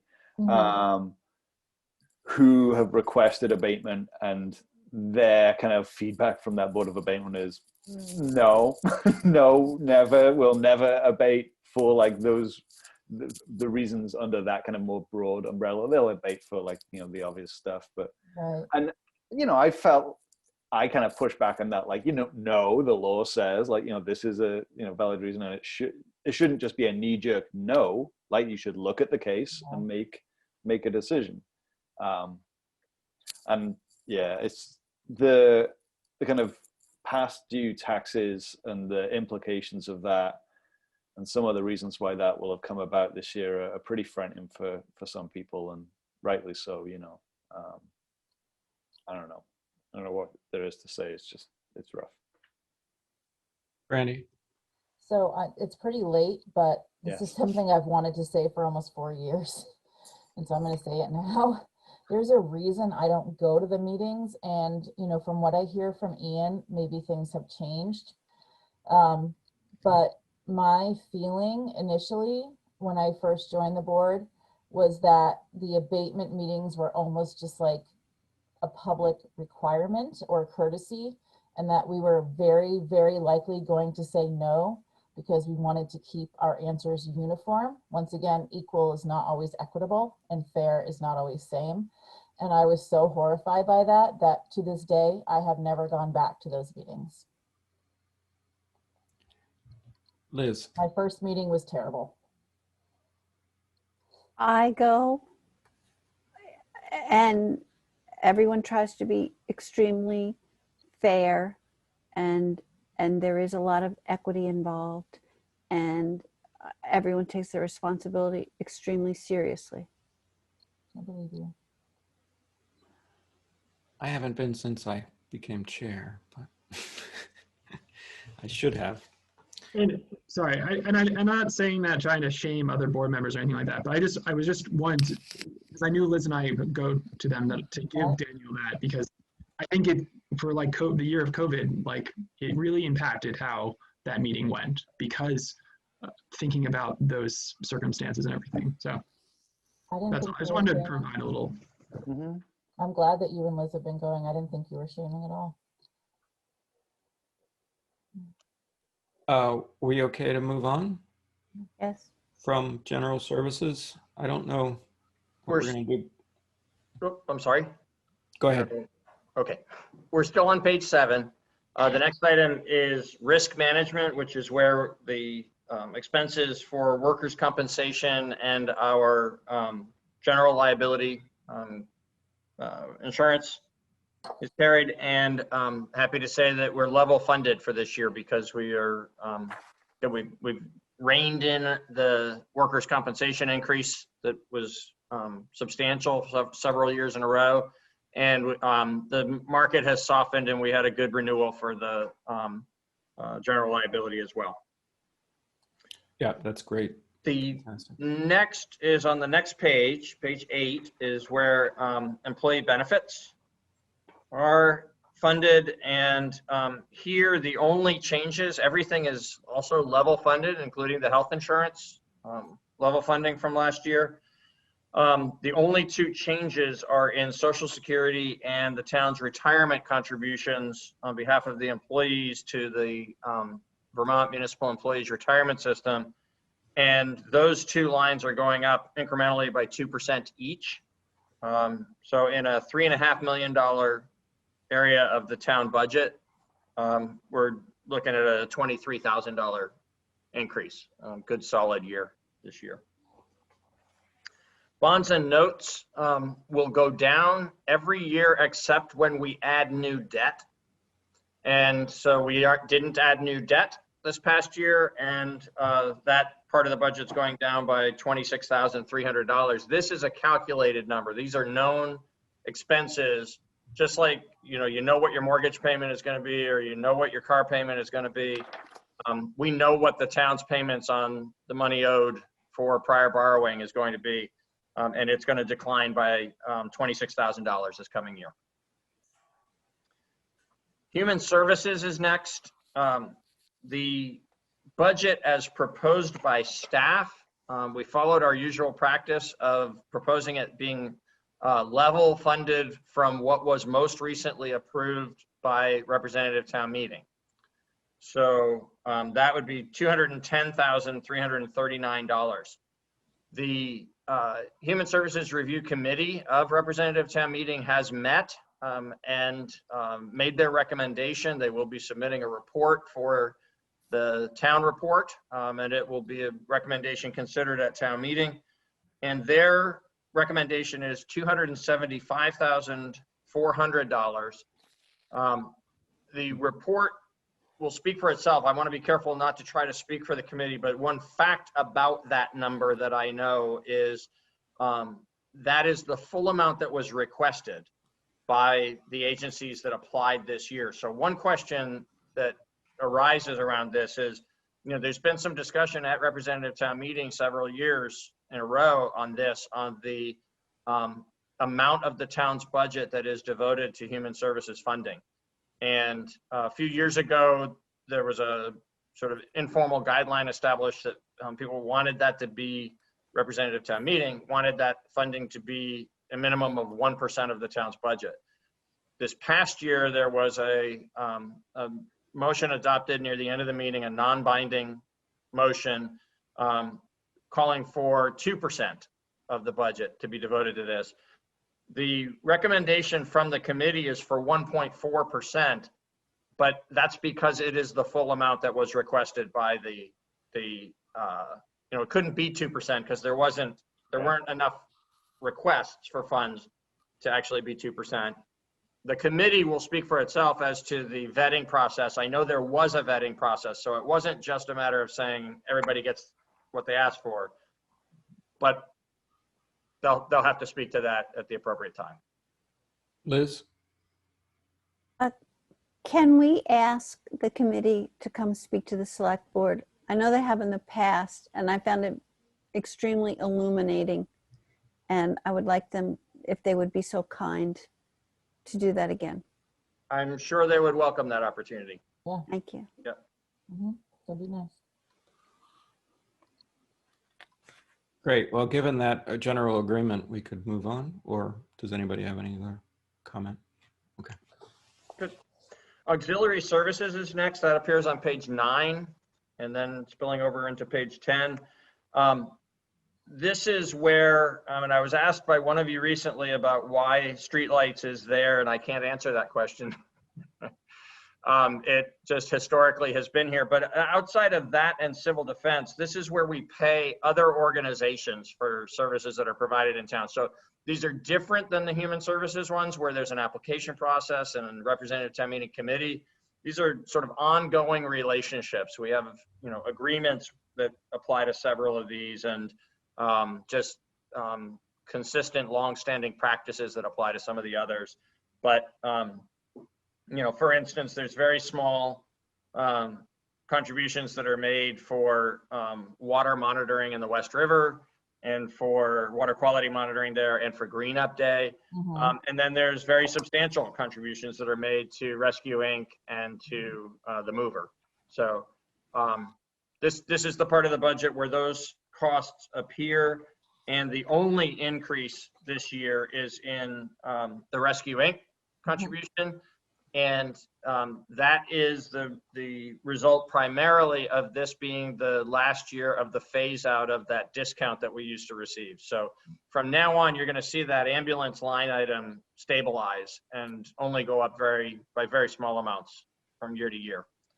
These last several years, it's been going up by quite a lot because we've been taking on $10,000 of additional burden each year, weaning off of what had been at one point a $70,000 discount. And then in the next to last line item of this section of the budget, there's a decrease in business promotion. As we talked about, I think it was last week, it might have been 2 weeks ago. This is because of the decision that was made a couple of years ago to tie this amount to the prior year's rooms and meals tax receipts. So rooms and meals tax went down last year. From about $440,000 down to about $375,000. And so this 10% of that amount figure is also down. Next is at page 11, the solid waste budget. Similar to, very bottom of page 11, similar to the discussion earlier with Sally about human resources, because this is a new account this year, a new set of accounts in the general fund budget. There's no history showing here, so it's harder to kind of relate to the numbers that are presented. Unlike HR, these are not numbers that are coming in from elsewhere. We have had a solid waste budget, but we've been dealing with that in the spring when we deal with the 2 enterprise funds. And we've been funding the subsidy that the general fund provides to this function as a transfer. Right. What we're doing starting this year, which is a recommendation of the Representative Town Meeting Finance Committee that staff fully agreed with. We think it's a much better way to show it. These were always general fund expenses, but they were being shown separately as for a nuance. It's a rabbit hole we don't need to go down at 5 after 11 at night, but it had to do with a sensible decision that was made related to a change in the state law that related to solid waste accounting. So it was a way to segregate those funds and be able to demonstrate we were complying with the state law. We're now several years into this.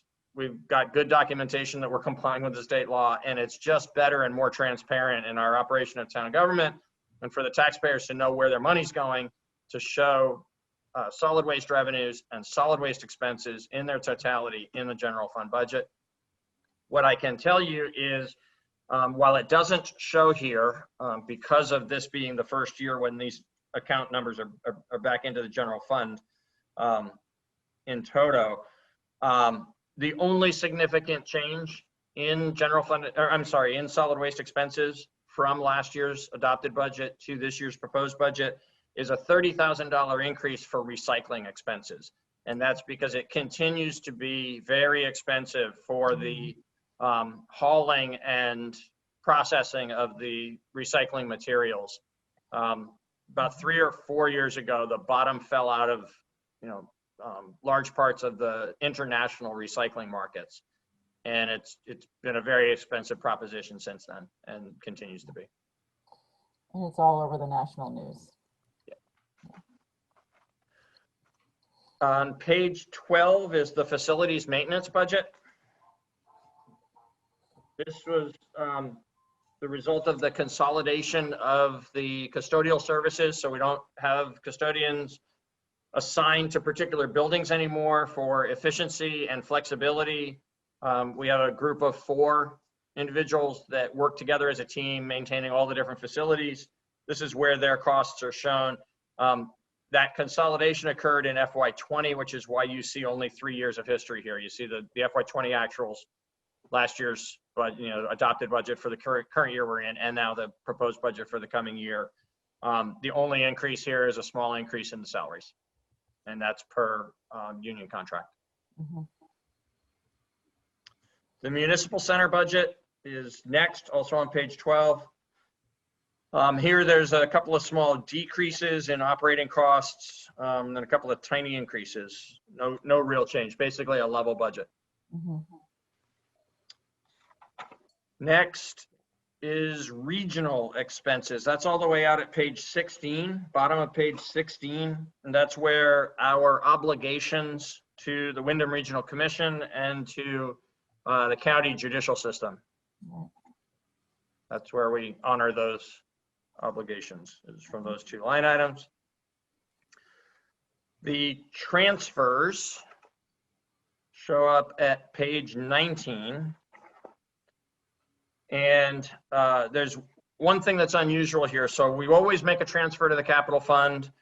We've made a good, solid, recurring practice of that being a minimum of $1 million, and then with some fund balance added to that, some use of fund balance to make it stretch and accomplish more of the needed capital work in town. So this year, because we had more fund balance available, The transfer to capital, instead of being $1,223,000, is proposed to be $1,530,000. So that's really normal. The thing that's not really normal is the transfer to the parking fund. We're showing this because we know that the parking fund is going to be drained to near zero by the end of this fiscal year because it's going to run a substantial operating deficit. And so as we look to next year, we didn't think it was responsible to just do business as usual and show the parking fund making a transfer to the general fund to pay for the services that the parking enterprise fund receives from general fund employees. We also, though, thought it would be wrong to just zero that out, right? There still are those services being provided by general fund employees. So we thought we ought to carry that forward in the normal manner, but have some other way to show that we're not going to burden the parking fund with that in FY22. And the way we did that was by just transferring that money back. So in the revenues part of the budget, we talked about how there's a transfer coming in from the parking fund and a transfer coming in from the utilities fund. The transfer from the parking fund was $45,900. And here we're just showing an expenditure transfer back from general fund to parking fund in the exact same amount, so that we basically take a year off from having the parking fund have to pay its fair share to the general fund to get the parking fund back on its feet and hopefully into normal operations post-COVID. The only other thing on our agenda tonight is not a line item, but is to revisit the question that you began discussing last week about whether to add a broader communications discussion and future website maintenance discussion to the fact that we've got $75,000 in the budget for the website. Thanks. Ian? So I figured I would just take this away right now because I was sort of the one that prompted that discussion last week. And I want to thank the board again for taking the time to talk about that. And I'm really glad that we got the discussion at least started because I think it's really important. And I think that when we're talking about the website, that talking about its maintenance and then talking about how the town communicates with its citizenry are all connected and important issues. That said, I think my understanding from that discussion last week was that this is something that I will look forward to continuing as we move forward with the design of the website and the implementation of the website, and that timing-wise, it's going to be really okay to have the discussion once the website is maybe even implemented. And looking at how staff that we currently have could be utilized or other potential ideas. So that's kind of where I'm at, and considering the time,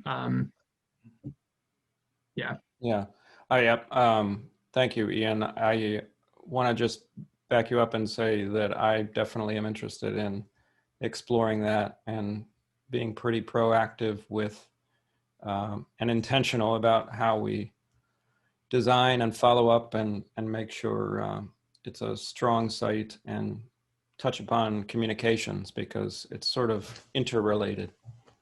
I agree, and I'm really glad that you brought it up for discussion and for thought-provoking purposes. It was good. Awesome. What I heard last week and what Ian has just said and what you all have just said in response to it, I'm taking away from this that is not one of the items that will come back on the unfinished business list next week for this budget cycle. It is something we will all devote time to in the year ahead. Sure. Yep. So, or at least 2 of the 5 of us definitely will. Okay. Anyway, I'll be down. Okay, thank you. Lobby offline, I guess. Liz. Thanks to everybody. I move to adjourn. Thank you, Liz. Liz has made a motion to adjourn our meeting. All those in favor, raise your hand, say aye. Aye. Aye. And that's 5-0. Thank you, everybody. you. I see a last moment hand. I apologize, but we Good just night, missed. friends.